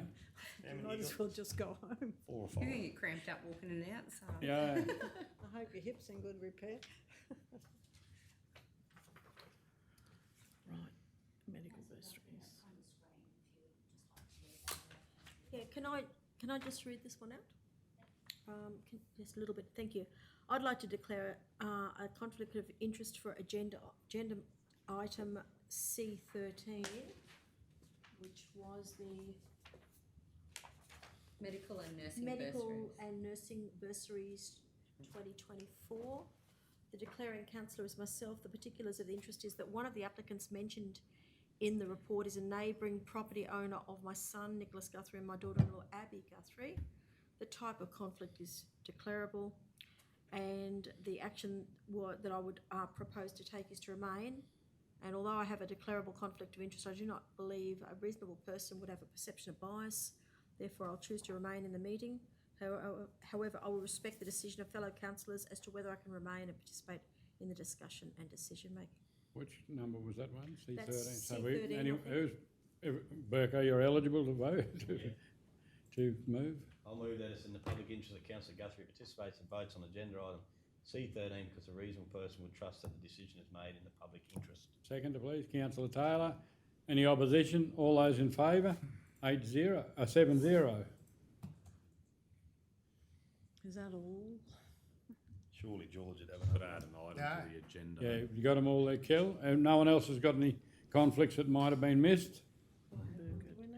Okay, so I'll move that item LC6 Roma Quarry Development Approval Compliance adjoining, is it adjoining? Adjoining property be added to the confidential agenda. have a seconder, please. Councillor Hancock. Any opposition? All those in favour? 8-0. Do you have to put L9 on? No, that's over. No, that's later. Okay. So, okay, we're right to move, and nothing we've missed. Everyone's happy? Councillor O'Neill, your move to be going. Move in accordance with the provisions of section 254J3 of the Local Government Regulation 2012. The council resolved to close the meeting to the public to discuss confidential items that its councillors consider as necessary to close the meeting. In accordance with section 254J5 of the Local Government Regulation 2012, the following table provides the matters to be discussed and an overview of what is to be discussed while the meeting is closed. Agenda item C1, Wallumbilla Multi-Purpose Building Construction Tender Award. C2, Request for Quotation 24034. C3, Regional Bitumen Stabilisation Project 2324 Contract Award. C4, Endorsement of Transport Development Scheme TIDS Work Program 2425 to 2728. C5. C5's gone. C6, Roma Airport Operational Strategy. C7, Leases on Lots 4 and 11 on RP 855185 Airbnb. C8, Overdue Rates Commencement of Legal Action. C9, Request for Reduction in Rates Assessment Number 130144303. C10, RFT 24042, Supply of Wholesale Materials and Storage to the Roma Quarry. C11, Staff Housing Roma. C12, reimbursement of licence fees 151 Hodson Lane, Hodson. C13, medical and nursery bursaries 2024. C14, RFT disposal of building at 36 George Street, Wallumbilla. C15, budget amendment of 23-24 Capital Works Program Roma Truck Wash Facility. C16, Roma Sayards Memorial Wall Resident Correspondence. C17, Roma Lawn Cemetery.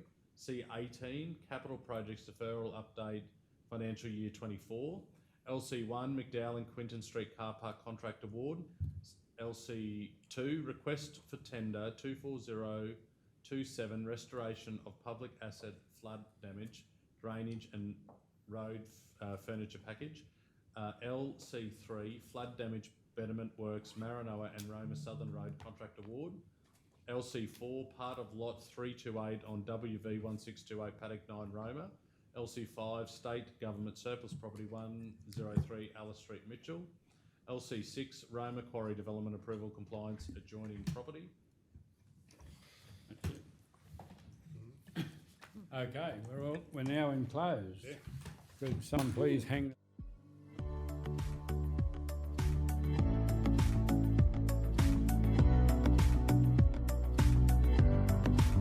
The Mayor, LC1. LC1. I might declare a conflict on LC1. I think I have before, but may as well do it again. Probably should have got that sorted.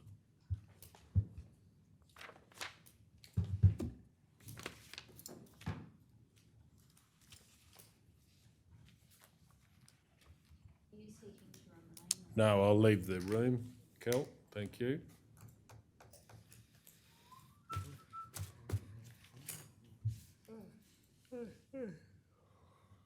You're right there, Bert? Oh, yeah, just thinking about my day tomorrow. You have to appoint someone to chair the meeting, Mr. Mayor. Chair. Yeah, Not LC1, we won't. Yeah, he's got a I'm out. conflict too.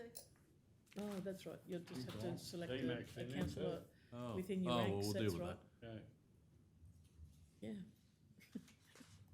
To the people, what's the It's, so the protocol the councillors select somebody from within their ranks. there? Yeah. That's They'll like- either So we nominate don't have themselves to, or I a don't have colleague. to appoint anyone. We do that now or when No, you've done your it's- stuff? No, when when you- it's- When there's no one here. Is this the last one that we've got to be discussed, has it? Yeah. Yeah, we just gotta work The through last disclosure. enclosed, I think. Yeah, that's what I mean, but Yeah. everything else has been discussed. Yeah, you stick it out and then you do we need to Okay, go back to LC1, McDowell Oh, yeah. Street and Quinton Street Car Park Contract Award, declaring councillors myself, Tyson Golder, person with the interest of myself. Particulars of the interest is my mother owns a building on the other intersection of McDowell Street and Quinton Street. And because of this conflict, Not on the other, on the intersection, not the other intersection. on the intersection of, well, on the other side of the intersection, my mother's in an intersection. Okay. Building on the intersection, that's very good, Kel, of McDowell and Quinton Street. I will just have a declarable conflict of interest and I will leave the room while the matter is discussed and voted on. Mr Mayor, just with a question with that, in the persons of interest, I noticed that you only ever put yourself, but like the rest of us actually put our family, like it's the related parties and the close associated. Why don't you put the, like your mum's name or are you in partnership with your, like I just noticed that I'm not in partnership, but it's Person just with- my mother. person with interest related party or close association. Yeah. So you could put myself and my mother. Yeah. Yep. He doesn't though. No. No, but Sure. the No, mother but he owns the doesn't own the building, building. that's why it's Doesn't conflicting. matter. You can't say he owns a building over What are the we road. achieving by The doing person that? with the interest is Well, you always put the mayor Yeah, and that the depends. close He associate. doesn't own the building. His Is his mother mother. owns it. His mother. But it's the Person closest to with me. interest or related party or close association. Well, anyway, I can, happy to put Oh. my mother there, that'll do. Okay, I'll hand it over to the floor. I think the deputy mayor's got a conflict as well, so. So we're out? Okay. So essentially, we're discussing this in open, aren't we? No. No? So, Edwina, I'll move that councillor Hancock be appointed The chair? acting chair. You need a seconder? Yeah, We're all seconding. Let's get this show on the road. There you go. we need to vote on that. Yes. Oh, who's called? Well, the Edwina calls it. Yes. One, Yeah, two, three, Mark, four, Mark's got a five, lazy six, hand, he's just seven. hanging it up. 7-0. I put it up now. 7-0. Okay, we'll just move all this stuff. Gosh. I'll just, Yeah, it'll be sure. fine, I'll just slip in here. Okay. It's fine. Don't use the gavel, in case it breaks. Okay, councillors, have I got a councillor that would like to move into closed? I'll move we go into closed. We've got a seconder. Councillor Taylor. All those in favour? 7-0.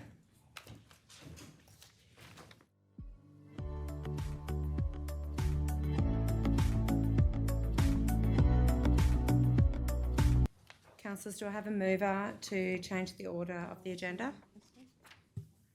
I'll move that we deal with item LC2 next on the agenda. LC1 was that? LC1, councillor? sorry. Yeah, LC, do I I have saw a, LC2 up there. do I have a seconder? Councillor Edwards. All in favour? 7-0.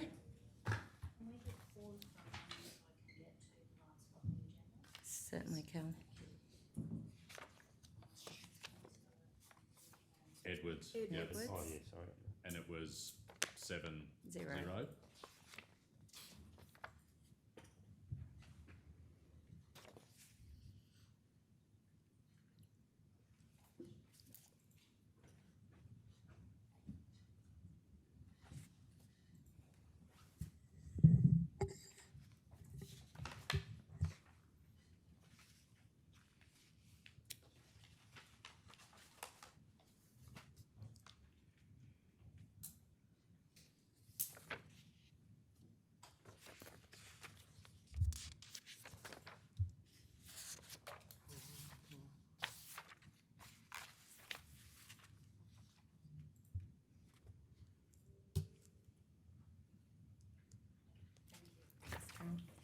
Okay, LC1, McDowell and Quinton Street Car Park Contract Award. Do I have a mover? Councillor O'Neill. I'll move that council allocate 350,000 of budget to the McDowell and Quinton Streets car park construction project from infrastructure charges.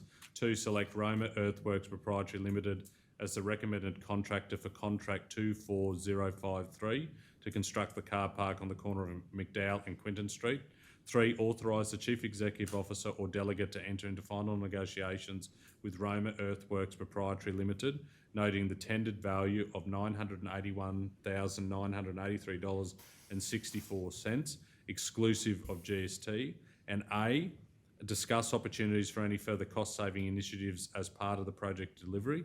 And B, execute by way of signing the contract if the final terms are acceptable.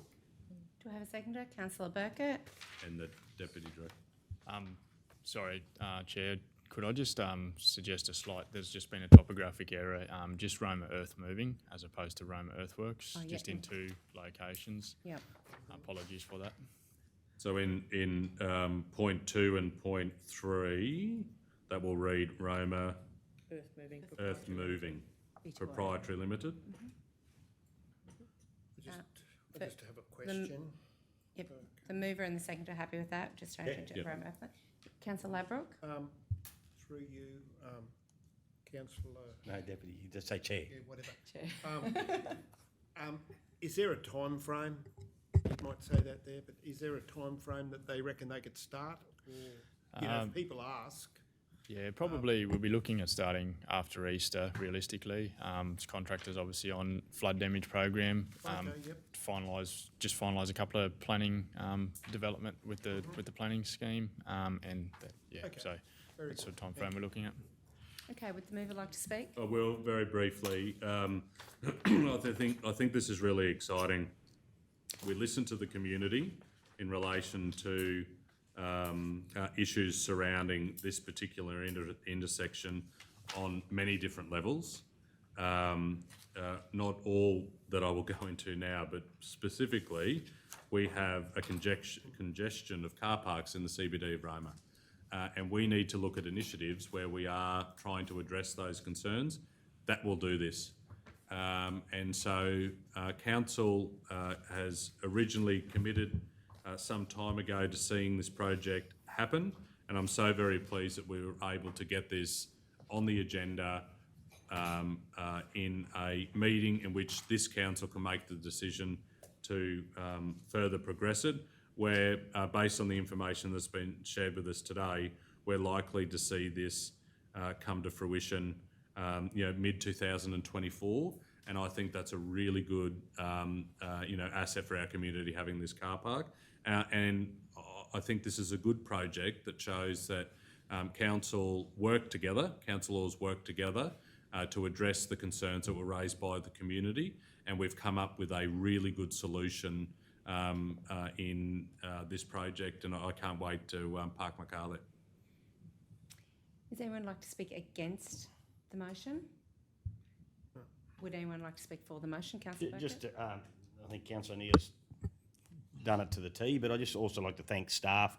It's a hell of a lot of work, and there was a big headache at the start, I think, and also congratulate all the fellow councillors for backing this, but I totally endorsed Councillor Neil's points on what he raised. Would anyone else like to speak for the project? I'll put it to the vote. All those in favour? 7-0. Good one. Thank you. Okay. Now, I'll go and get them, Tom. you right? Thank you, Cameron. He's probably got a bit more here yet. Yeah, I'm sure it does. Yeah, we got nothing more in We've close. got to put L9 on the, or is L9 on the agenda? No. Oh, no, it's an item without notice, isn't it? And we've got We've the got another. other one that we've got two to put on. Yeah. LC6. So let's actually put them And straight L9's away. an item before we without forget. notice, isn't it? Okay, gosh. Yeah? I'm going to do it. I'm not having a coke. L9 was the item without notice. Which L9. one first? I'm going to do that one first. Yep. And 8.1 was signage. It's cooler here than there. Yep. And that might be just these hot women around me. The directions. Flush, what do you call it? Hot flushes. Yeah, it's going to be. No, it's only quarter to 7. Got a couple of people missing. Oh, one's just getting a cup of tea, coffee. Councillor Ladbrook's gone to, Councillor Ladbrook, she's gone to the toilet. We've just got a couple of administrative ones that we could do. Righto. Mayor, I'd like to move a motion without notice. Yep, please go ahead. I'd like to move that we put on the agenda item number, whatever it is, Kel. L9? What is it? L9? No, it'd be L, What was it? LC7. Okay. I'd like to put item LC7 titled Strategic Housing Projects onto the agenda. Oh, yeah, because LC6 is this one. Okay, do we have a seconder? Councillor Hancock. Anybody wish to speak when I go to the vote? All those in favour? 8-0. Mr Mayor, I'd like to move that council move $1 million from unrestricted cash reserves to strategic housing projects to look at a range of solutions to council's staff housing crisis. Happy to second that, We Mr. have a Mayor. seconder. All those in favour? Oh, does anyone wish to speak? All those in favour? 9-0. Righto. Just to keep the ball rolling, I'll move that we add L9 onto the agenda. Righto. Called Roma Southwest Drag Racing Strip Urgent Repairs. It's your report, but it's... Yeah. I'll second that. All those in favour? 9-0. Yeah, that's just on the agenda and we can deal with it later if you want. Yep, righto. Okay, so we've got to go into do the closed items. We've added that earlier. The quarry one, do we add that, do we? Must have, yeah. Yeah, we did earlier. You added the quarry one, did you? Yep. Right, so where are we? Are we doing C, what would you like to do? C1? Which Okay. one? Are you C- going right? You don't need a C1? break? C1, Wallumbilla Multi-Purpose Building Construction Tender Award. Councillor Taylor. I'd like to move that council, one, select SM and KA Duck Builders Proprietary Limited as the preferred supplier for the Wallumbilla multi-purpose building construction. Two, authorise the chief executive officer or delegate to negotiate with SM and KA Duck Builders Proprietary Limited with the view to enter into a large-scale constructional agreement with an estimated value of $3,280,645, GST exclusive for the construction of the Wallumbilla multi-purpose building construction. Three, provide APLNG and the Wallumbilla Town Improvement Group with an update on the project based on the points above. Okay, we have a second, Councillor Guthrie. Does the move wish to speak to the motion? Only just to say that it's really exciting that we've actually got this off the ground. Also in the meeting today, the house will be moved, so yeah, just really happy for the Wallumbilla community that we've actually got this on the go. So yeah, amazing. Okay, does anyone else wish to speak? Councillor Guthrie. I'd just like to thank all of the people associated down at Wallumbilla Way and APLNG for being so patient. This has been many years in the making. We've had some really incredible work done by our officers, and I won't start giving names, but both here in Roma and in Wallumbilla to be able to get it to this stage and actually get it to fruition. So it's been incredible to get it to this stage now. It's good. Councillor Burkett. Yeah, just like to follow on from the two ladies. Also, it's great to give a local trusted business that we've used numerous times, and Stephen Duff and to Cam and Lucy for their work behind the scenes. And it's taken a long time to get to fruition for certain hurdles we've had to overcome, but it's going to be good to see it kick off. So, congratulations, everyone. Councillor O'Neill. Yeah, I'd like to speak in favour of this. Similarly to the comments that Councillor Guthrie made, this project has been a long time coming. It feels at times a little bit of a slow burn, but I do want to acknowledge former Councillor Ree Price for the power of work that she did and the advocacy that she provided in relation to council seeing this as a priority. Now it's grown since then, but the term in which I served with her between 12 and 16, she was a major advocate that council needed to invest in the Wallumbilla Calico Cottage and to support that community and what they've been doing for such a long period of time. So I'm sure she's going to be very excited to hear that we are agreeing today, if this gets up, to allocate the tender to Duff Builders to see this come to fruition. I too want to, thank the Wallumbilla Town community and the people that have been involved for such a long period of time with their suggestions and ideas and passion to come up with what is, a great looking facility, and I'm sure will be a great asset for that community for a long time to come. So I can't wait to see that open and visit it when it happens.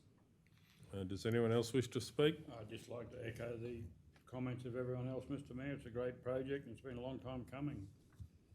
Okay, Councillor Hancock. I too, Mr Mayor, and I do think this project is such a great project, and we've all been working really hard on it, and the Wallumbilla Town have been waiting for it, and so I just want to once again agree with all my fellow councillors.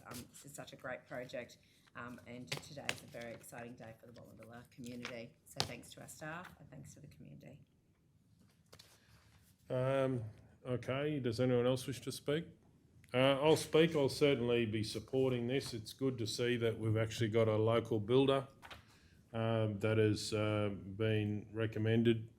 So I think that, I'll be supporting this, and even though it's a considerable amount of money, I think that it has the opportunity to improve that for the Wallumbilla community down there and also the people travelling past, which a lot of people do. So look forward to this happening and people really enjoying it in the area. Does anyone else wish to speak? Does the mover wish to sum up? No, thank you. We'll go to the vote. All those in favour? 9-0. C2. Request for quotation 2403, restoration of public asset, flood damage, additional roads package, Bungle Region. I'd like to move a conflict of interest. You already have. Yeah, I suppose just get up and leave. I had to move it. Please let's not go through that again. You're moving your body. Okay, we might just adjourn for a second. I've just got to check something and I'll be back. As I said, C2, I think I've announced it. Councillor O'Neill. Move that Council 1 select Roma Earth Moving Proprietary Limited trading as DMAC Roma to complete A, the works associated with RFQ 24034, separable portion 2, Orallo Road, for a contract sum of $1,737,653.75, exclusive of GST. B, the works associated with Andrews Lane, Dargle Road, Ferndale Road, Pinegrove Lane, Thurlston Road and Alloa Road, as previously priced under tender 23046, Bungle South 1, Package 4, for a contract sum of $643,176.40, exclusive of GST. 2, authorise the Chief Executive Officer or Delegate to enter into final negotiations with Roma Earth Moving Proprietary Limited, trading as DMAC Roma, and finalise a large contractual arrangement to carry out the works outlined above if final terms are acceptable. Okay, we have a seconder, Councillor Burkett. Does anyone wish to speak? We're going to go to the vote. All those in favour? 8-0. C3, Councillor McMullen wouldn't have a conflict, I don't think, so we should wait for him. Just double check for you. I did, and you, and Wendy. But we voted. 3. Keep us in the room. So, no, conflicts were declared, but they were voted to stay in the room. Okay, C3, Regional Bitumen Stabilisation Project 2023-24 Contract Award. Councillor Burkett. I'd like to move the Council 1 amend the approved capital works program and reallocate the funds from Gunnawara Road Rehabilitation Project to a priority section of the Bollen Road, chainage 37.480 to chainage 40.000 to allow works to be completed as part of the 2023-24 Bitumen Rehabilitation Program. 2, select Cooper McCulloch Group Proprietary Limited as a recommended tenderer for tender VP 389341 Road Rehabilitation Project 2023-24.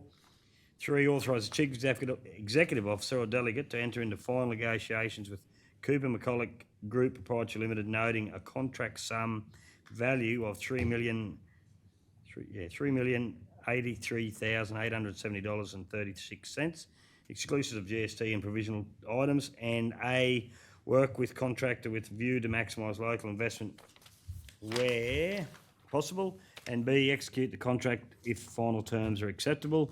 4, authorise the nominated superintendent for council, the delegation to order variations up to the value of the approved budget, noting the nature of the contract and the variability associated with the road rehabilitation design process. 5, include a project for the stabilisation of Gunnawara Road as part of the first draft of the 2024-25 Capital Works road budget. Okay, we have a seconder, Councillor Ladbroke. And Councillor Burkett, you said 3,083,000, didn't you? Yep. I paused and then said it. That's good. Okay, so does anyone wish to speak? We're going to go to the vote. All those in favour? 9-0. C4, endorsement of Transport Development Scheme, TIDS, Work Program 2024-25 to 2027-28. A conflict, Mr Mayor. Righto.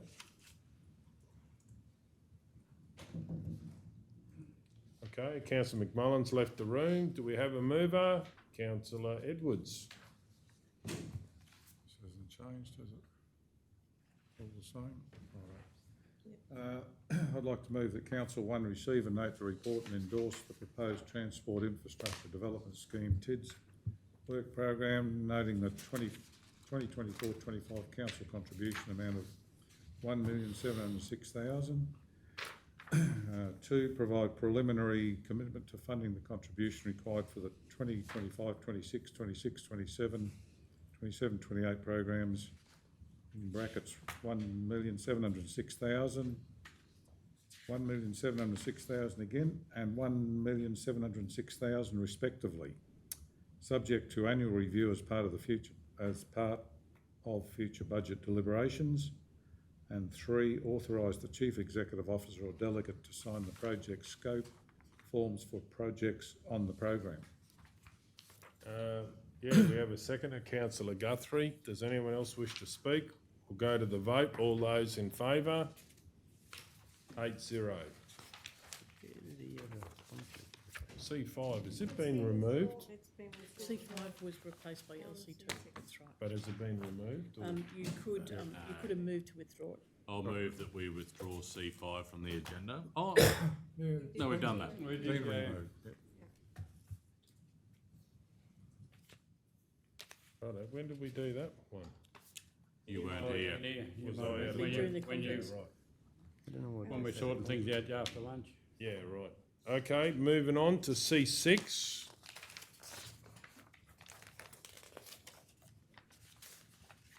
Okay, C6, Roma Airport Operational Strategy. I'd like to move that 1, Council receive and note the report. 2, endorse written advocacy to the Director General, Sally Stannard, DTMR, to support the substitution of 3 Q400 flights as part of weekly flight schedule provided by Rex Airlines as part of the RPT contract immediately.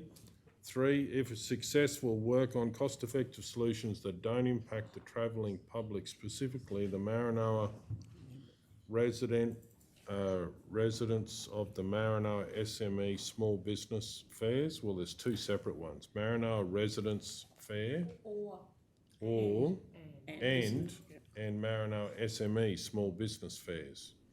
And there was another point, 4, undertake immediate advocacy to the Australian Government in relation to exemption component for this trial. We have a seconder, Councillor Ladbrook. Mr Mayor, I'd like to move an amendment. Please go ahead. I'd like to leave all of it, leave 1, leave 2, and leave 4. But in point 3, if successful, work on cost-effective solutions that don't financially impact the business unit or impact the travelling public, specifically the Maranoa resident and Maranoa SME Small Business Fairs. So all I've added in there is that it doesn't. So through the chair, would you say that don't negatively impact? Because you might have a change to the financial componentry, but there might be a plus and a minus. Sure. Yep, don't Yep. negatively impact the You've got that financial. It wasn't before. Oh. I want to, yeah, Kelsey added it. Work on cost-effective solutions that don't negatively impact the business unit. The Roma Airport Business Unit, isn't Yep. it? Is that what you're saying? The Roma Airport Business Unit. All the travelling public and specific, yep. The rest the same. Okay, I'm happy to accept that. Is the seconder happy with that? Yes, I am. Okay, that's the motion. Does anyone wish to speak? I'll speak. Please go ahead. I think it's very important if we can get those 3 bigger planes per week. I think it'll be very encouraging and better for the community. Okay, does anyone else wish to speak? I'll speak. We know there's a pilot shortage and officer shortage because they're all going to bigger airlines. We also know that we've asked the state government repeatedly for more flights. It hasn't happened yet. We hope it does happen now. Rex are putting these Q400s to fill a gap that, you know, certainly will be more than 100 extra seats a week, I would imagine. And this is something we can do. Southwest Rock has been working on this. There's benefits for other communities as well, so certainly be supporting this. Does anyone else wish to speak? Councillor Edwards? Yeah, you know, with all this particular business, it's a work in progress, trying to do our best, and always considering the ultimate impact sort of on the community and also, you know, the sort of the Maranoa region. I'd just like to say, in my opinion or my view, is that it's part of a larger, you know, larger, what would you say, larger picture, larger view, you know, in making the Maranoa, you know, a more livable place. So I'm very much in support of it. Okay, so does anyone else wish to speak? We're going to go to the vote. All those in favour? 9-0. C7, lease on lot 4 on 11 on RP 855185 Air BP. Do we have a mover, Councillor McMullen? Mr Mayor, I'd like to move that Council, one, in accordance with Local Government Regulation 2012 Queensland, Division 4, Section 236(1)(2), acknowledge that it is in the public interest to dispose of the interest in lease A, Lot 4 and Lot 11 on RP 855185 at Roma Airport without tender or auction. 2, offer BP Australia Limited, Air BP, a new 10 plus 5 year lease for lots 4 and 11 at Roma Airport. 3, authorise the Chief Executive Officer or Delegate to negotiate final terms ensuring that pursuant to LGR 2363, rent payable is equal to or more than the market value of the land. Do we have a seconder? Councillor Guthrie. Any opposition? Does anyone wish to speak to it?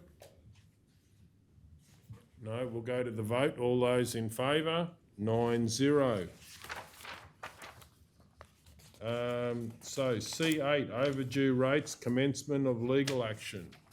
Councillor Taylor. I'd like to move that council endorse the next step in the rates recovery process. That is to proceed to filing a statement of liquidated claim with the local magistrates court after the 25th of January 2024, serving upon the ratepayers who have 1, not paid the outstanding rates, 2, not entered into an appropriate payment arrangement, and or 3, not complied with an appropriate payment arrangement.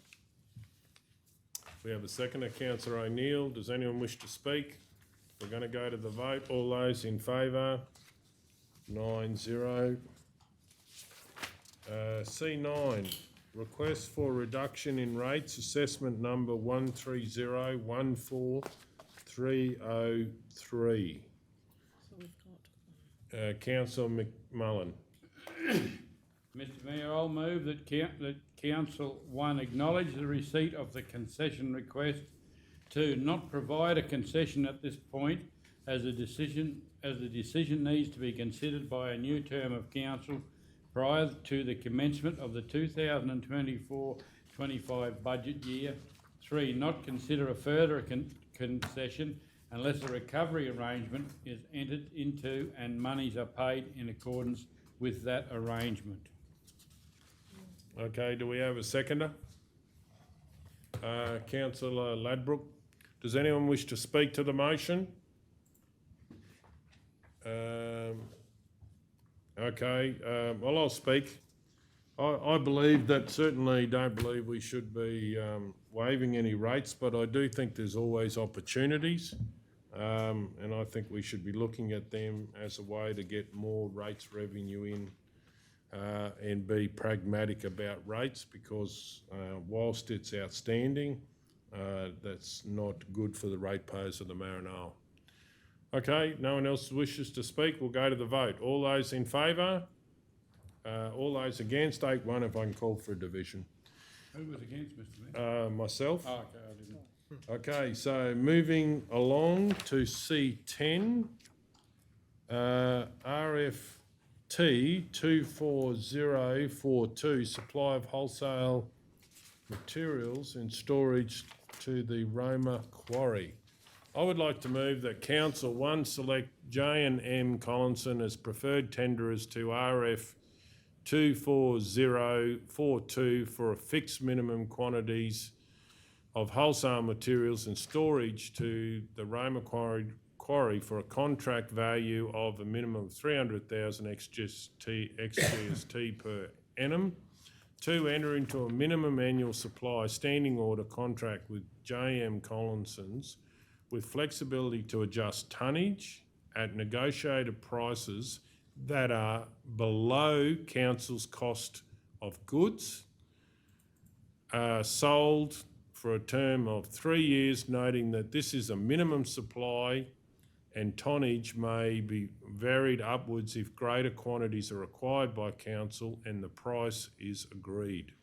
3, authorise the Chief Executive Officer or delegate to enter into final negotiations with J.M. Collinson, noting the contract values and margins outlined in this report, and execute the contract if final terms are acceptable.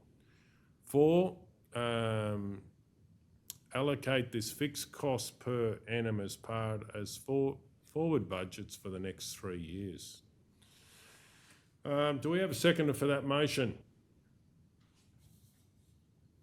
Councillor Ladbroke. I'll speak to this. I believe that this is an opportunity. We went to tender, everyone had an opportunity.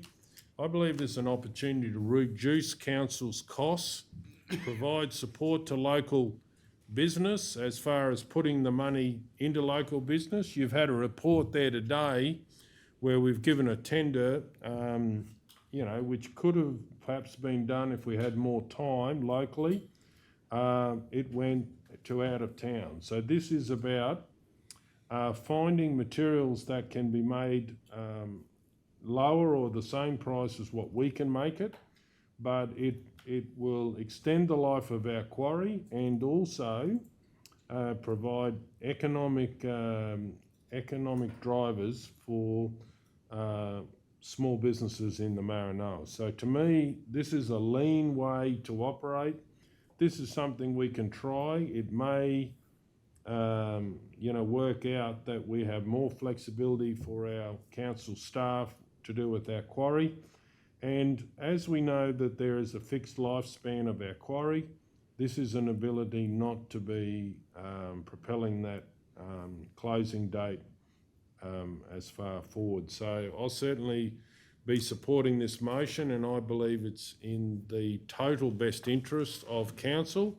It's also a small annual amount of what we use in a normal year, and that's why I'm very happy to support this supply situation. Okay, does anyone wish to speak against the motion? I'm going to move an amendment.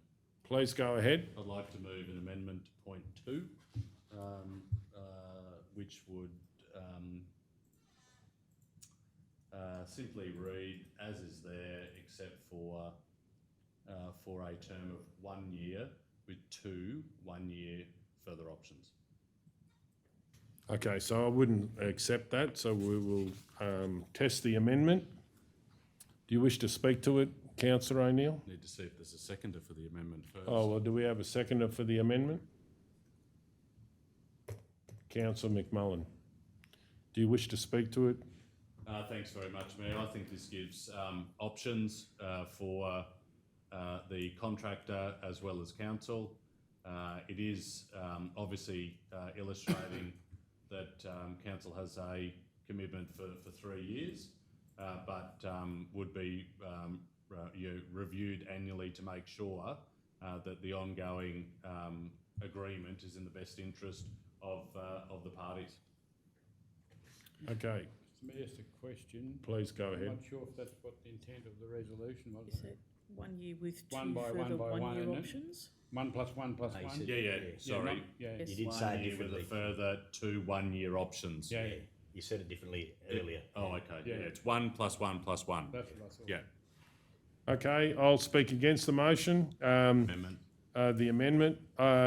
Really, if you understand about business, certainty and short-term contracts come with a major, there's no value for money in that, and at least a three-year arrangement has some longevity to it, especially if we want people to sharpen their pencil.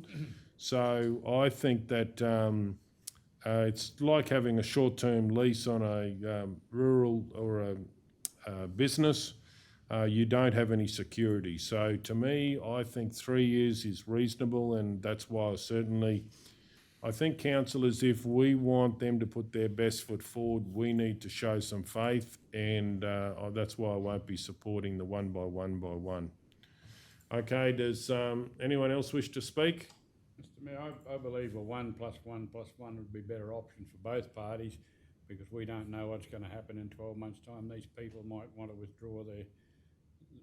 withdraw from the agreement for of any reasons that we aren't aware of at the moment.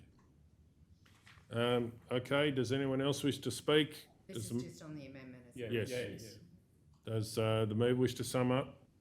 Thanks very much, Mayor. As Councillor McMullen shared, it is about giving options to both parties, and I think having a term of 1 + 1 + 1 would do that. Okay, we'll go to the vote on the amendment. All those for the amendment? All those against? Lost 3-5. 3-6. If I can call for a division. Okay, we've got the motion. I'll speak to the motion. You've spoken to it. You're seeking a speaker against it. Okay. I want to make an amendment with number 3. Kelly, if you bring that down.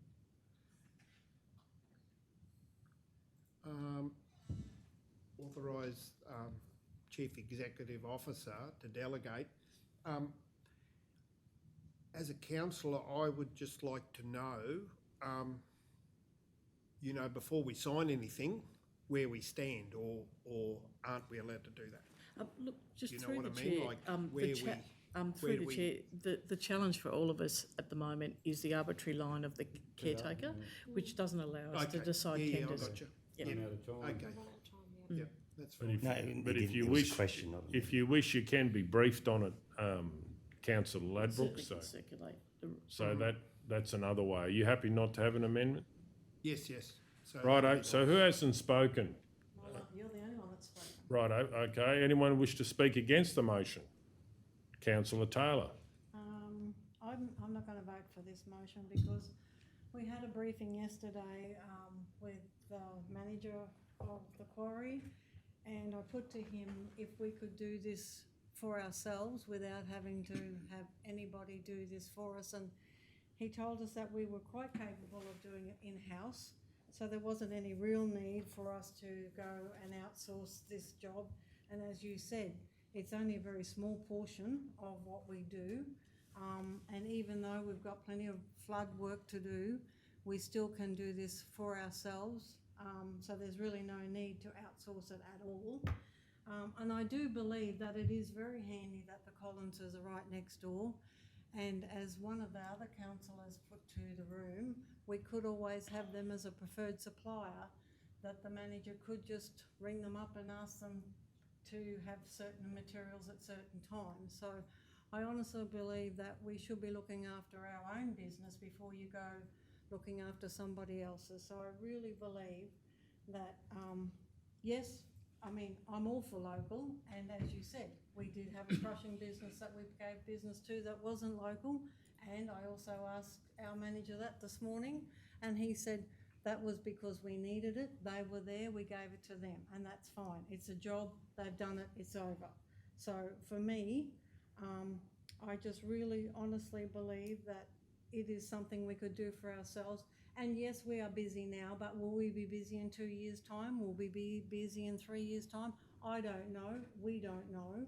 And so I really feel that we have to look after our employees and our business. Like, this is council's business. This quarry is our business. And, you know, our bottom line is not so good all the time. So for me, this is a no.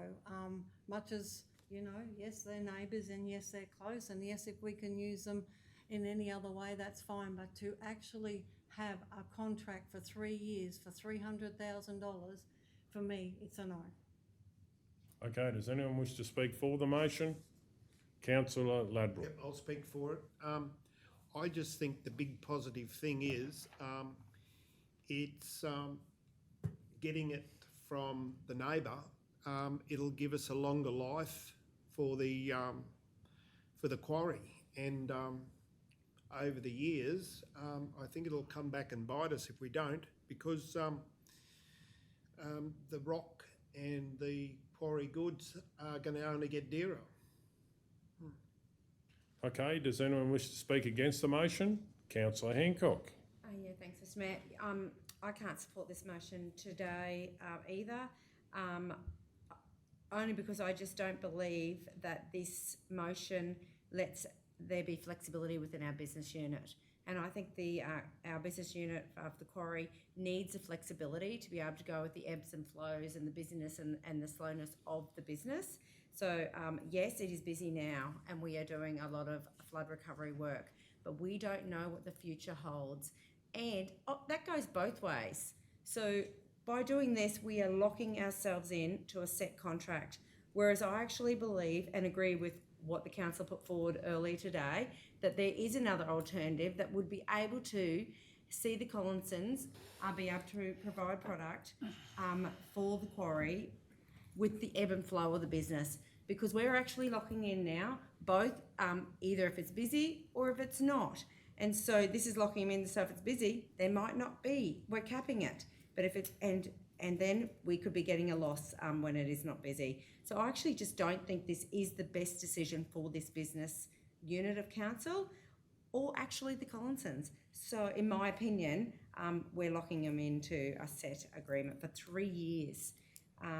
So I just can't support this today because I just don't think it's the best decision for our business unit. Okay, Councillor Burkett. I'll speak for Mr. Mayor. I've got a question. Can I ask a question before on the matter? Yeah, please go ahead. Just through the chair to the CEO, just so I'm clear, there's been a couple of comments in relation to this. If this motion didn't get up today, could someone then move a motion from the floor that the Collinsons are then a preferred supplier for product to the quarry? Is that something that could actually happen? It'll prolong the... Through the chair, I think you could, simply because you've had a market test, right? And but the danger is there you've got a number of applicants who've actually supplied, responded to the tender with a range of prices. You've got a preferred applicant, obviously, because they're the most competitive for all the reasons that's outlined in the tender.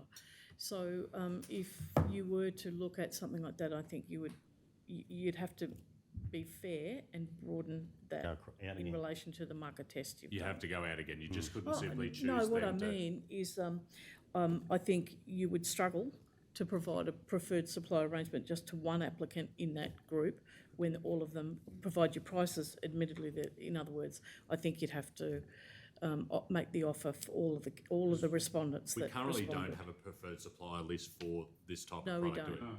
So you No, could we don't. create one based on all of the people that put in, or all the businesses that put in for That's this right. particular tender. That's right. Okay, thank you.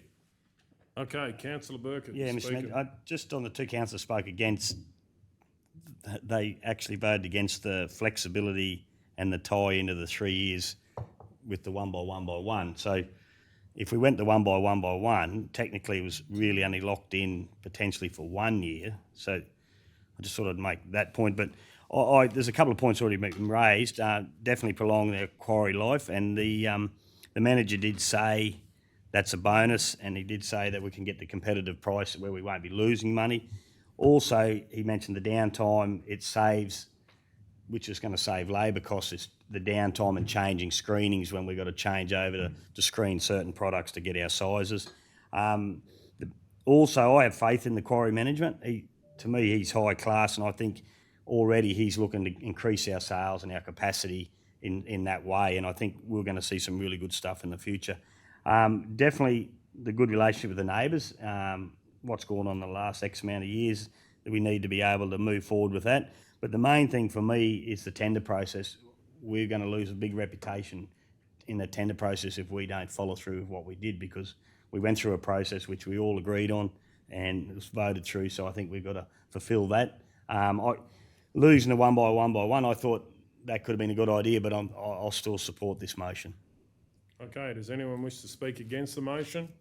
Yeah, Mr Mayor, I was more than happy to support the resolution, but I've never seen any in my nearly 8 years on council where we've given anyone a contract, guaranteed contract for 3 years, 3 guaranteed years without even knowing what products we're going to need. Okay, does anyone else wish to speak? I'll speak. Please go ahead. Yeah, just briefly, I'm just going to support it on the basis that I think it's a very good strategic decision. And I think that's what we're here for. Or well, I know that's what we're here for. That's our job, is look at strategy.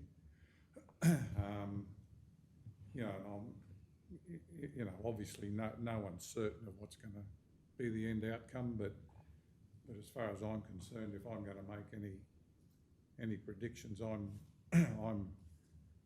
looking towards it being a positive move, and sort of basically backing up what the other councillors said who are supporting it.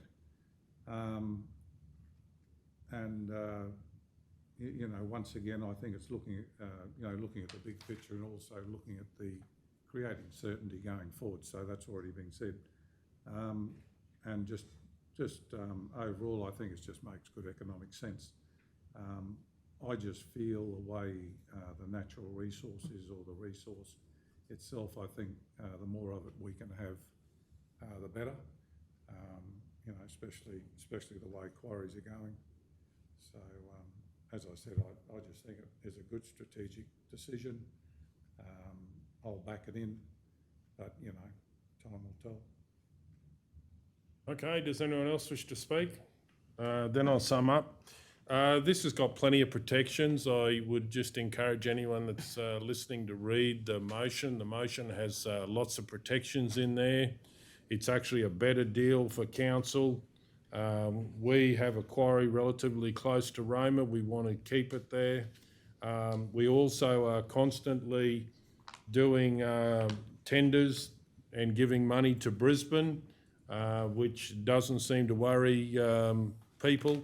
It certainly worries me, so I'll certainly be supporting this motion to keep it local and work together for the betterment and the profitability of Maranoa Regional Council.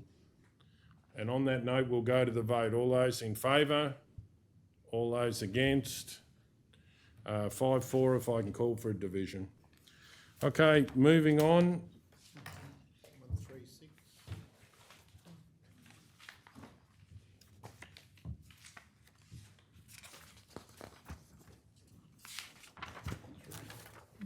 C11, Staff Housing Roma. Councillor O'Neill. I move that Council 1 receive and note the report. 2, acknowledge that a full valuation has been conducted on one of the properties. 3, authorise the Chief Executive Officer or delegate to make an offer as detailed in the report. 4, authorise the Chief Executive Officer or delegate to execute all required documents to effect the purchase should negotiations be successful. 5, draw the required funds from the strategic housing projects. I'll second that. We have a seconder, Councillor Ladbrook. Does anyone, the mover, wish to speak to the motion? I do.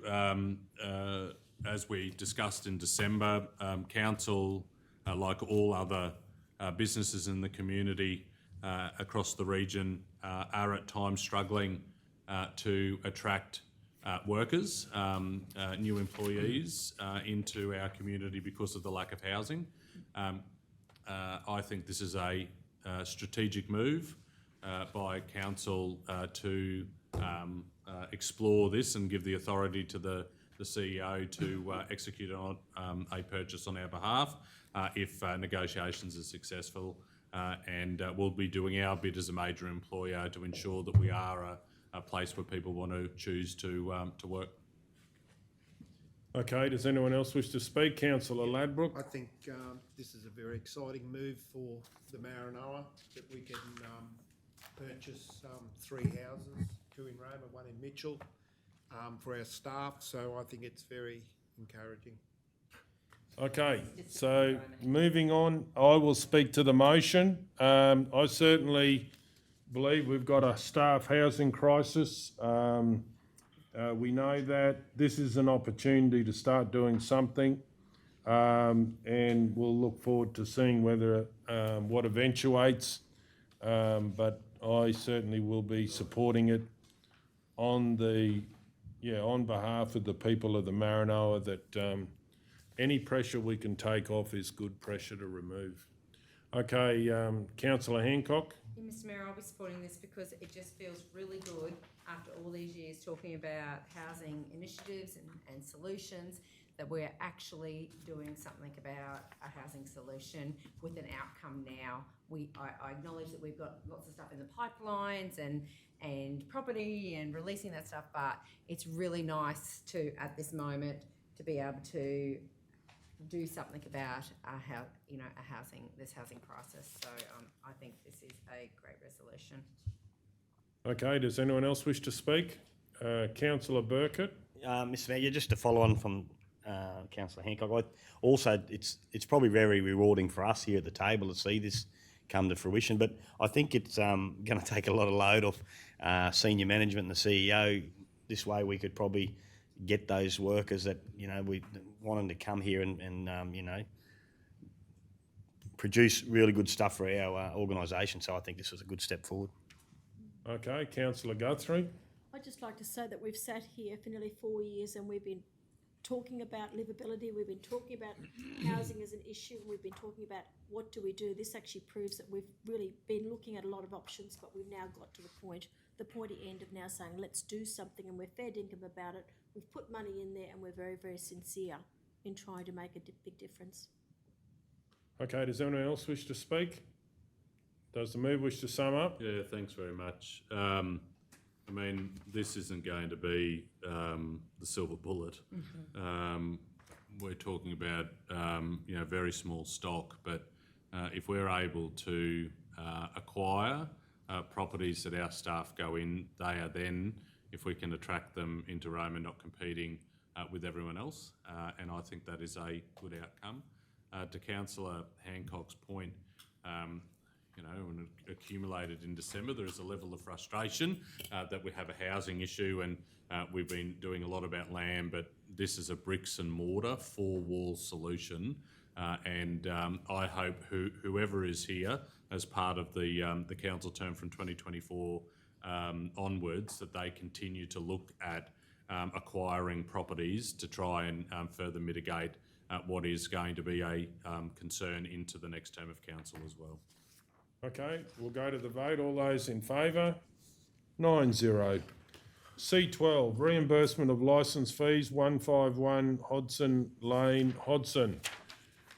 I'd like to move that Council 1 receive and note the report, refund the balance of the 50%, circa $201 in relation to the water agreement application to the ratepayer.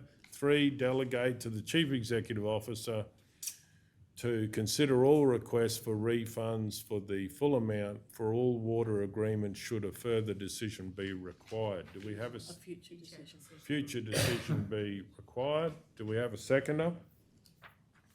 Councillor Burkett. Does anyone wish to speak? We're going to go to the vote. All those in favour? 9-0. C13, medical and nursing bursaries 2024. I'd like to move that Council 1 endorse the panel to interview the 2 recommended applicants in the doctor's retention bursary and authorise the Chief Executive Officer to offer the bursary to the preferred candidate based on the panel's advice. 2, grant the student doctor bursary to Chelsea Gorey. Corey, subject to acceptance to undertake Maranoa-based placements where possible. 3, grant the 3 by 10,000 nursing bursaries to the following 3 applicants: Ashley Wall, Rowena Dingle, and Jael Halls. And 4, grant a commendation award of It's 2,500. yeah, Yes, that's what you said. Yeah. award of $2,500 each to Chloe Davis and Cassia Cruz as part of the bursary program for their outstanding academic achievements and excellent bursary applications, with funds drawn from the sponsorship budget GL 2887.2249 to be reviewed at an upcoming quarterly budget review. And 5, support and organise a confirmation ceremony for all of the successful bursary recipients. We have a seconder, Councillor O'Neill. Does anyone wish to speak to the motion? I'll speak. This is something to prove that instead of thinking that everything is insurmountable, start somewhere. And I'd like to thank the panel who've given their time up and given amazing feedback to council, and really appreciate the feedback that we're getting, and congratulations to the panel to make it all happen.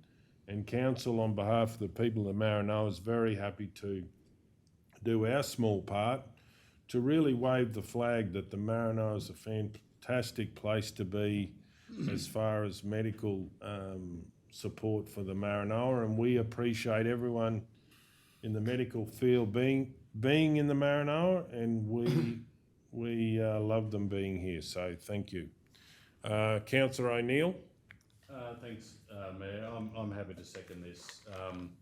There were clearly some outstanding applicants given the report that we've received, and it's wonderful to see Chelsea Gorry, who was the Dux of the State College last year, as the first student doctor bursary recipient, a local, and I had the opportunity a long time ago to work with Chelsea's father, and so it's good to see a homegrown girl achieving great things and going off to advance her studies. Equally, I'm fully supportive of the nursing bursaries as well. We've got some great nurses here, and to see locals taking on this bursary to advance their skills, we can all benefit from it as a community. But I just want to highlight the point 4 of your recommendation, which is the commendation award to Chloe Davis and Cassia Cruz, 2 Duxes of the school in 2023 at both St John's and the State College. It's unusual to see in 2 years 3 outstanding students going on to pursue medicine, and I think it's worthy of acknowledgement, and we should be proud as a community that we've got students coming through the ranks that are aiming high to achieve great things in their own chosen career path. So I'm more than happy to support it, and I wish them all the best. Do we have anyone wish to speak? Councillor Burkett. Yeah, Mr Mayor, first I'd just congratulate you. This was your sort of pet project, I suppose, and all other councillors for supporting it. But the thing that really impresses me is the 7. There was good applicants, like 7 in each, which is great. So obviously it's hitting home that it's going to work, and also the board or the panel had a lot of experts on there. So congratulations to all those. But no, I think it's a great incentive for all these young people, and if you got the Ducks of the school choosing medicine over plumbing, they must be pretty smart. So congratulations to all those. Okay. Does anyone else wish to speak?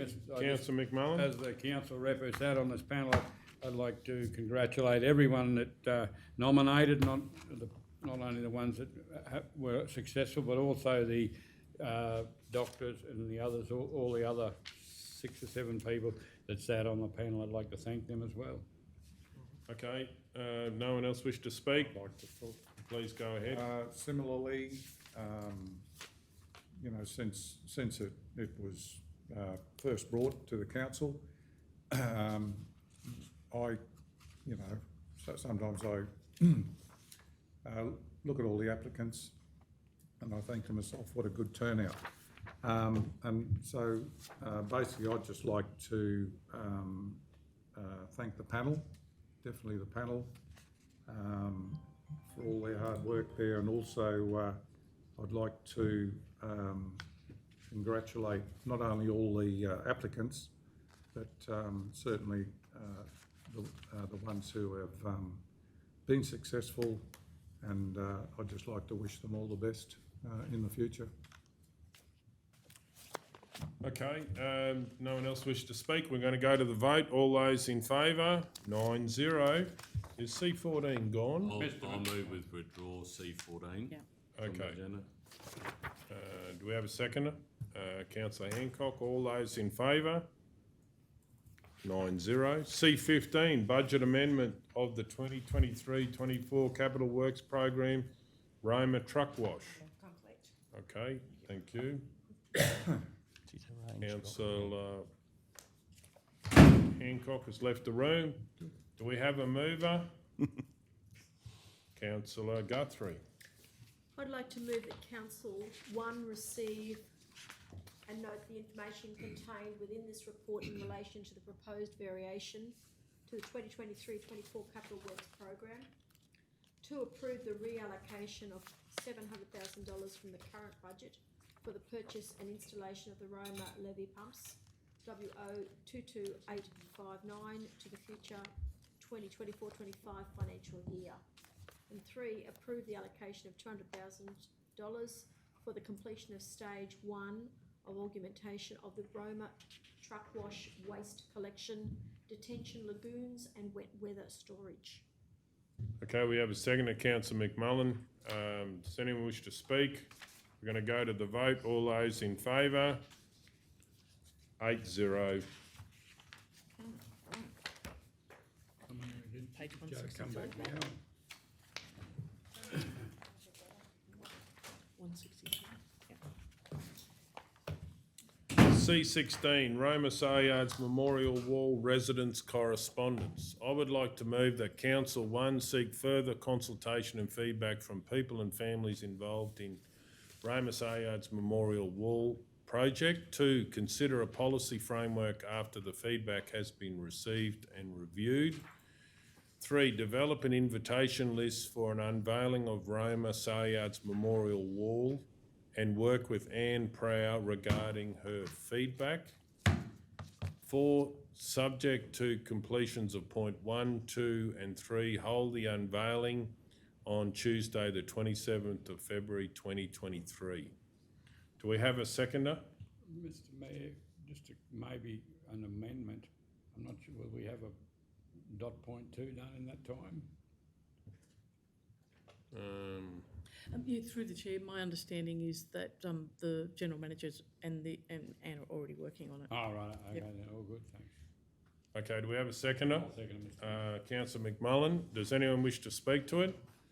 I will speak. This is an important project, and I'd like to thank Anne for, and I'm certainly apologise for her not being aware of it, but her great feedback is certainly going to make this project better, and there's a lot of other people that will have great feedback. So we're really asking whether these people have got a lot of knowledge and connections, help us make this project better, and it'll touch more people, which I think will be a great outcome. So I'll certainly be supporting this. Does anyone else wish to speak? We're going to go to the vote. All those in favour? 9-0. Okay, moving on. Page 173.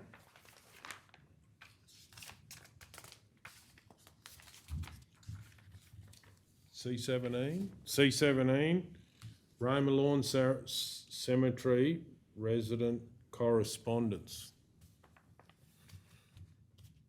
I'd like to move that a report be prepared for an upcoming council meeting addressing the residents' concerns and the need for a grave maintenance plan.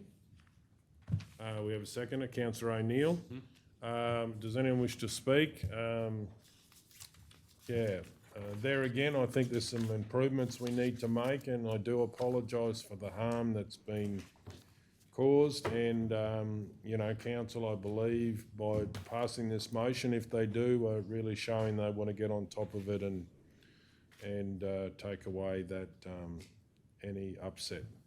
Okay, we'll go to the vote. All those in favour, 9-0.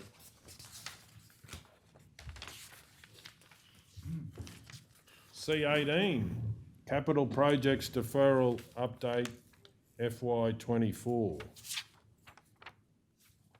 And I'd like to move Through the chair, there's a slight adjustment. is that council adopt the deferral of the capital projects requested as listed in the report for inclusion in the 2024-25 budget. We have a seconder, Councillor Ladbrook. Does anyone wish to speak? Please go ahead. Oh, well, I'll speak for. These projects are not lost, they're just shifted over. We have been told that we cannot deliver them this year. That's our advice. It's important to keep our budget in the balance, and this happens a lot. We have a lot of carryover, millions and millions and millions of dollars of carryover. This is actually just getting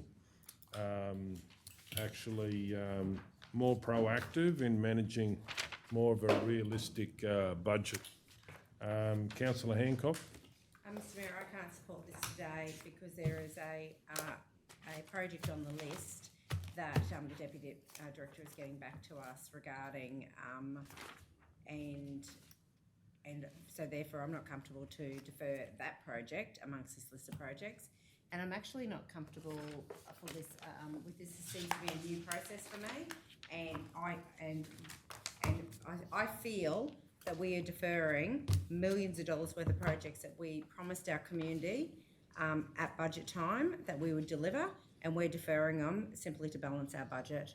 And I don't agree. I would be more than happy to go with what we usually do, where we roll projects over and it will become a priority, but I don't believe in deferring projects up front to balance our budget. That would be under budget if we didn't defer these projects. Does anyone else wish to speak? Councillor Taylor. I too won't be supporting this for the fact that we've never had to do this before, and it is just to balance the books. Look, through the chair, it's not a book balancing, it's actually a deferral because the projects can't be delivered. You actually do this every year, but you do it often in the last year or so, you've actually done it after you've adopted the budget. Essentially, these projects are work-in projects and you are rolling them over, and that, as listed in this report for inclusion in the 24-25 budget, that is effectively rolling them over though. Just for your information. They just go out of this balance in 23-24 budget to go into the 24-25 budget. So that makes the 23-24 budget look better. Is that correct? It's capital, so it doesn't sit in necessarily your profit and loss result. It sits in your capital. Well, why are we doing it? So it's essentially bringing forward a rollover process to this meeting. What is the point of doing it? Well, I think it is actually a really good thing, and also you can roll it over, and a council may decide not to roll over projects, so you've got no guarantee. Councillor Hancock. My question is, Madam CEO, does this have to be done today, or can it be done in another meeting? Because my biggest concern right now is that the Tromby Road gravel resheet is, well, it's in a budget. It's in a budget, so it's not private and confidential. It's in a budget. The Deputy Director is getting back to us about the cost savings of being able to complete that whilst they're there doing the road. And so when we talk about efficiencies in council, that's what we've been talking about this whole time, is while the equipment's there to be able to do those projects. and the Deputy Director is getting back to us about that. Does this have to be done today? Through the chair, in simply put, no if you don't want to make a decision in your term. Essentially what this report is doing is rolling over. Now, if you don't feel comfortable with that, the next council will do that as part of the budgetary process, and you do that as part of that budgetary process because it is still committing those works in progress to roll over. So it will happen. It's just, no, you don't need to, but this gives you the opportunity as at the last meeting really in your term to do that should you wish to do that. Councillor McMullen? Mr Mayor, whether we call it deferring or rolling over, in my time on council, once a project was rolled over into the next budget, that money went back into general revenue and you had to work for it again through the next budget. That's exactly through right. The chair, So, That's through right. the chair, so it it's has- not, no different. it's dependent. My argument's going to be. It's What's dependent, depending on whether, Yeah. Hang on. yeah, it's dependent. Because if you've got funding contracts that sit in that and Yeah. council's made a commitment, they've signed a legal commitment in relation to that, so it doesn't automatically roll back in. It is a process you do every year, and yes, you do have the ability for your own funded projects, capital funded projects, to say, no, we won't spend the money. And it goes back into reserves. And like I said, Yeah. most of these items here, there are some funded ones, but that money would go back, have to be reallocated next budget. Yeah, and it may not get reallocated. No, it may but not. that can That's no happen. different. That's the issue. But it's no different to now. We can't do the projects, so we've got to do something. So through the chair, it is a works in progress and you are essentially rolling over. But you're making a hard line, you're Yeah. deferring them. Today you're going, nope, we're not going to finish them, move them into the next budget. It is a rollover. It is capital and council does have the ability. Going into the 23-24 budget. I just have a question. Sorry? Didn't the Deputy Director say that we wouldn't get time to do them? It wasn't a Yep. thing, we don't want to do them, we just haven't got time. Do you wish to speak to the motion? No, I'm happy. Okay, does anyone else not spoken? Okay, please go It's ahead. up to, I can't remember, everyone's had it. 4. I So, can't remember, everyone's chopping. so who spoke last? It was against or About for? five in a row. Mover and, Pardon? yep. I was the last one that Yep. Right, okay, so councillor O'Neill? Well, if you're doing for and against, I'm against. I imagine councillor Edwards is for. But I think councillor McMullen's for, so, He didn't, no, he just made a statement, he didn't say for or against. okay, so councillor, What I'm going to say is that it's, I don't agree it's a budget book balancing exercise. No. We were told by the officer that, the projects won't be finished. I understand that, some of them, there's grants attached to them, et cetera, whatever happens. But basically, it's just part and parcel of running a council. And once again, I just think it makes prudent, strategic, economic sense to do so. So so I'll be supporting it. okay, councillor O'Neill, do you wish to speak? I do. I'm not supporting this. I've never been in a council where this decision's been made in January. This is before us today because we have an election in March, and I don't agree with that. Our budgets are based on financial years. Our elections are based on 4-year terms from March until March. The new custodians, the councillors that here will come in and have to continue with the budget that was adopted by the majority of council in July of last year, or end of June, and that is their job.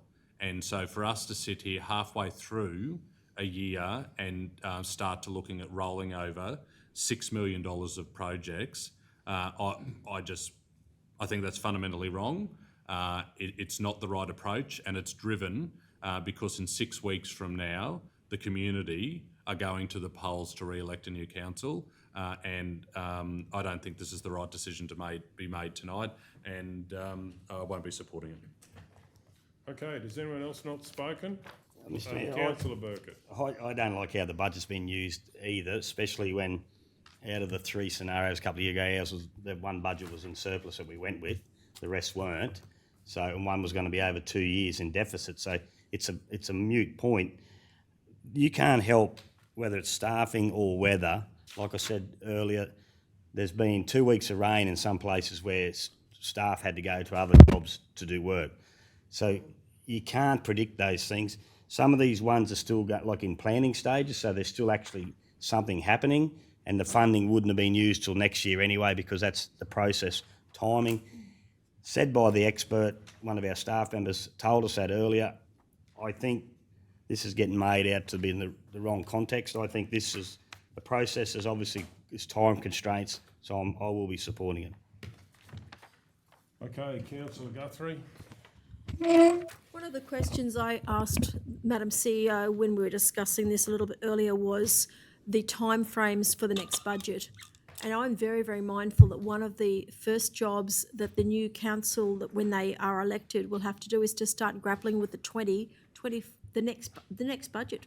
So they will be sitting and making decisions about projects that we've got that we were not able to deliver and that we have commitments for, that they will most probably include in the next budget.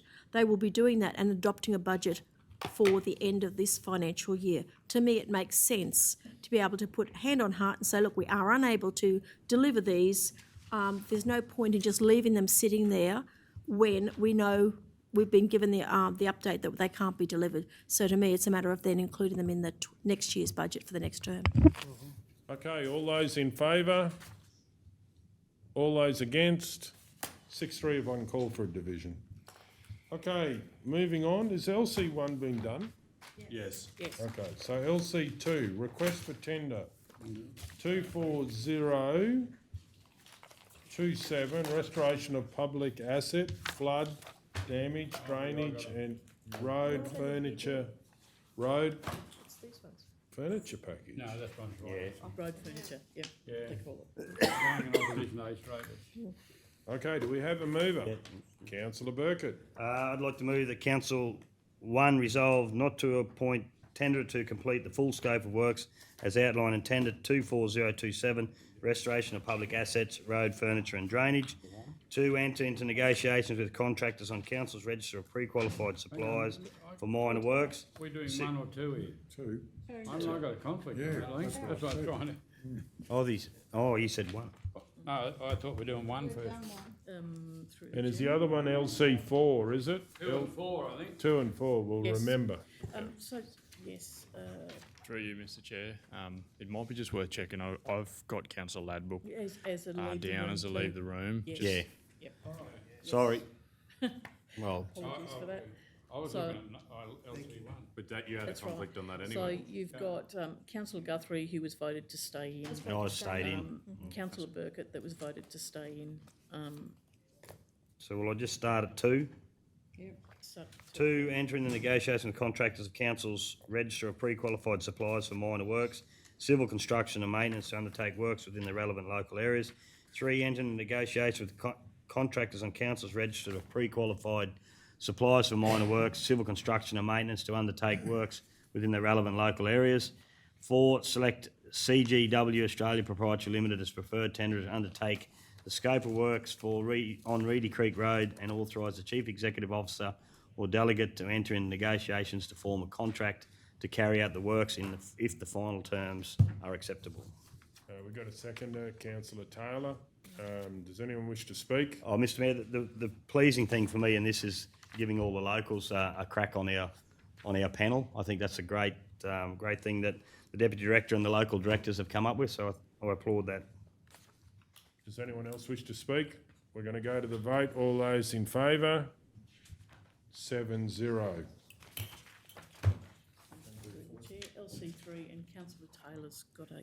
Are we doing 3 or 4? LC3? Oh, we can do 4. You have to put it out of line. No, that's right. We have to change the... Yeah. One's getting it, either or, they're going to have someone out. LC3, flood damage betterment works, Maranoa and Roma Southern Road contract award. Councillor O'Neill. I'll move that Council 1 select Cooper McCulloch Proprietary Limited as the preferred tenderer for tender 24036 Maranoa Road Betterment Works for an estimated contract sum of $3,595,496.46, exclusive of GST. 2, authorise the Chief Executive Officer or delegate to enter into final negotiations with Cooper McCulloch Proprietary Limited to A, further discuss the alternative tender and other potential cost savings associated with the delivery of works. B, ensure the contractor is able to maximise the use of locally available supplies and or contractors to assist with the delivery of the works. 3, authorise the Chief Executive Officer or delegate to form a contract with Cooper McCulloch Proprietary Limited to carry out the works associated with tender 24036 if final terms are acceptable. 4, not award any tender for tender 24036 Roma Southern Road Betterment Works, and authorise the Mayor and CEO to thank the Queensland Reconstruction Authority for the betterment approval and formally request an extension of time to allow the works to be delivered by council crews resources given the upskilling opportunity this work would provide. 5, note the Roma Southern Road is an essential public asset, with council to fund and undertake any required maintenance in the interim and prior to the completion of the betterment works. Can I just say something? Councillor O'Neill, just, do you think you should go back and say Chief Executive Officer? It just, you said CEO, that was all. That's what it says. You in the- abbreviate. Oh, does it? Oh, Yes. sorry. Yes. Oh, it says Chief Executive Officer up there. Kel fixes it. Oh, do you? Right, So, okay. I'm under no illusion as what CEO is, so I won't be doing that. But it might be for the All listening good, I'll public. second it. I'm sure they know what a CEO is. Oh, no. Okay, so do you have a seconder? Councillor Edwards, does anyone wish to speak to it? We're going to go to the vote. All those in favour? 8-0. Okay, we're on to LC4, are we? Yes, and that Councillor takes us- McMullen, you've got a and, conflict? He's got a conflict to leave the room. You're swapping out, Jeffrey. The title to come back.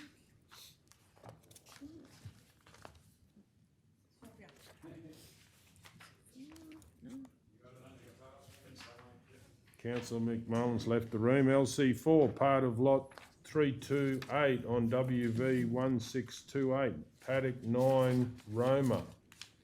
Do we have a mover? Councillor Guthrie. I'd like to move that Council 1 acknowledge that this report actions resolution number OM/09.2023/58 to call for tenders to lease part of lot 328 on WV 1628, described as Paddock 9 Dargle Road, Roma, for a period of 2 years with no further options to be included. And 3, include as conditions in the lease that council retains the right to terminate the lease with 3 months' notice to the lessee and enter the property for the purposes of measurement, survey or inspection. Okay, do we have a seconder? Councillor Burkett. Does anyone wish to speak? We're going to go to the vote. All those in favour? 8-0. Come back in.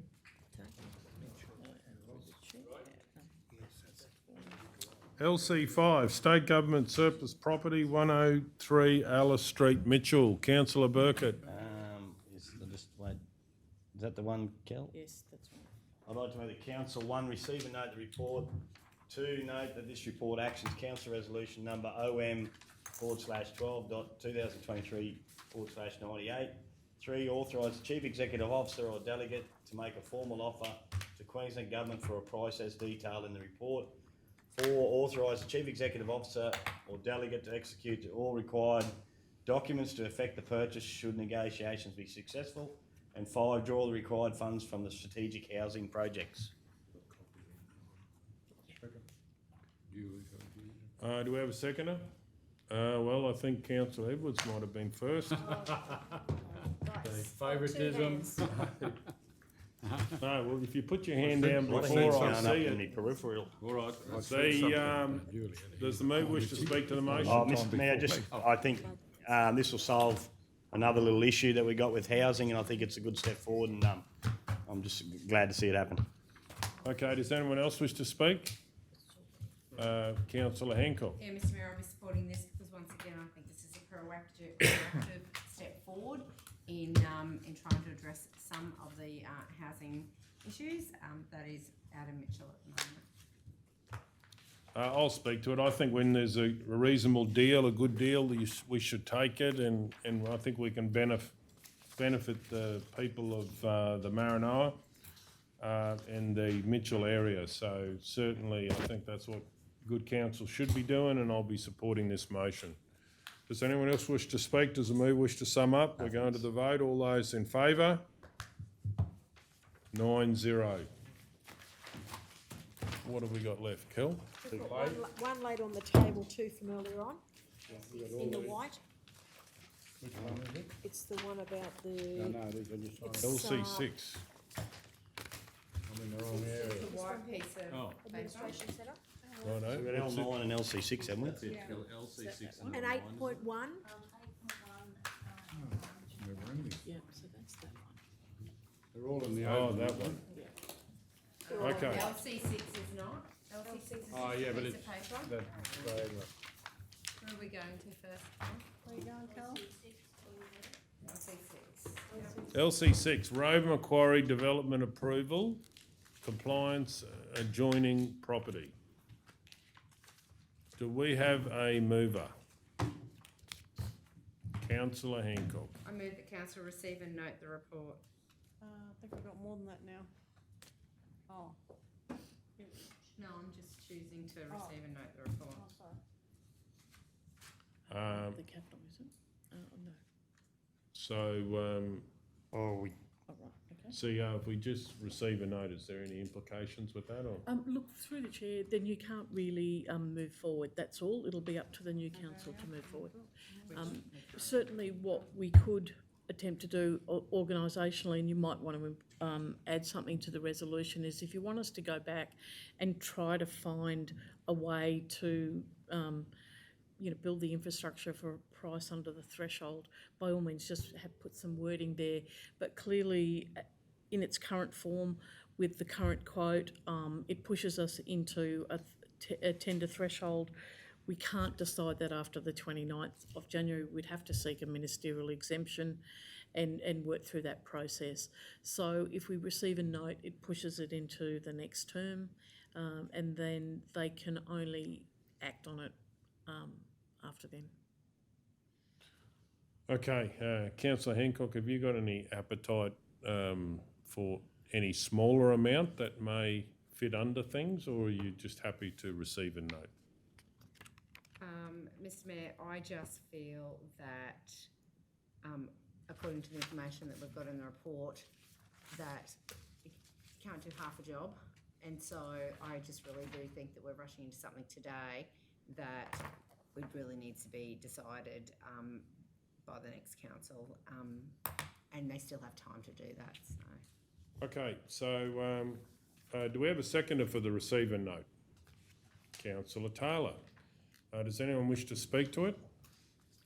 Oh, Mr Mayor, just to say that thanks for the report, and I just feel with the information that we've been provided in the report that at this stage this council has no other options but to receive and note the report, but by no means is that not doing the project. It just means that due to time and constraints that I just feel that we can't get it done, and I don't believe in doing half a job with this project. Okay, Councillor Taylor. Does that mean you could still go out for tender now though, can't you? no, not unless you do this option. No, but look, what it does, and I'm just thinking through that as you're speaking, it doesn't preclude us trying to get a market result that's under 200 to decide during caretaker. But the reality is you've tested the market and it's pushed you into a tender threshold. You can't go out to tender at this point.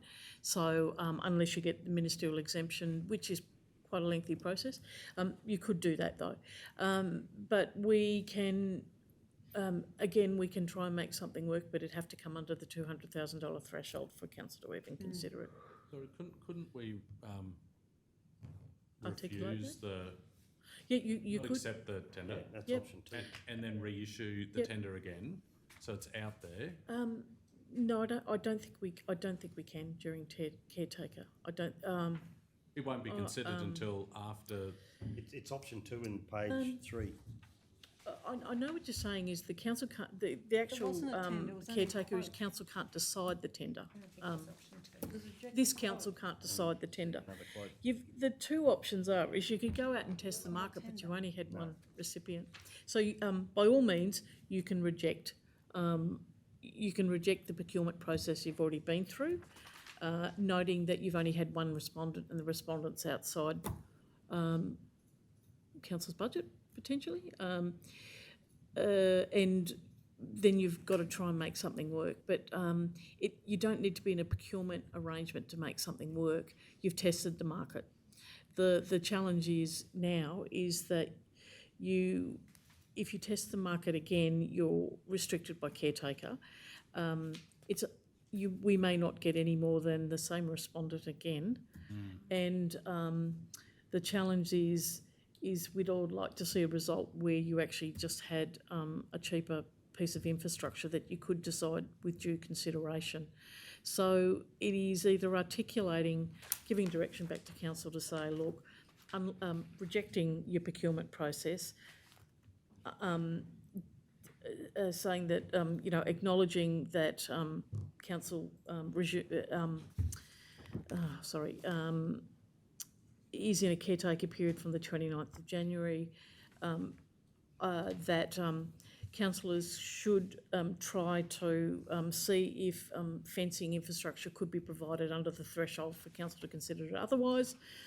Otherwise, that you're leaving it for the next term of council. I know that sounds a bit garbled, but essentially you've just got, thanks for everything, we're not doing anything with it. But you could go, no, we're going to reject the quote that we've received because we've been through a procurement process. We're not going to go to tender because we can't, or it's unlikely that we'll get a different result. 3, that council staff try and come up with alternatives to the project within this term. However, noting that that potentially may be a project for the new council. Okay, Does that councillor make sense? Taylor? Well, we only got a quote before. Request We for didn't go quote, out yeah. for tender. We went out to a procurement process, and so we sent that all out. We only had one respondent. Only had one quote. Yes. But that's not a tender. No, it wasn't, because we weren't anticipating it was going to be this price. Thought it was going to be under 200, so that's why they didn't do a tender. Councillor Hancock? I have a question. Madam CEO, if we receive a note of the report and if we go out for quote again, maybe on just installation? Oh, that's right, yes, through the chair Maybe if you we do go out have. for quote again on installation, if that quote comes back in under, it's about installation, can we then, can the officers award the quote? Would that Yes, fit in? you can make that work. Because we as a corporation can buy materials. Yes. So, and essentially it's still, you're changing your Was it request a no-go before? for materials and services to just services. Yeah, could So could I amend what I, Sure. Yeah, please go ahead. Not a second yet. Oh, you did. Councillor Taylor, that council 1, receive and note the report. 2, ask for quotes on installation only. Yep. Do you have to go back to, or he'll be included, the person that will be included, the only applicant? You could go so far as to say. Thanks, Kel, that's a better word. Request for quote, what is it, test the market in relation to quotations for instalment only, including this respondent. So again, not actually giving them an opportunity just by labour. Councillor McMullen? I'm not against this, Mr Mayor, we would have to define that. What do we call installation? I know what installation is, but are we going to buy all the materials, the cement, the aggregate? So I would be leaving that up to the CEO to go and work that out You with, need a list of materials as well, because it could be open-ended. Okay, so sorry, it's a bit late and just trying Yeah. to make the brain work. But look, essentially what you're doing is you're splitting the project into a service-only project. Correct. And so it's really just giving that intent in the motion, receive and note the report, request installation services only, council to procure all relevant materials and associated products. Deputy Director, could you add Sorry, you anything could on? probably improve Add, that for me. add anything to do with, what about it could be open-ended, they could, can we have a, equipment list or something that is quoted on, so we know the size, otherwise give me 1,000 of those and whatever, how do you deal with that?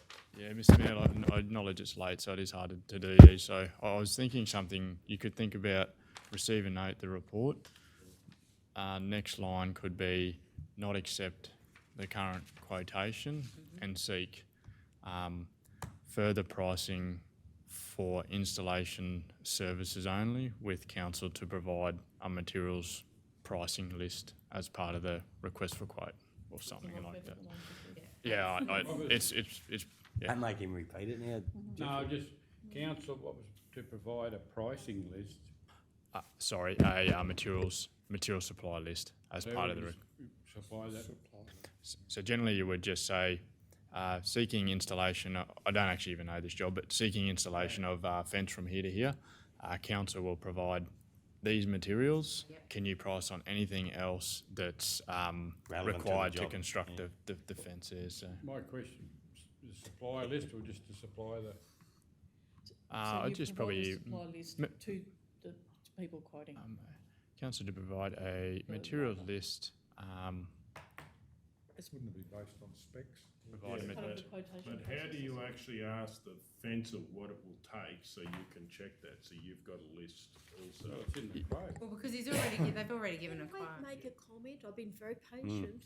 Yeah, Can I please just go. say that I think you've got to include, it's got to be more specific than that, because putting a fence up, there's more to it. And in the original quotation, we've got things like removing the existing fence. If you don't include that, you're not going to be comparing apples with apples. You're going to be, and you also need to indicate how many Clearing posts. the line. Clearing the line, etc. Because other than that, what you're Unless saying we is do just put that. the fence up. Who's going to clear the line? Who's going to then remove the existing fence? I mean, are we taking that on, or is that part of the quote? That's going to be specified. That will need to be specified. And I also think you need to put down an indicative number of concrete posts, because when you put fences up, You you got can. 350 in the Yeah, quote. that's what we could be specifying. You can vary the distance, which really affects the quality of the fence. Yeah. Deputy Director? Yeah, as I said, not specifically for this project, but I understand that is probably something that officers would generally write, what's in scope, what's not in scope. It's pretty unconventional to go right down to the detail here to say, like, I would see this thing, clear the line, like what's in scope, what's out of scope, because that's then where you get your consistency of pricing. There then could be, but yeah, I'm confident that we've done many of these, that whoever's leading this project, I could help make sure that the in-scope, out-of-scope's clear. And at the end of the day, you just want to make sure everyone's pricing exactly the same thing, and if there's some tweaks to it, that's it. But yeah. And you might like to put something, a last point, with a view to having the installation completed on before the 30th of June, in line with the DA conditions. Yeah. Something like that. So Councillor Hancock, what would you like to move? So, Mr. Mayor, I'm happy to move that. All I'm trying to do is actually be able to give an opportunity to move this project forward. And so I trust that by moving this motion, that the staff will come up with the specs around the project. And if it doesn't work out, I'm sure that it'll come back to us and it'll have to be moved forward to the next council and go out to tender. It just gives another option on, so the staff can compare apples to apples. So what, do you want to read that out then? It's changed a bit at the bottom. Receive and note the report. I move that council receive and note the report. 1, receive and note the report. 2, not accept the current quotation and seek further pricing for installation services only, with council to provide a materials supply list, with a view to have the fencing installed by 30th of June 2024 to In line with comply the- with our DA, to comply with our, development DA application, That's it. DA conditions. just to get, development application. Okay, do we have a seconder? We had a Haven't got seconder. second Councillor yet. Taylor, are you happy with that? Absolutely. Does anyone wish to speak? We're going to go to the vote. All those in favour? 9-0. Thank you.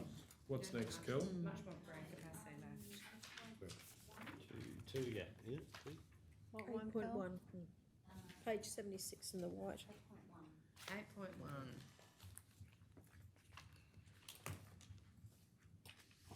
What did you say, 76? Oh, the sign. Page 76 in the white.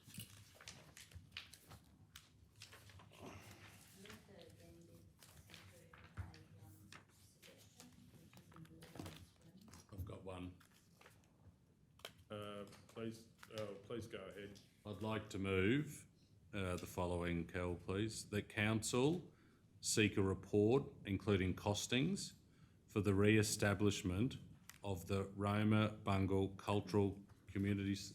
Sorry, Kel. The council seek a report, including costings, for the re-establishment of the Roma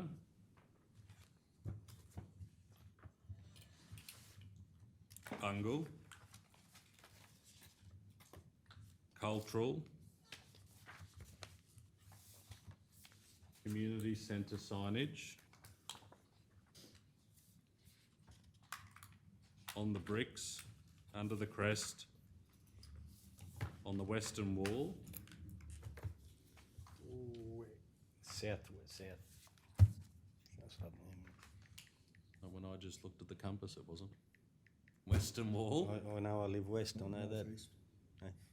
Where's north from here? Northwest of anything. Anywho, let's keep going. Wall of the centre.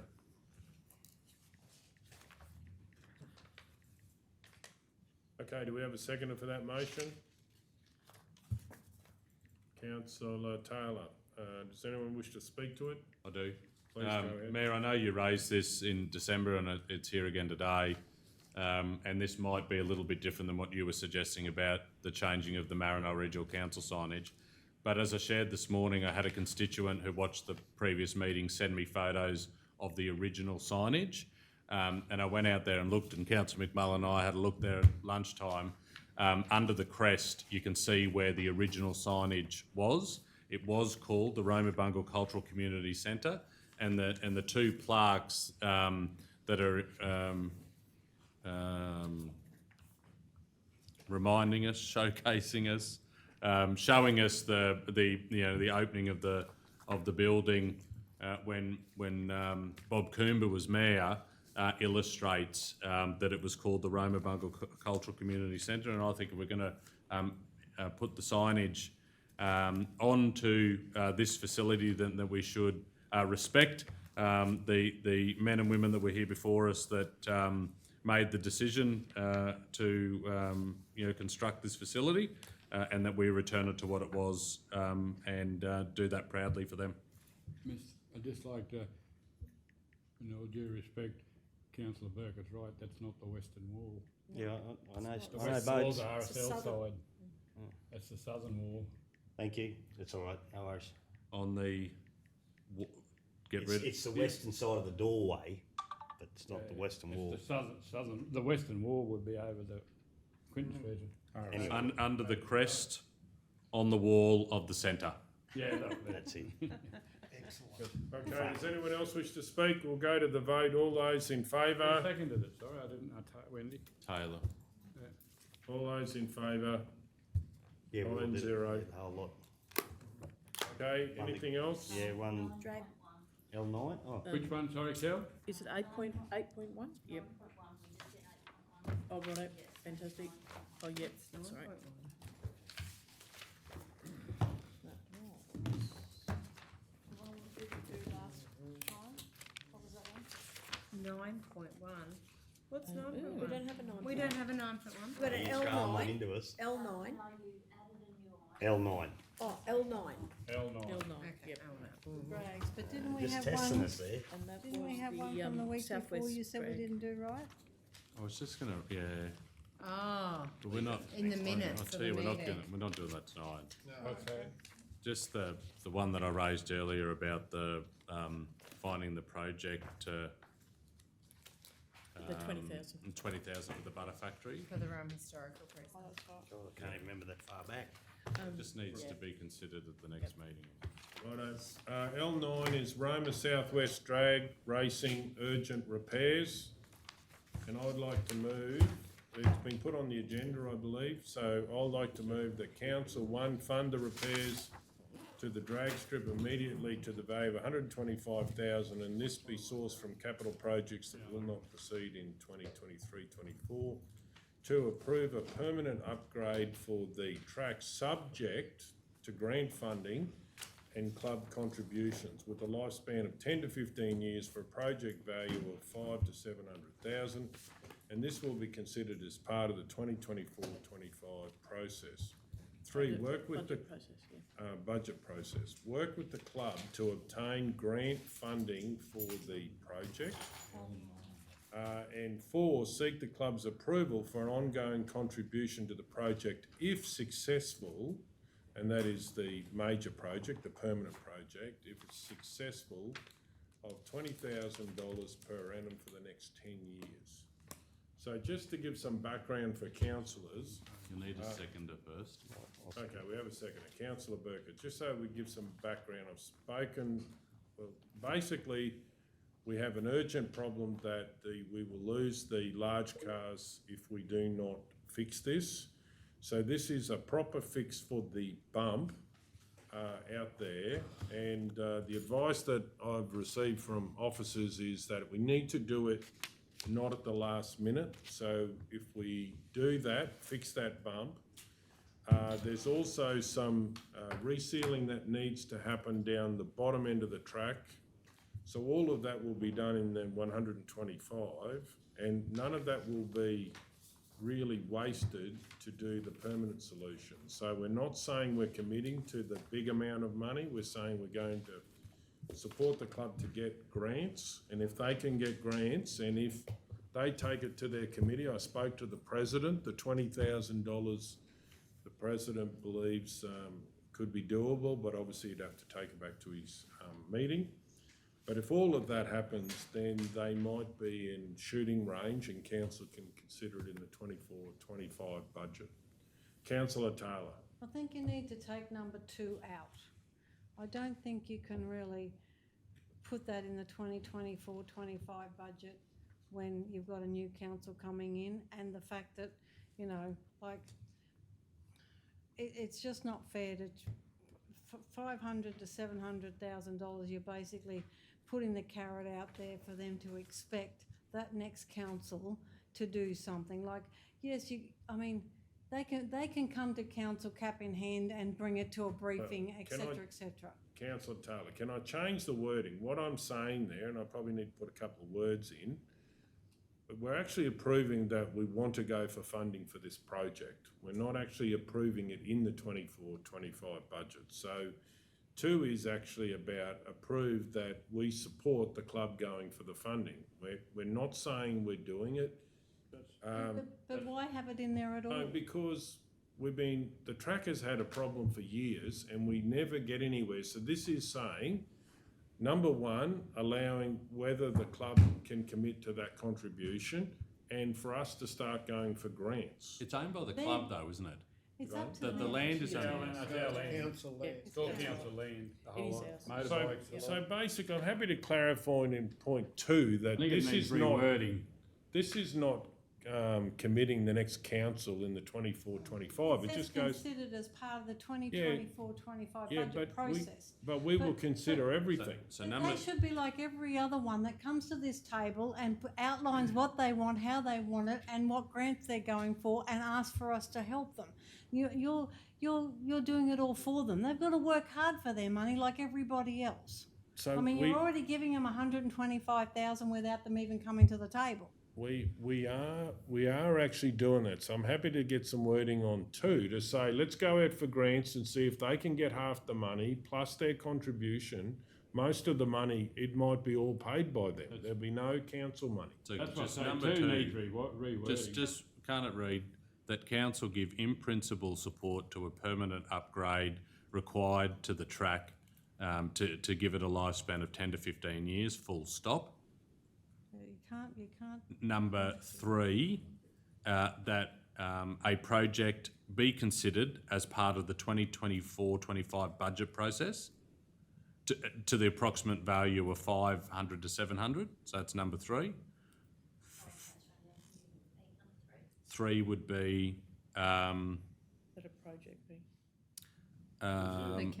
that council consider a project as part of the 2024-25 budget process at an estimated value of 500 to 700,000.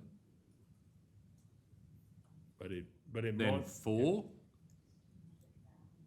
of 5 to 700,000.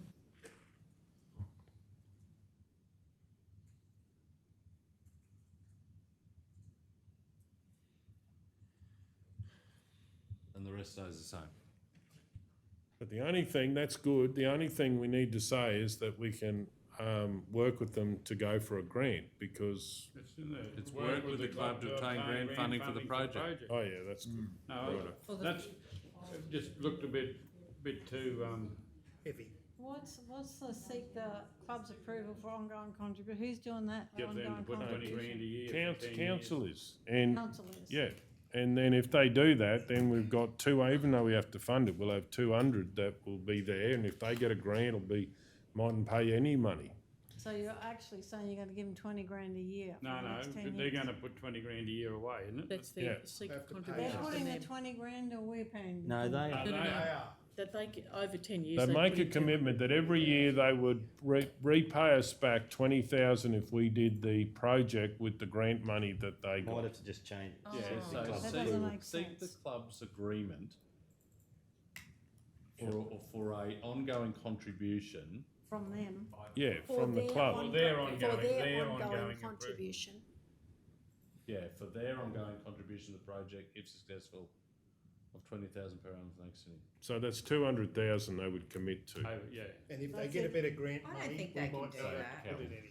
Well, actually, Club's speaking to the club, and that's what the president Is was. that if you give them $20,000 per 500,000? annum for the next Eh? 10 Is years. that if they They get might 500,000? No, Yeah, I think, Well, the project might only be 400,000. Might not have to pay anything. Get out of here. no, I think Well, they get grants, like there's that much grant stuff around. that It's not 20,000, from what I understood, from what Tyson said, was we'd As pay an for, ongoing contribution. to they'd the pay back project. 20,000 a year over 10 years, they give us 200 back. Yeah, so if it was so bad last year, why haven't they put it in for a grant already? Well, they did a patch last year, but the patch didn't work, so. Yeah, so they know that it hasn't been good, so why haven't they tried to get a grant between last year Because it and this doesn't year? happen that quick, but they've been spending money on upgrading general parts of how the club works. Was it last year we helped them or the year before? We did, no, we helped them with Wouldn't it about be 15 cleaner? months. Like, I understand the intent here, but wouldn't it be cleaner just for this to say, number 1, fund the repairs, and number 2, work with the club to obtain the grant funding for the future project, not this project, the future project. And then when we obtain a grant, then they come back to the council that's sitting here of the day and they ask for the matching of funds. Like, we have got no idea what the project will even look like. It just and sounds we're- like we've promised something that we probably can't, Well, can't deliver. Well, anyway, let's try it and see, but I think that's a lot better than it was, and, Well, I think okay, But the challenge though, Mayor, is that between now and when the budget process happens, they'll struggle, the Royal they, because it'll be council if this gets up, to apply for the funds. Because think about what we had to do for the squash courts. For them to be able to put the application in, council had to put the money into the budget. So between now and then, there won't be any, unless they've got seed funding to put into. or they might go for a sport and rec grant, we don't know, but it's getting everyone thinking That's about what it. they went for next door, and they needed to put money. I'd be more comfortable if we go 1, 2 and make number 4, 3, And then number 3, so consider this project as part of a future budget. But not, like, there's not enough time between that for to even look for a grant funding and apply for it and be able to come back to the next council. I think you're putting the next council in a terrible position and the expectation of the community. It's just talking to them about it. Come into a shop. Yeah, and you didn't like And you it. didn't like it.